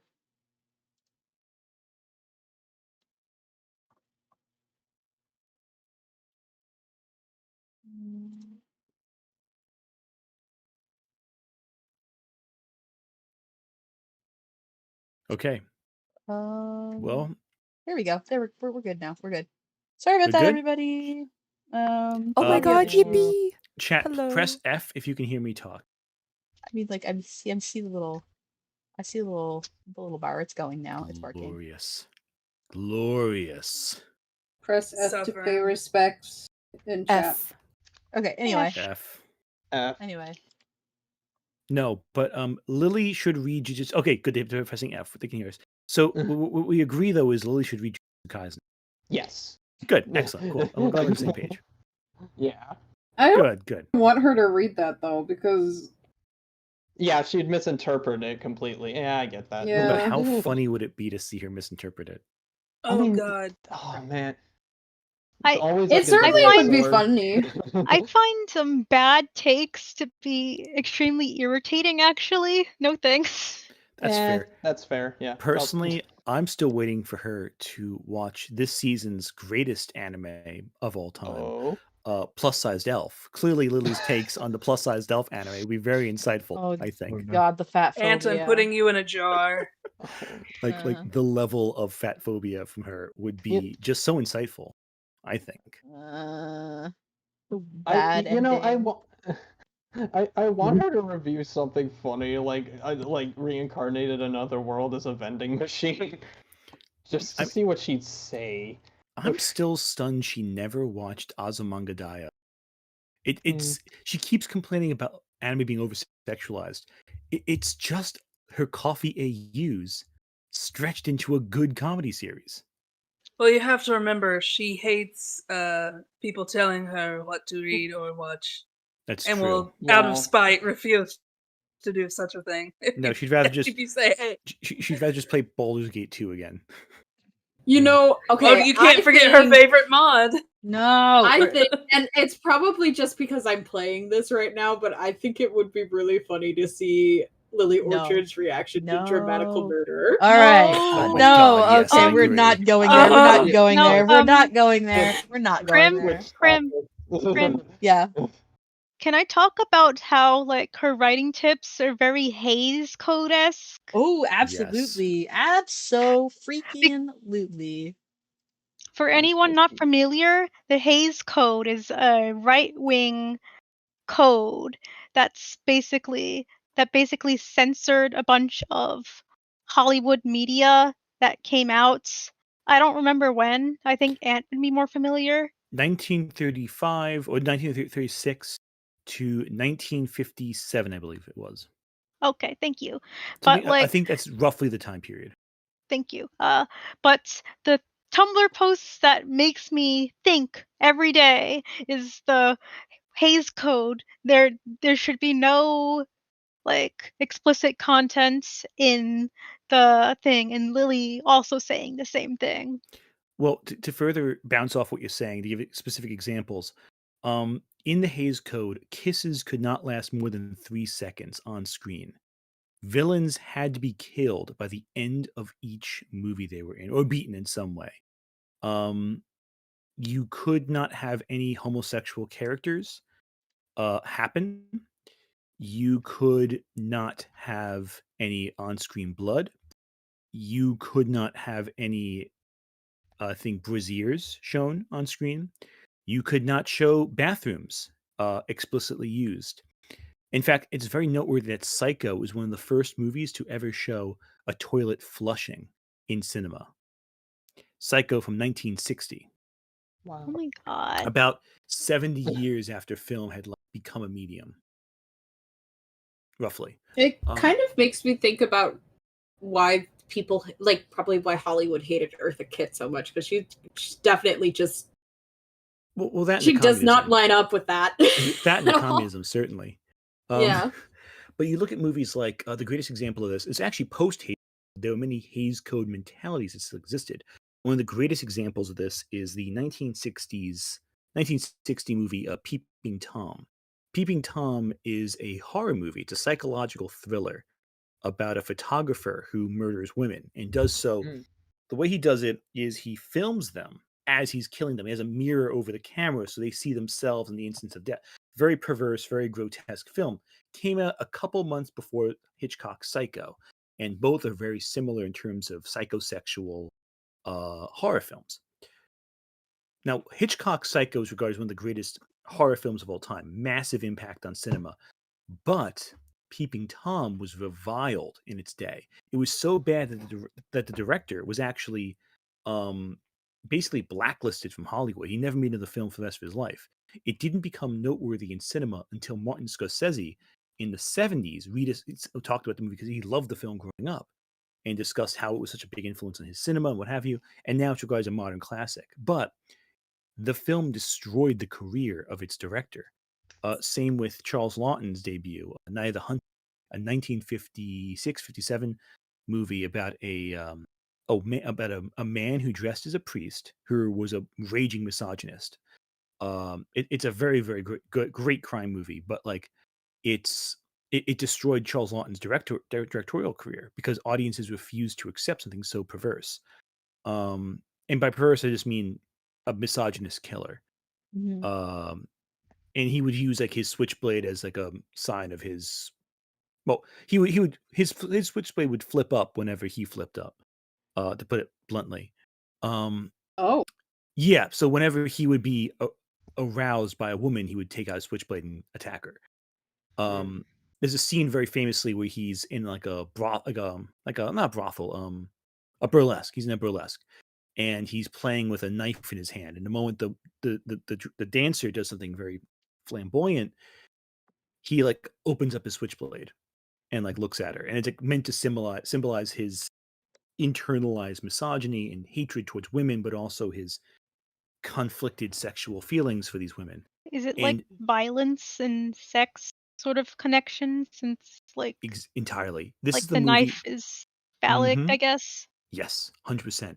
And this is the movie where if you've seen this image, you know the movie. He has tattoos on his fingers, love and hate. On one hand it says hate, one hand it says love, and it's one of the great 1950s horror films. It's a masterpiece, but it is also very it was very anti Hays Code. This was kind of pushing against the limits of the Hays Code, using innuendo. Surprisingly, another film that pushed against the Hays Code was It's a Wonderful Life, because it ends with the villain not being killed in the movie. The villain of It's a Wonderful Life, Mr. Potter, gets away with everything. He doesn't get any punishment for any of his actions. But, you know, that was against the Hays Code at the time. And I think that's one of the reasons why it failed on release. Very unsatisfying for the audiences, even though it's now regarded as a masterpiece of cinema. So a lot of great films were restricted by the Hays Code. And I think the sorry, I'm babbling. I have to stop myself. I think the Hays Code like made people like start queer coding characters instead of like showing like I remember hearing about some of the earlier queer characters that were a little more explicit, but then it declined back into like obscurity with coding because the Hays Code would censor or like quash any media that came out that had anything like. Oh yeah. Well, there was the Maltese Falcon. The Maltese Falcon's villain is clearly gay, but they change all the language. They remove him ever explicitly confirming his sexuality. I think it's Peter Lorre's character from the Maltese Falcon is coded as gay. And it's all but explicitly said. Same with North by Northwest, which was a Hitchcock film. In fact, a lot of Hitchcock films incorporated the queer-coded villain. But another example, too, is anything that's anti-theological. There's a scene in the 1931 film Frankenstein, very famously, where the monster, he stumbles upon this girl who's playing with flowers by a lake. And the little girl is very innocent, sees this hulking creature and like just accepts it. And the monster feels accepted in this one instance. And they're tossing flowers into the lake. And, you know, the girl like, oh, we're out of flowers. Oh, no. But the monster's having so much fun. He looks at the flowers. And he thinks, oh, well, the flowers are gone. Let me toss something else in the lake. And he takes the girl and throws her in the lake. And she's screaming, but he doesn't get it. It's not clicking for him. And he drowns this girl. And it's shown on screen. He drowns her. And the monster, like when he realizes what's happening, he runs away, frightened. He's terrified. And, you know, the next time we see the girl, it's the father walking through the streets of town with the girl's dead body in his arms. Now, when the film was re-released in 1937 or 38, this was during the Hays Code. So while the scene was allowed pre-code, post-code, they took out that scene and a few other scenes. So instead of seeing the girl being thrown into the lake and drowning, they just cut to the father carrying this dead child in his arms without any context. And you just left assuming, what the hell did this guy do? Did the monster do? Well, he becomes so much more evil and more vile as a result, as opposed to this innocent who just didn't understand what was going on and didn't get the context of what he was doing. He becomes a pure evil demon, essentially. Because like the point would be like, you know, oh man, what he did was so vile that it couldn't even be shown. That's what the indication would be to the audience. Like, oh god. Exactly. The Hays Code doesn't seem to want nuance for their villains, like Lily, I guess. Yeah, but the thing that people don't realize is that the Hays Code had completely massive ramifications. Do you know when the full uncensored version of Frankenstein was shown following its 1937 re-edit? The 70s probably. 1994. Yeah. Holy 90s. shit. It was not shown in its entirety uncensored in 1994, not because there were any censorship laws against it, but because they couldn't find the parts they cut out of the film. Yup. Yeah. So many films were lost and so much media was lost because of the Hays Code. That's what I'd like happens to with ask the ants. Dust Bunny wants to speak. Oh yeah, sorry, go for it. Well, I just wanted to ask Ant if he thought that maybe this sort of Hays Code-esque view Lily has of media. Do you think that is why she dislikes horror so much? Is because horror is kind of the antithesis of the Hays Code? Oh, 100%. Horror, honestly, what's strange that horror was part of the reason why the Hays Code even exists. There was a movie called The Black Cat with Bela Lugosi and Boris Karloff that came out in 1934. It was one of the last pre-code movies to come out. And there's a scene where Bela Lugosi takes Boris Karloff. There's like necrophilia. There's Satan worship. There's a scene where Bela Lugosi flays Boris Karloff alive. It's a grotesque movie that's done with. It's beautiful, but it's grotesque. Horror suffered greatly under the Hays Code.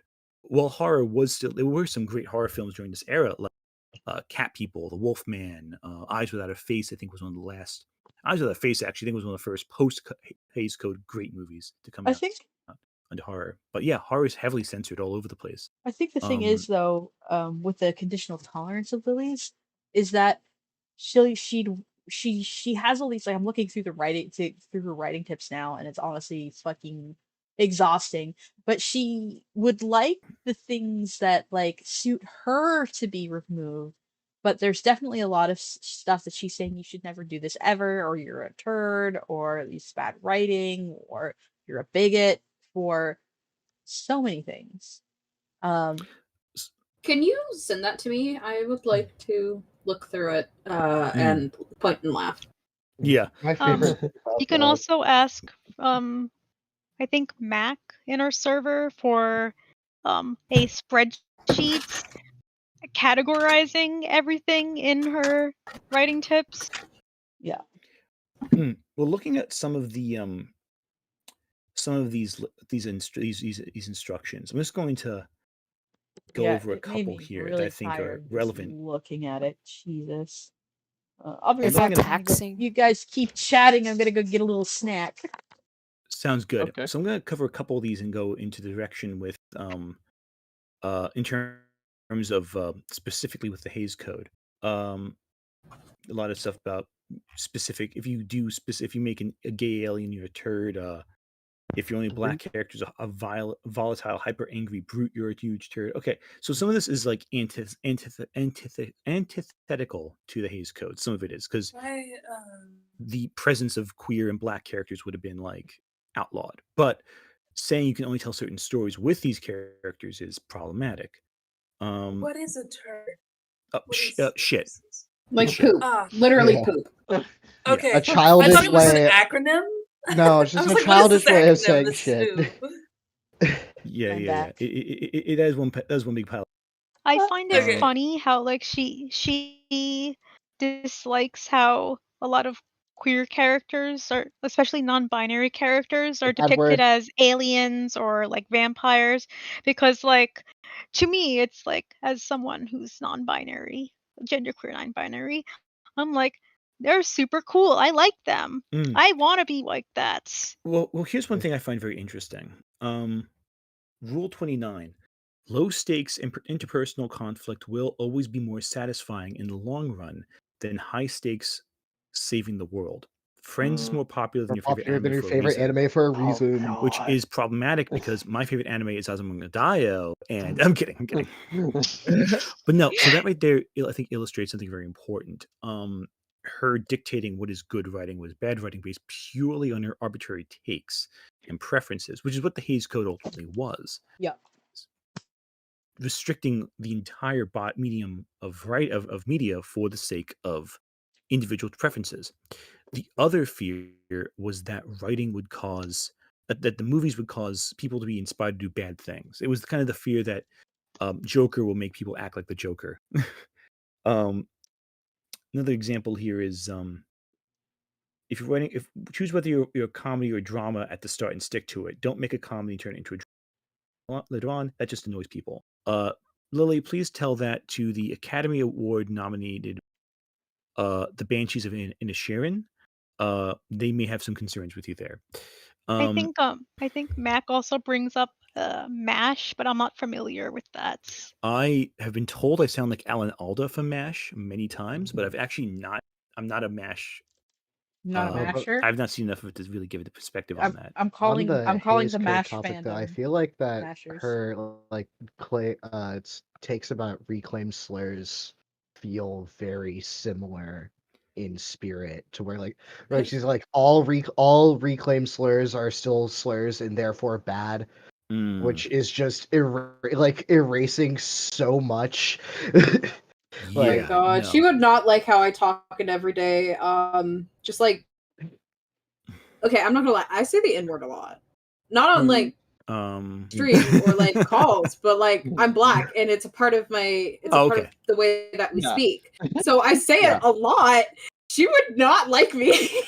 No, Well, she the thing actively also doesn't is, like. I She think actually of, doesn't like that I can't stuff. speak to that one because I'm whiter than a piece of white bread. But like I think of like stuff like say like the word queer, right? Yeah. That's a one. I think that's a really useful word to describe a lot of different things. Krim, no, we can't.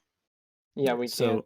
you can't hear you, Krim. Krim is apparently talking. I'm not sure if RIP chat again. Do we lose her in chat? Do we lose the whole chat? I don't know. Oh god, Krim who am I will saw? come back. He'll Krim figure it will out. return. Krim, he will return. Until then, it's my stream now. I've taken command of it. Unofficially, Lily of course. killed him. Oh no. It's a shame. It's a shame Krim exploded and went to space to find his people amongst the stars. Hey, listen, Krim's you. back. Oh my never god. mind. Krim returns. died and went back to his home Welcome planet. back. I keep How's your trip to winning. space? Someone said in the chat, HJ Faz? I don't know. I'm so sorry if I'm saying your username wrong. I dare Lily to walk up to a black person and say they can't use the reclaimed word. Okay, literally I could tell you what would exactly happen. Like Lily would go up to a black person and say, "You can't say that," and then that black person would call her that. Literally, like in response. Like I am absolutely with you on that. Oh my goodness. Just cuz like I'm Korean, and I especially with the political tension between like East Asia right now, and how people have felt about Asian politics, at least in terms of like how people from like Anglophone spaces may look at like this whole thing, especially since like Shinzo Abe's assassination, and like and the deeper nest of politics that come with his policies. I always have to let all of like my friends within my inner circles know, in terms of like right wing, Japanese nationalism, and how that that kind of comes into play with like some medias, some animes. Oh god, like don't even get me started on like kind of right wing like neo-Nazi like grift or like the pipeline within anime. Don't get me started on that. Anywho, What have they done to Berserk? Right. What was Berserk? Okay, let's what go. Berserk? I like Berserk. Yeah, no, I like Berserk. I know. Go ahead. Just go ahead. Berserk is so sexy. I know Berserk's Berserk is amazing. the best. But people co-opt it and take it into like this like a misandrist or not misogynist. Yeah. Okay, I get it. Like, Okay. Thank you. Thank you for clarifying. Guys, I thought you was trying to say something very different. Oh yeah. Right, Okay, but right. like, how is this related to the N-word?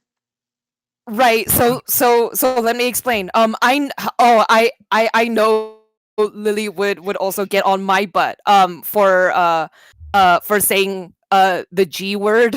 I don't know if people here would I know what word you mean. Yeah. I have no idea what you're talking about, honestly, but I think I can imagine. Okay. It's one of those words. It rhymes with cook.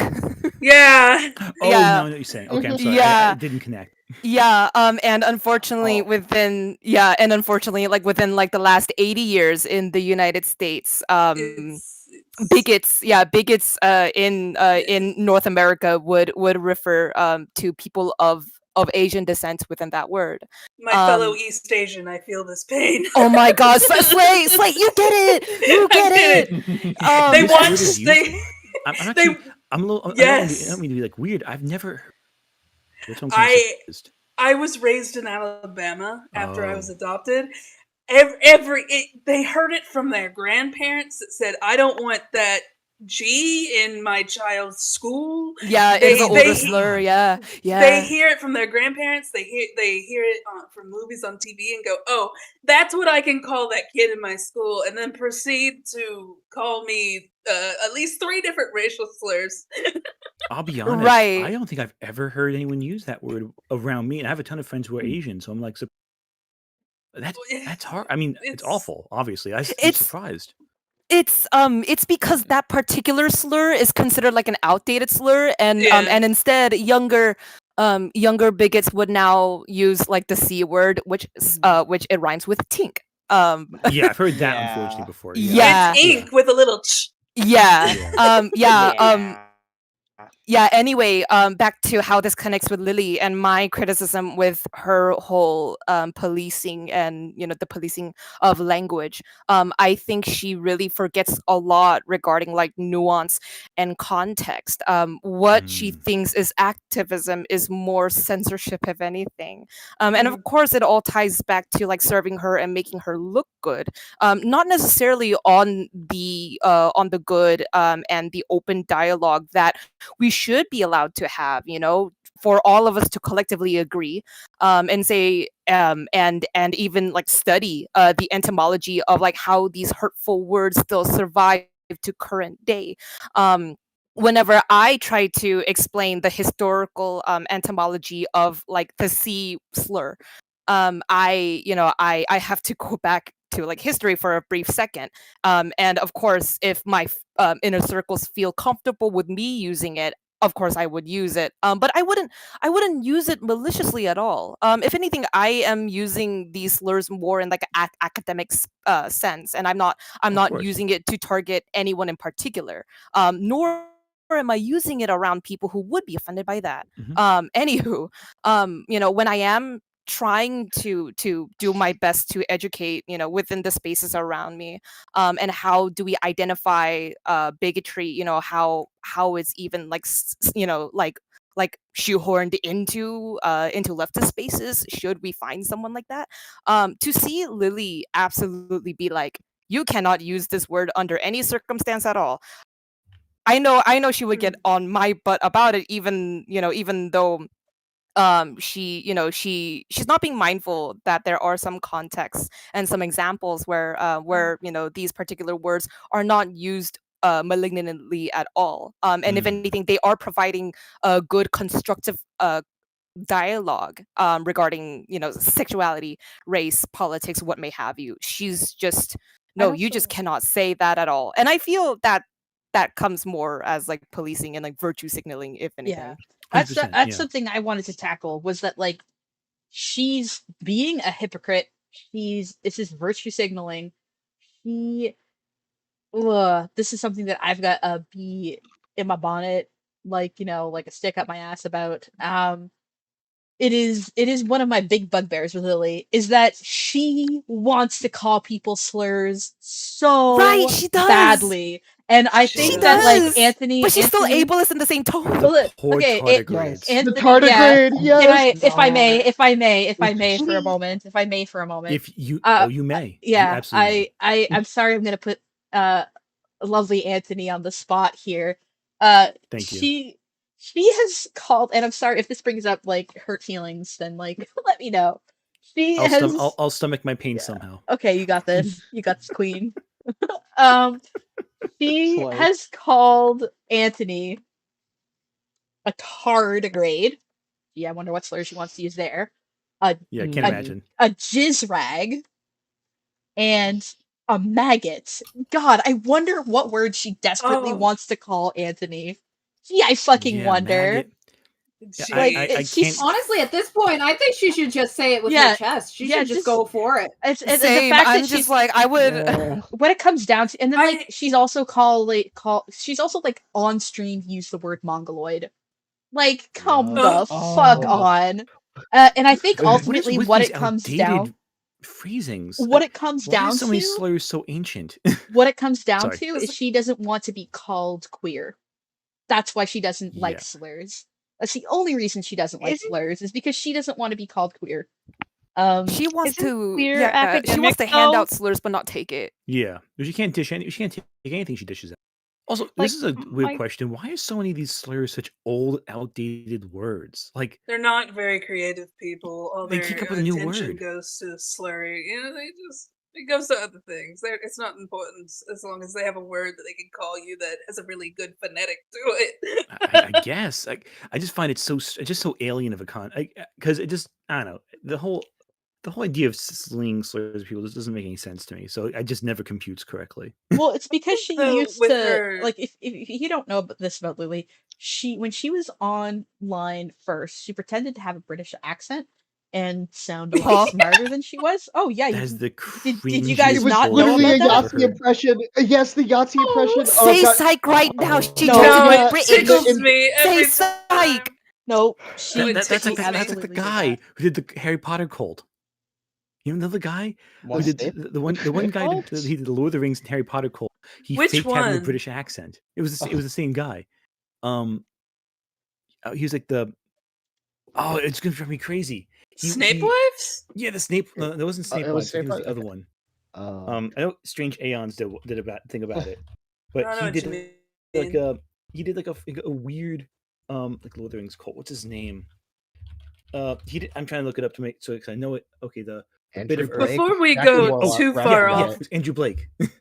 before we go I too far off, though, I wanted to say I think, in part, her weird obsession with slurring but not slurring, and just saying no, you cannot use them at all, points to some anti-intellectualism on her part, where she doesn't even think that they should be used for education, and to me that points towards more anti-intellectualism on hers. Andy Someone was Lesson. asking me about this the other day, and they're like, if someone gets cast as a racist in a movie, should they say the N-word? And I was like, yeah, do it.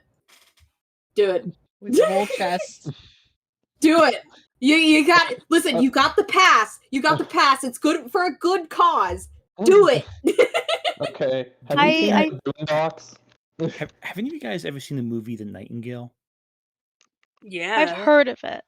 You know I wonder if Lily saw something like that, if she'd act like it was racist, even though it's about like Absolutely. Yes. colonizing in Australia and like the cruel things the colonists would do there, Yeah. including colonists to other white people and colonists to the Aborigines. Mhm. Like I feel like she just jumps on things to sound smart and doesn't know what anything actually means beyond it. Yeah. Yeah. Like it baffles me how she consistently seems to have no clue, even now, after years of being in leftist circles, how to even pretend to sound intelligent. Ooh, hold on. How would she react if she read Huckleberry Finn? Huckleberry Finn is one of my favorite classic pieces of classical literature. Lily has gone out of her way to talk about how much she detests classical literature. She Yeah. thinks it's outdated. She thinks it's boring. So I don't think she could. Manage to get through Huckleberry Finn. Lily She can't get through Pokemon Black and White dialogue. No. Why would That's anyone so think never she's hurt her read Huckleberry brain. Oh my Finn? god. Yo. She writes the same coffee house AU 7 times and then says classical literature is boring. Like, my dear, look in the mirror. Oh my That's god! Can you you, imagine if she read something Lily. like Jane Austen? Can you imagine if she read something like Jane Austen, Shakespeare, Mary Shelley, Mary Wollstonecraft, the Bronte sisters, Yeah. Bram Stoker, I Victor think Hugo. Victor Someone said Hugo? Lily Yeah, would great one. hate To Kill a Mockingbird, and I agreed. I think she would hate To Kill a Mockingbird. I don't think she would get the point. I don't think she would understand. I genuinely do not think she would understand that Boo Radley is on trial for a crime he didn't commit. I bet she would convince herself that he did it. Oh my god! Also, like You're she right. she couldn't handle handle the Great Gatsby. Like, come on. She can't she handle Really? can't Because even that's pick Pokemon. up like the queer coding in The Great Gatsby. Krim, yeah, because she that can't handle Pokemon. Yeah, Forget that's true. Great Gatsby. She can't get past Pokemon. That's I true. think a haunting on Hill House would actively cause her psychic damage. Mhm. Can you imagine? She would pick up Turning, any the turning creature. of the haunting screw. of I think that yeah, I think we're talking about the book, right? The Haunting of Hill House? Yeah. Yeah. Yeah, the book. Well, So I saw I don't know if y'all have seen The Haunting of Bly Manor, because I haven't read the Yes. books. I don't read books. I'm Haunting of Bly illiterate. Manor I'm sorry. is turning the Bly that's Manor. turning the screw. So yeah. when you watch it, and I'm not gonna say too much about the show, but at one point you realize the story is an allegory for the AIDS epidemic. Is it? And I don't think yes, it is. It is.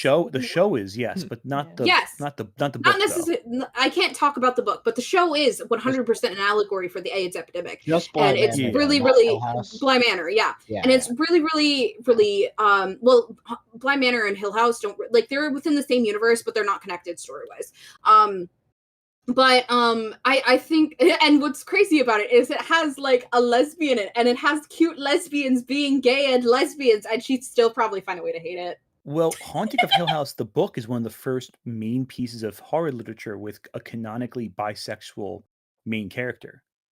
So has anyone read The Haunting of Hill House by Shirley Jackson, the original book? No, I mentioned it because I thought it was funny. Yes, I've read it. Okay, so the haunting of famously one of the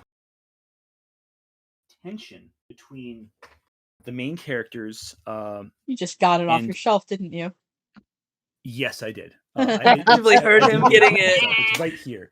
But anyway, so I'm pushing you in a locker. No, but the Nerd main thing behavior. is, well, the main character is like this social, isolated person who Yeah. doesn't interact with people all that much. She's very, very withdrawn socially, and she encounters this woman who she stays with at the Hill House when they do the study. And this woman is clearly bisexual.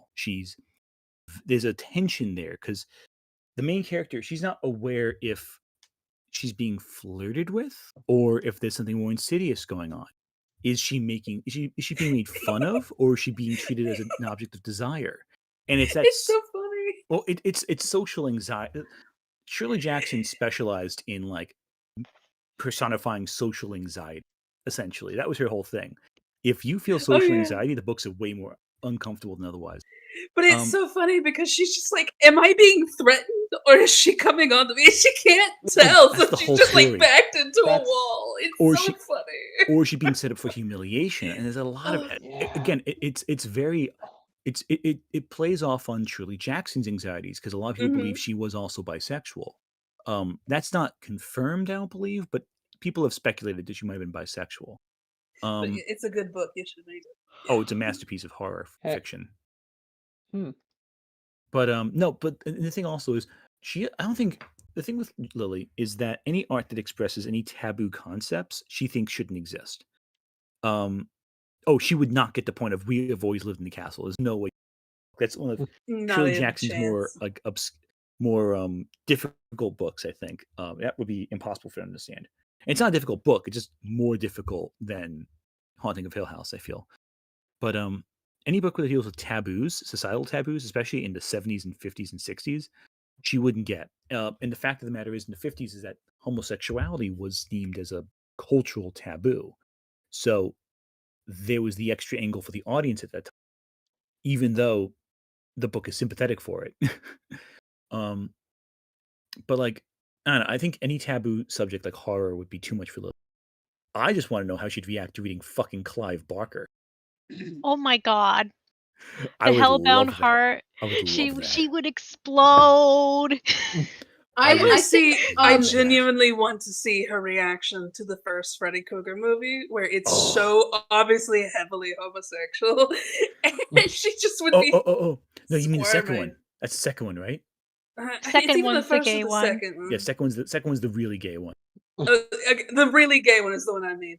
Oh yeah, that's Nightmare. Oh, she would. I don't think she would pick up on queer coding. Honestly. No, she would. I think she's smart enough to pick up on the queer coding because in that movie it is so aggressively overtly gay. Yeah, I mean, there's the one scene where he goes to the leather bar. Real quick, guys. Oblivion Blade, super chat $5. Lily fact of her 100 writing tips, only 68 are in any way applicable to writing. Of these 68, she fails to follow about 38 of them she fails to follow. Yeah, that makes sense. That sounds Yeah, about that right. That's tracks, so yeah. funny. No, but Nightmare on Elm Street 2 has a scene where the main character sleepwalks and goes to a gay leather bar, where he encounters his gym teacher, who then proceeds to make him run laps while they're all dressed up for the gay leather bar in the high school gymnasium.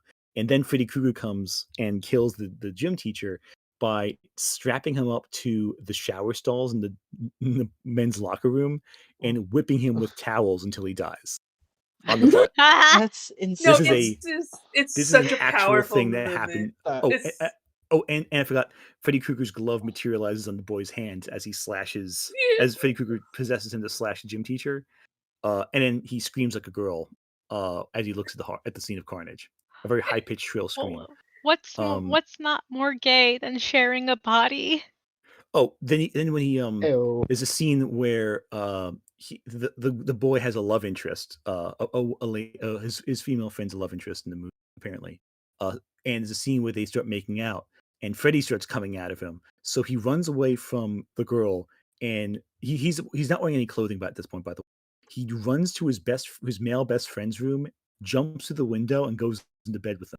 And does to be it safe. without thinking. Like there's no pause. It just starts happening, and he instantly goes, "No, I need to be with my best guy friend in these moments." And this room Question: has like does this stop Freddy from does being with a No. man cause No. Freddy to not come out? No, in fact, It goes faster. Freddy physically jumps out of his body and nails the other boy to the door. No, like literally lifts him and nails him. Yeah, nails him to the door. Basically, like just plows into him with the claws and everything. It's great. It's amazing. I love this movie so. I love those movies. They're so great, but that one is so ridiculous. It's amazing. It was directed by a gay director, and it's like the first time they said, "Hey, you can just go a little bit apeshit," and he went a lot of it apeshit, and you can really feel it. There's a lot of that movie that's interesting. There's a whole documentary I watched. I actually reviewed the documentary when it came out about the main actor. The main actor in that was gay, and actually had developed AIDS shortly after the film. He was closeted when he made the film, but he was gay, and he got AIDS. Actually, he's still alive, which is great. But like he contracted AIDS shortly after being in that movie, and he felt like it completely derailed his career. It's a really fascinating documentary if you ever watch it. But no. But anyway, point is, Lily wouldn't get any of that. There's a scene where. Oh, sorry. I mean, I was Lily just going to can't say, someone in fucking the comments. handle like Rocky Horror, so Yeah, Lily that's true. can't handle My Little Pony, so I don't Rocky think we Horror should set the bar too high. Yeah. Someone in the comments says she knows what queer coding is. She just hates it and thinks whoever uses it is a coward and should just come out and blatantly state whatever orientations their characters are in their work. And I have to say to that, Rachel Burnetowicz. I'm sorry if I'm saying your name wrong. It's because the thing is she doesn't understand that the queer coding exists because of the Hays Code. Well, not just that. Also, because like even post Hays Code, you look at the '80s, there was a strong conservative leaning in Hollywood. You would have these movies that would be coming out for conservative audiences. If you had a queer character on screen, you would get no one would watch a movie. Think about the controversy that happened with the Last Temptation of Christ when it came out. Mind you, not a queer movie, but there was a scene where Jesus has sex with Mary Magdalene. This movie was so controversial that theaters were being threatened with fire bombings. Like they were threatening to burn the theater and drag out whoever aired this movie. And it was made by Catholics, maybe Martin Scorsese. And it's a masterpiece of cinema, The Last Temptation of Christ. I think Willem Dafoe is one of the best actors to play Jesus ever. But that's beside the point. That's a Catholic movie made by Catholics, and that was deemed as, controversial. Things you never think you're going to hear in a Discord call. Oh, yeah. William Dafoe is the best. Willem to Dafoe is deliver, like, great as Jesus. Christ. He's fantastic. No, you're absolutely right. It's just such like they weren't expecting for you to say William Dafoe. I can guarantee you this. I will always bring Willem I need Dafoe up in a to conversation. remind at some myself point. what Willem Dafoe Oh, looks absolutely. like. That's me and He's Yeah, more, Steve. he's Green more Goblin. hung than He's Green Jesus Goblin. was on that Oh, yeah. cross. Oh my Yes. god! Oh my Chill, God. chill, Yeah, chill. it's the Green Goblin as Jesus. I feel like I feel like what's it? Lily's like it's not she doesn't pick up on coding and allegory, and it frustrates her. That's why she wants things to be overt, which Exactly. It's 100% all that. about her personal taste. She wants stuff where like two lesbians are cuddling on screen and they're super happy, and then like she doesn't really think much further than that. Well, the problem also is, I think that he, I was looking at Willem Dafoe. I was looking at Willem Dafoe. I was gonna make a joke for a second. Get out of your taxes folder, and I'm so sorry. I was gonna make a Willem Dafoe why he's the thing with Lily is that she has like this tendency whenever she's talking about like any media, she always goes for the most specifically hyper focused way that it's bad every single time. She can't like anything. She has to hate everything Well, even the things she likes. every single time. Even the things she likes. Like look at how she talks about Kingdom Hearts. Kingdom It's Hearts. so Yeah. it's so stupid. It's so stupid. It's so You mean Dark stupid, and I Souls? love it. It's like, can you just are you she capable has of, a is she capable of unironically liking something, or does she have to like degrade the things she likes as well? and like she doesn't even understand Exactly. Kingdom Hearts. It's a shallow understanding. It's like, oh, Sora's a precious babu. He's so bisexual. Well, That's it.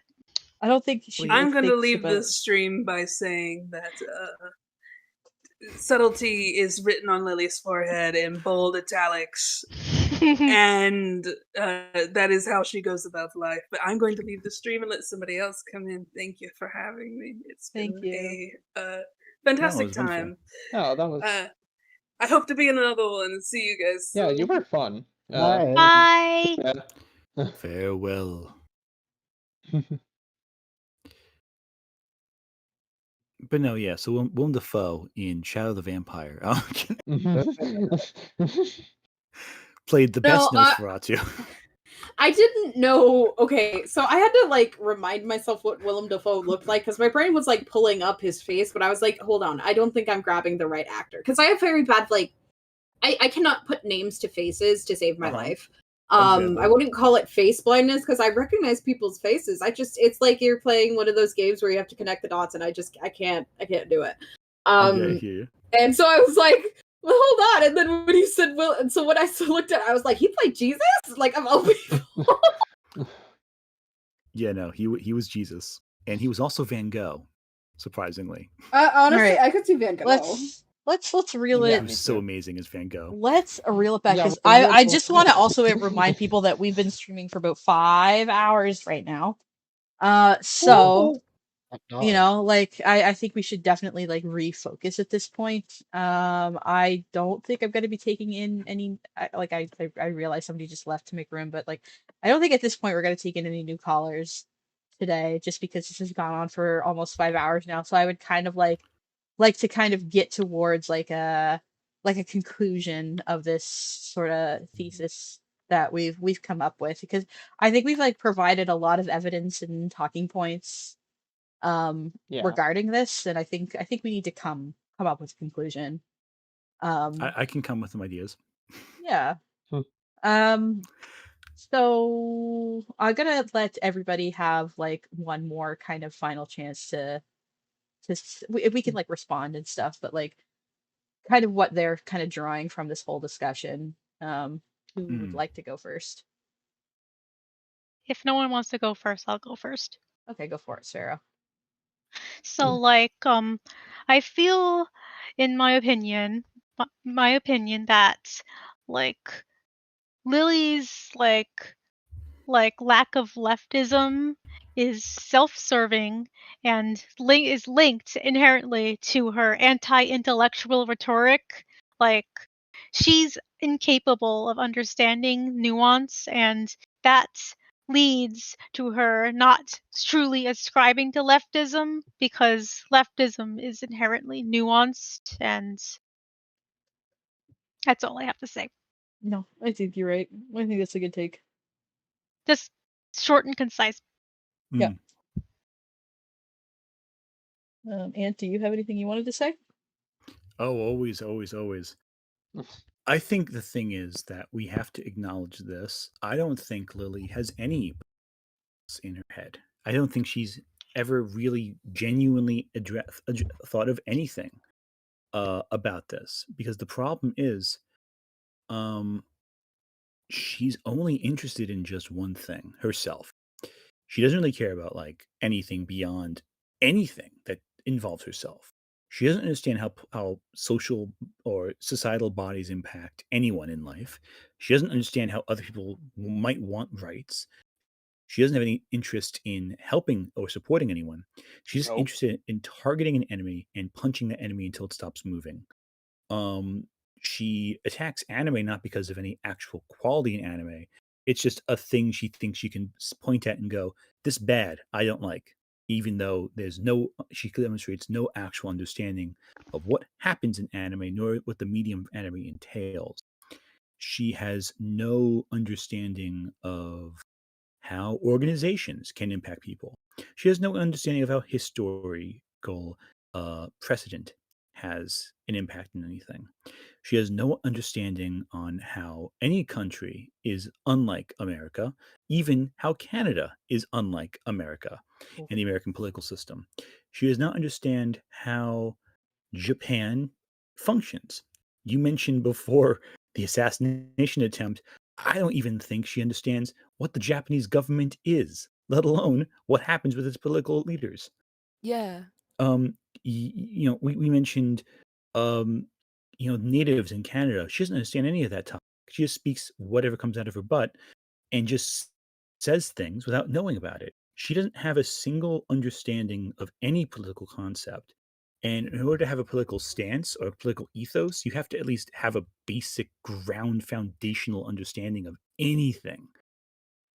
All she cares about is the direct things involved with her life, which is the government subsidized housing, the rights of LGBTQA people in theory, but not how she got there, not how any of that is currently. So, I think the question of whether or not Lily is a leftist is redundant.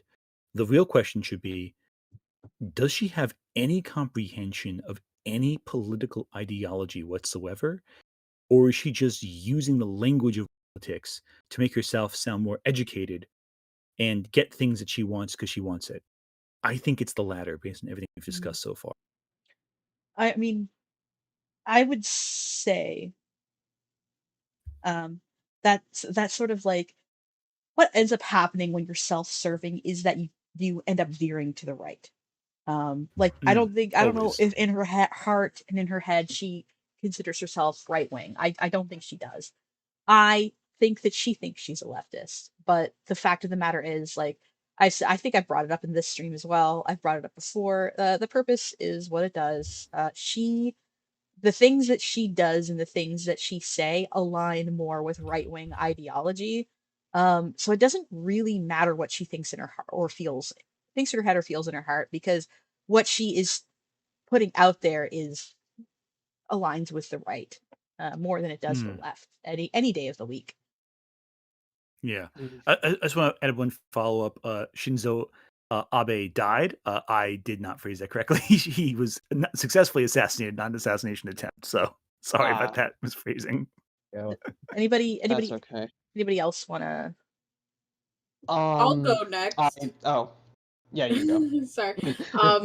I think when it comes to the thesis, Lily Orchard isn't a leftist. I think it comes down to just because you say you are something doesn't necessarily mean you are that thing. especially when it when applies to philosophy. when it that is. applies to the politics in this case. Just she could say that she's a leftist, but when your actions are contrary to that, people are going to want to look into that. And I think, like,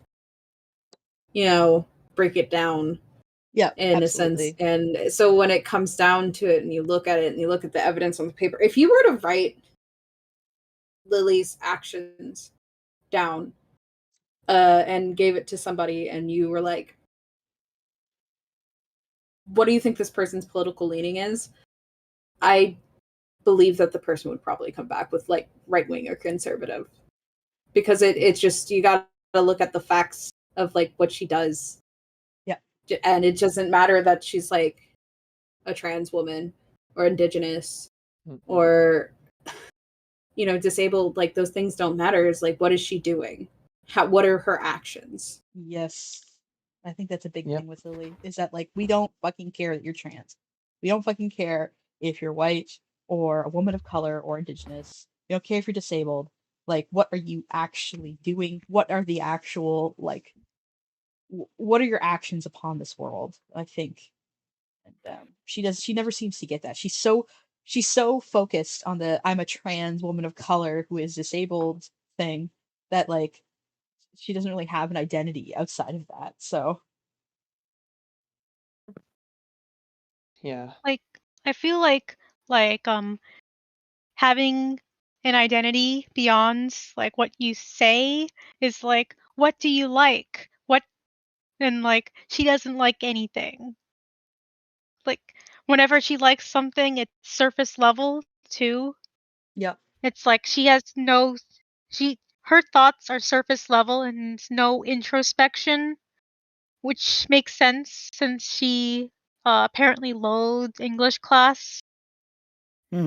Yeah. Was there anybody else who wanted to make a little conclusion? I did, and well, I kind of want to ask because I want my conclusion to be very much based on the personal aspects, because my relationship with her is a lot more personal than most other people here. So, but the issue with doing that is that I'm afraid that it'll really like lean into just venting territory of being like, oh man, she like so badly affected me, and like, oh man, the after effects are horrid, and like if you're okay with that, like I will That's go fine. forward with it, but That's if fine. not, all right. So I think what really is telling is that the fact that she's just not a leftist. And this goes with the other theses that were stated before, is that ultimately she's not really doing anything. Like, she doesn't have any end goal for like how she believes like the world should be. She's just kind of like spouting rhetoric and shit that she just thinks will make her sound good. And I kind of wanted to relate that to how it affected me, because like at the beginning of 2023, when I like started to talk to her and whatnot, like I was like trying to like get in her circle, trying to understand her, and a lot of like how people act and generally behave, they tend to rub off on you. Like, you tend to maybe like kind of pick up on a few personality traits. And with Lily, because she's, well, let's be real here, she's a cult of personality, that's like magnituded to where it's like she will try to shut you up, she will try to control you, she will try to make you think in a very specific way. And that's what happened with me. Like, I was joining her community hoping I could progress as a person, hoping that I could become more intellectual and finally start to spread my wings, as it were, and maybe actually start to become like just generally a more intellectual person, because my school life did not allow for that and how I was treated. And what Lily did, and I'm only realizing this now, is that I don't even think it's just that she kept me stagnant. She made me regress a bit in how I viewed things. In that, like, it was very, very, close-minded. Like, I didn't try to consider other opinions. And when I started realizing that, everything just started to click. And as I said before, yeah, that's when I started questioning things. Lily ultimately isn't a leftist because what she does is promote a mindset of like control, of being in a bubble, and those things are inherently not leftist. Yeah. She was very ableist towards me in very subtle ways. When I revealed my pronouns to her, she at the time it was she, her, she like said in a very like exasperated way, "Wow, why did I think your pronouns were he, him?" And it's like you don't say that to someone who's trans. Fundamentally, no. Like if you truly believe in what you're saying, why would you ever say that to a trans person? Yeah. Why? Yeah. And it's because of shit like that that just kept on going over and over again. And keep in mind, she said that after she knew I was an abuse survivor. And Yeah. after I told her that I was so uncomfortable being treated as a man my entire life, I don't like. So for her to just like seemingly like push that to the side, she doesn't change, she doesn't grow, she just hurts. I think And yeah, I'm sorry. it's okay. I think that like the fact that like she encountered someone who supposedly is in a similar situation to her, and they just pushed another trans person down for her own sense of superiority speaks volumes. So Yeah. This is why she's not a leftist. Is because yeah, because of the after effects she had on me. And I hate feeling like I'm stupid. I hate feeling anti-intellectual, and she didn't help with that. And that's why I want to stay in communities like this so I can hopefully become the person I want to be. thank So you. there. Thank you so Yeah. much. Did anybody else wanna say anything? I'm not really a conclusion just so much as like one other last point I wanted to note that's coming. So I've noticed she's bringing up a point in her Cora video. I know one of their topics she was editing last night is on capitalist realism, which is an actual piece of political theory. And there's no way she actually read the book. Uh-huh. So I'm just want to find out where she got that from. Do we know what she says about it? Like, does she believe in capitalist realism? It's gonna be something about Cora. I don't watch her. I have it on the second monitor, and I have it muted most of the time if I ever am tuning in. But I know it's going to be brought up when that comes out. I mean, if it's going to be like as it is editing right now, I'm sure she's probably not going to remove it. This probably would piss me off since I'm a big Korra fan, despite its flaws. Val, did you Yeah. want to say anything? Oh yeah.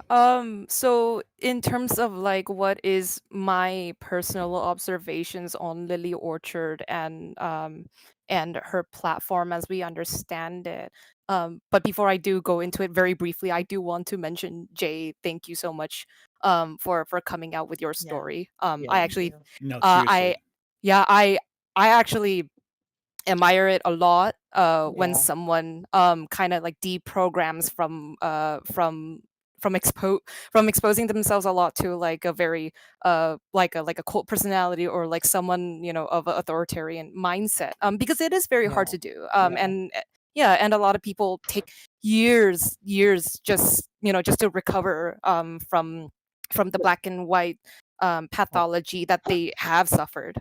So I do want to thank you for that. There's nothing Yeah. wrong. There's nothing weak about changing your mind and changing your stance based on new information provided to you. I do want to thank you on that. Yes, and I just want to say it is really funny you use all that specific wording because the first comparison I made was N from Pokemon. Right. Which oh my god, Uh, and did nothing wrong. And did nothing wrong. no. Maybe. N is Um perfect. yeah. Anywho, finally getting back to my conclusion.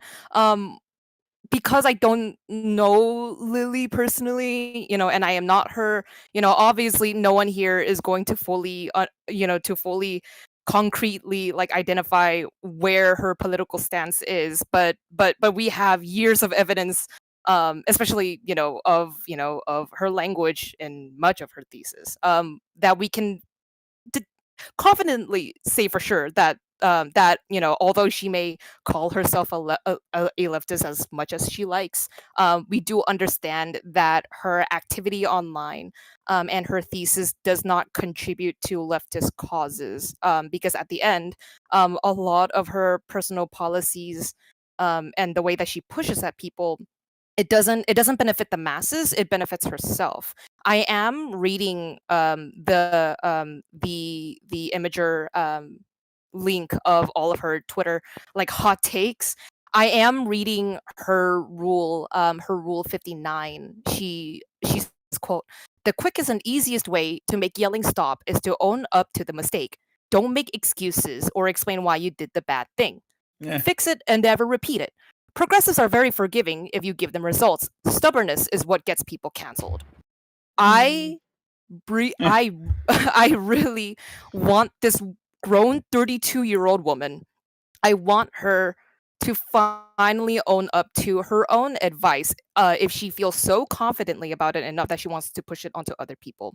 For a very long time, I think she has been focusing too much and worrying about other marginalized people who may not behave correctly, or they're not the right ones, or whatever.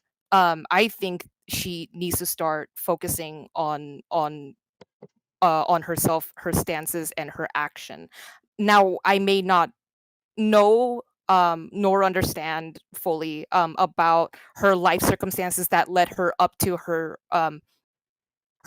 very narrow, almost narcissistic view, about about people as a whole.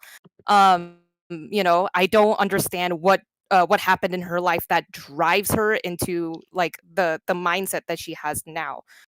However, I really do want to see her to just put down her pride aside, like understanding, that there is gravity to her words and her influence in fandom spaces, um, and to realize that before she is to add any positive change, towards the community that she wants to uplift, she needs to start putting that towards herself. And of course, if she does do that, some universe out there, she does own up to her mistakes as she pushes on her Twitter. um if she does that, I will give her credit where it's due. But until then, of course, all of us will be critical.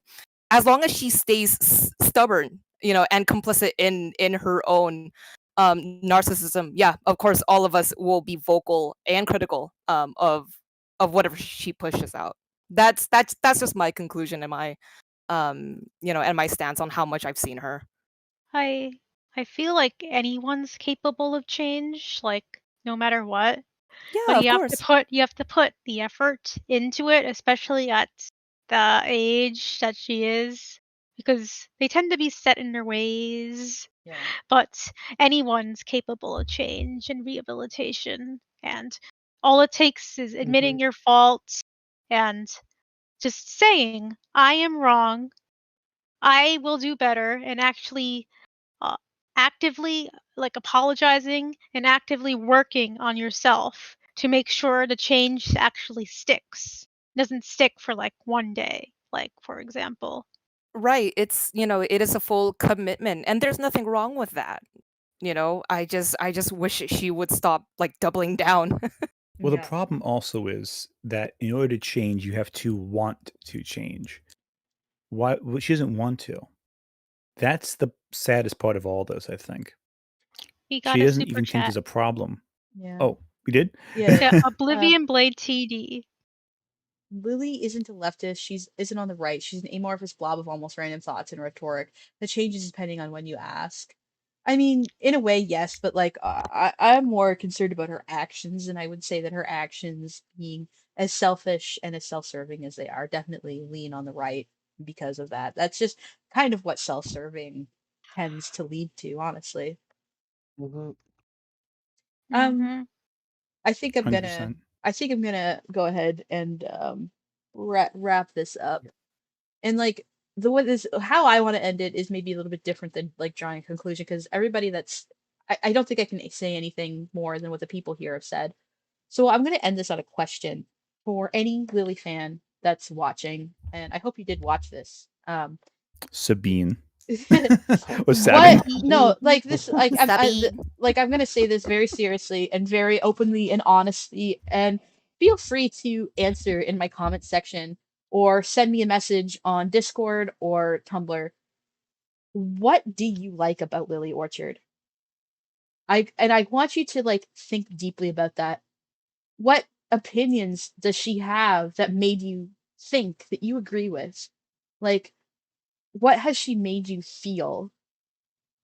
And is it because is it because it made you think, or is it because it gave you permission to stop thinking, or it gave you permission to hate something that you didn't really like a whole bunch, but everybody else seemed to? Um, so yeah, I would Wait, just she put what? that I would just put that into consideration. Um, and if there is any Lily, yeah, if there's any Lily fans or Lily fans that are on the fence that are still watching, um, I would just really think about that. And if you have an answer, my ears are open to hear it. But I think that's something that people really need to think about right now.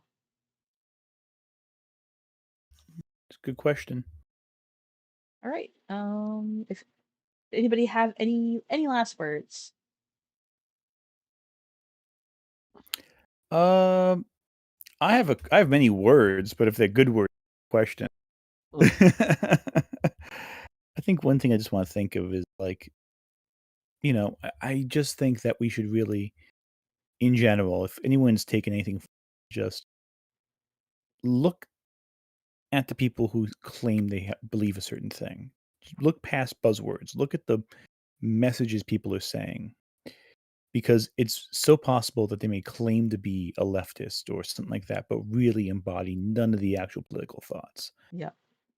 You should always question any authority figure in life. Go read the bread book. There you go. Sorry to bread tuber this stream, but go read the bread book and come back to me later. No, but seriously, do your own research apart from Lily Orchard, and come back and see what you think about her. Honestly, do some actual crack open a book, do some actual research, and think for yourself, and then see if you still agree with Lily, or Read if you Krim's ever favorite did. book, Huckleberry Finn. Yeah, read Huckle. Actually, yeah, it's not my favorite book, but it's one of my favorite classic books. That's a really good book. It's a bit It's Krim's all-time favorite book. He has It's like 50 copies of it in his other I shelf. think it's a challenging book, and I want to kind of like do my little selling point on it. It's a very challenging book, I think, but it's ultimately about how someone that was born in a world where he didn't know all the buzzwords, he didn't have the education on being anti-racist, but he still did the right thing when it came to standing up against slavery and racism. And like if you're going to be condemned by people that are awful and racist and saying terrible things, it doesn't matter what buzzwords they use. Um, it'd be better to go to hell if you're going against society than to like capitulate to those kind of people, you know. But anyway, that's kind of the lesson of that book, and it's one that I stand by. It doesn't really matter what words you use. If you're an asshole, you're an asshole. Period. So it's actually kind of relevant to the conversation. Anyhow, Yeah. is if that's all, I think we're gonna end the stream. Yeah. All right. Well, thank you so much for calling, everybody. I am going to hang up then if nobody has anything else to add. And I'll see you all in the chat later. Which chat? Probably General, probably. I don't know. I'll be around. Yeah, but Okay. I'm gonna disconnect and I'm gonna wrap the stream up. All All right. Okay, Have a bye good night. bye. Bye bye. Nighty night. All right. Well, thank you so much, everybody, for coming to this almost 5.5 hour long stream. You're very welcome to join the Discord server and hang out. Really appreciated everyone coming by to listen. But we're going to end the stream. Don't forget to like and subscribe. I am streaming again. What day is it? Today's Thursday. I am streaming again. Oh, it's Friday. No, it's Thursday because yeah, no, it ticked over. It ticked over past midnight. So my next stream day is Sunday. And actually, yeah, next is Sunday the 18th. Tomorrow night, or I should say Saturday night, so the day after tomorrow, we have movie night. We will be watching Drac Pack, is the plan, which is a Hanna-Barbera cartoon from 1980. We're gonna have a little watch party of that. And then 18th, we're gonna have another stream. It'll be an art stream. We might be chatting and hanging around. And then the 19th is my birthday stream. So please join the Discord server and subscribe, do the whole notification thing if you want to be notified of my videos. I have an edited video coming out of Minecraft highlights, so also look for that either tomorrow or the next day. And I will see you guys next time. Thank you so much. Bye-bye.